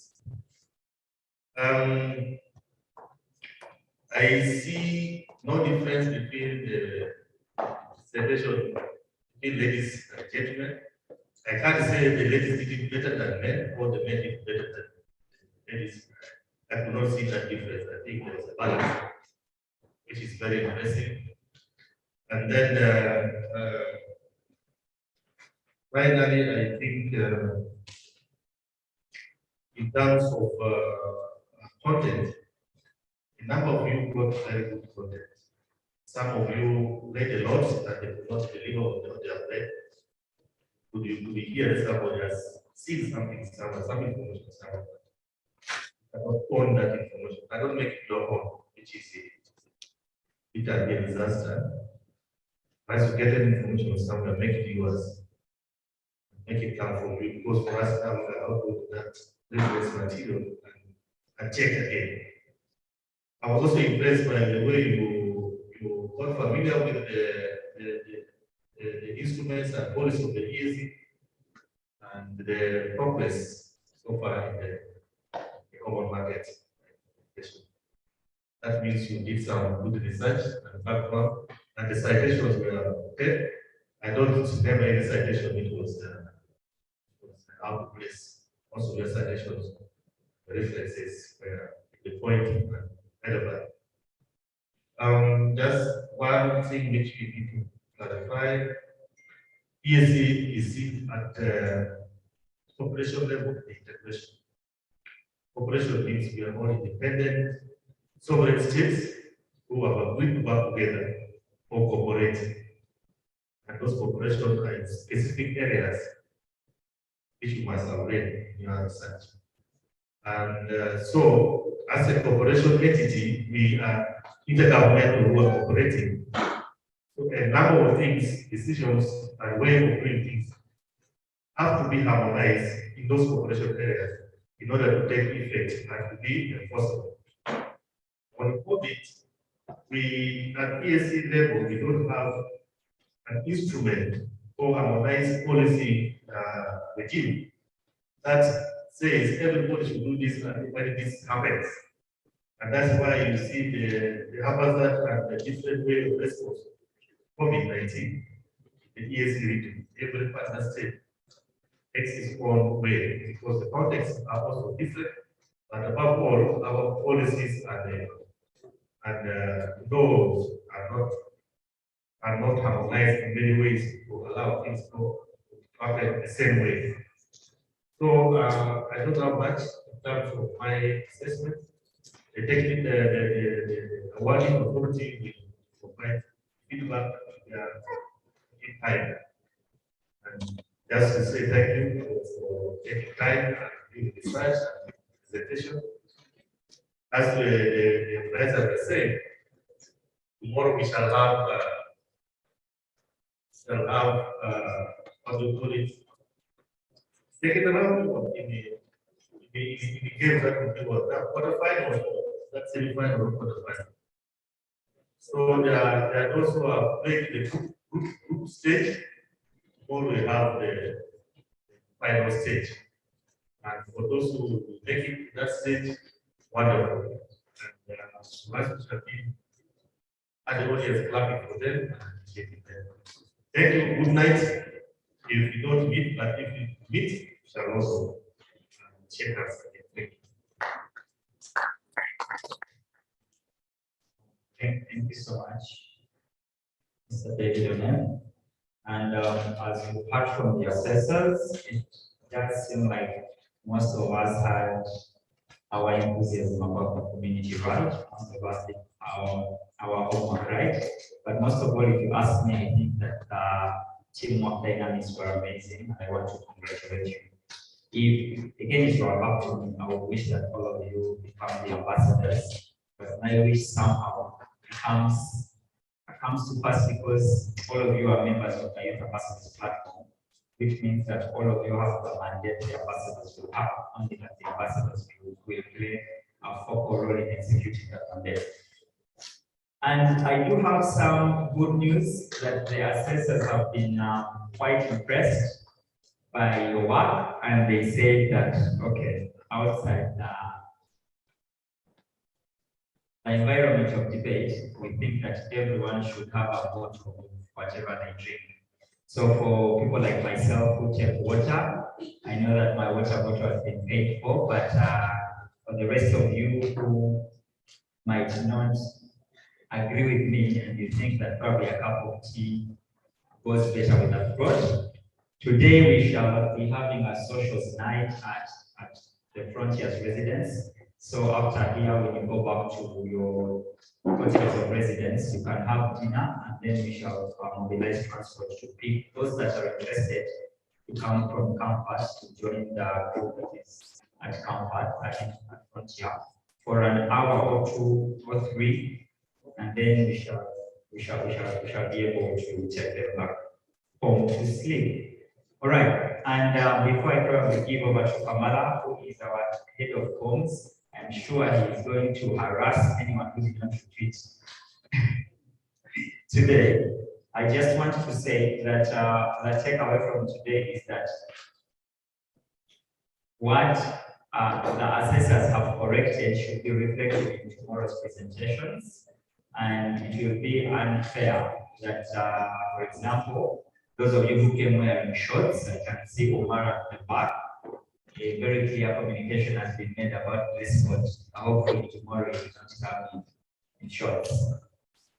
And there are very many administrative announcements here. I think Anita will go first, and then Amanda. Can I have representatives from each team join me at the back just with you? So just send one person from your teams.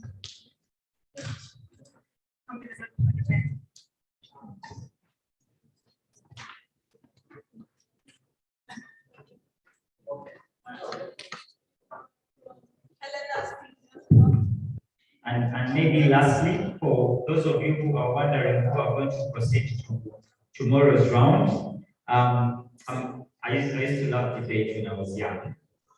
And in debate, there used to be, when we go for a tournament, there is something they call a break night. So on break night, that's when they announce people who are proceeding to the next round. So because we have a socials night tonight, after everyone has taken their bottle of water or whatever, we shall be announcing the people who will be proceeding for tomorrow's finals.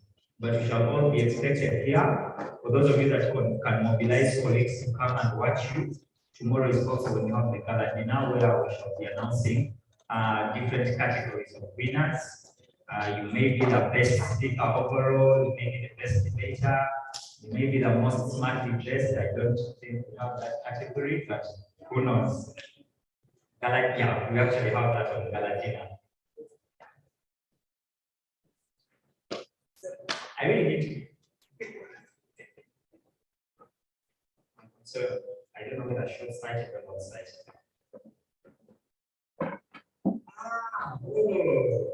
Okay, I'm not going to have to invite someone to say hello to you. I hate to use the word veteran, but we do have another member of the East African Community Ambassadors platform, and Charlotte, if you could just join me here momentarily. And it's an opportunity again for us to share an experience of someone who has been there.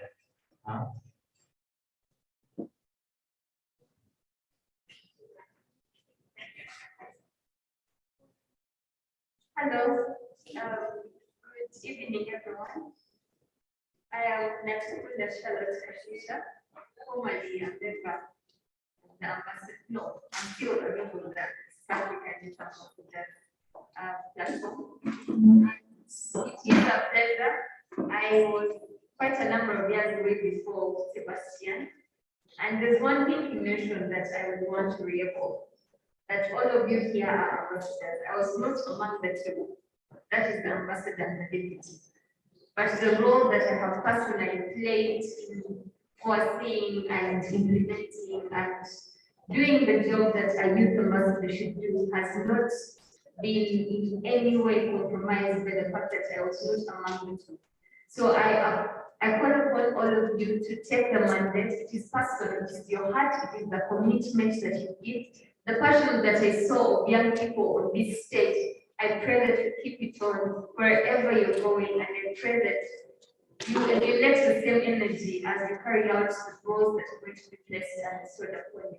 So thank you so much, and as I said, it is quite a pleasure for me to be here and see the younger people coming up to us, more energy and more zeal to carry on the road that some of our colleagues have gone ahead to place.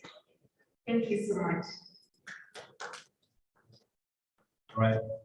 Thank you so much, Charlotte, for making the time to pass by. Hopefully, we shall have people our social night where we are going to be sharing experiences that we cannot stream. Like, for example, how many times Kamala has had to jump on a bus because he was missing flights for different reasons. Anyway, in conclusion, I'm just going to request Kamala to come and give us a brief brief on, a brief on how we should engage on social media, and I will also share a few other pointers. And he's having very good these numbers I'm hearing him speak. After he's done, I think we shall have a break tea, and then we shall arrange for transport to go to our residences, refresh, have dinner, and see how the social night will take shape. Okay, so in East Africa, we have that thing we say, our motto. Okay? If we say youth, we say remove it, yeah? Youth! Thank you so much. Is there transport already? Okay, so after immediately, let's go and have something to eat. And we'll be going back to the hotel. So we're going to have a fun night, yeah? Without suits and fingerboards, but we'll be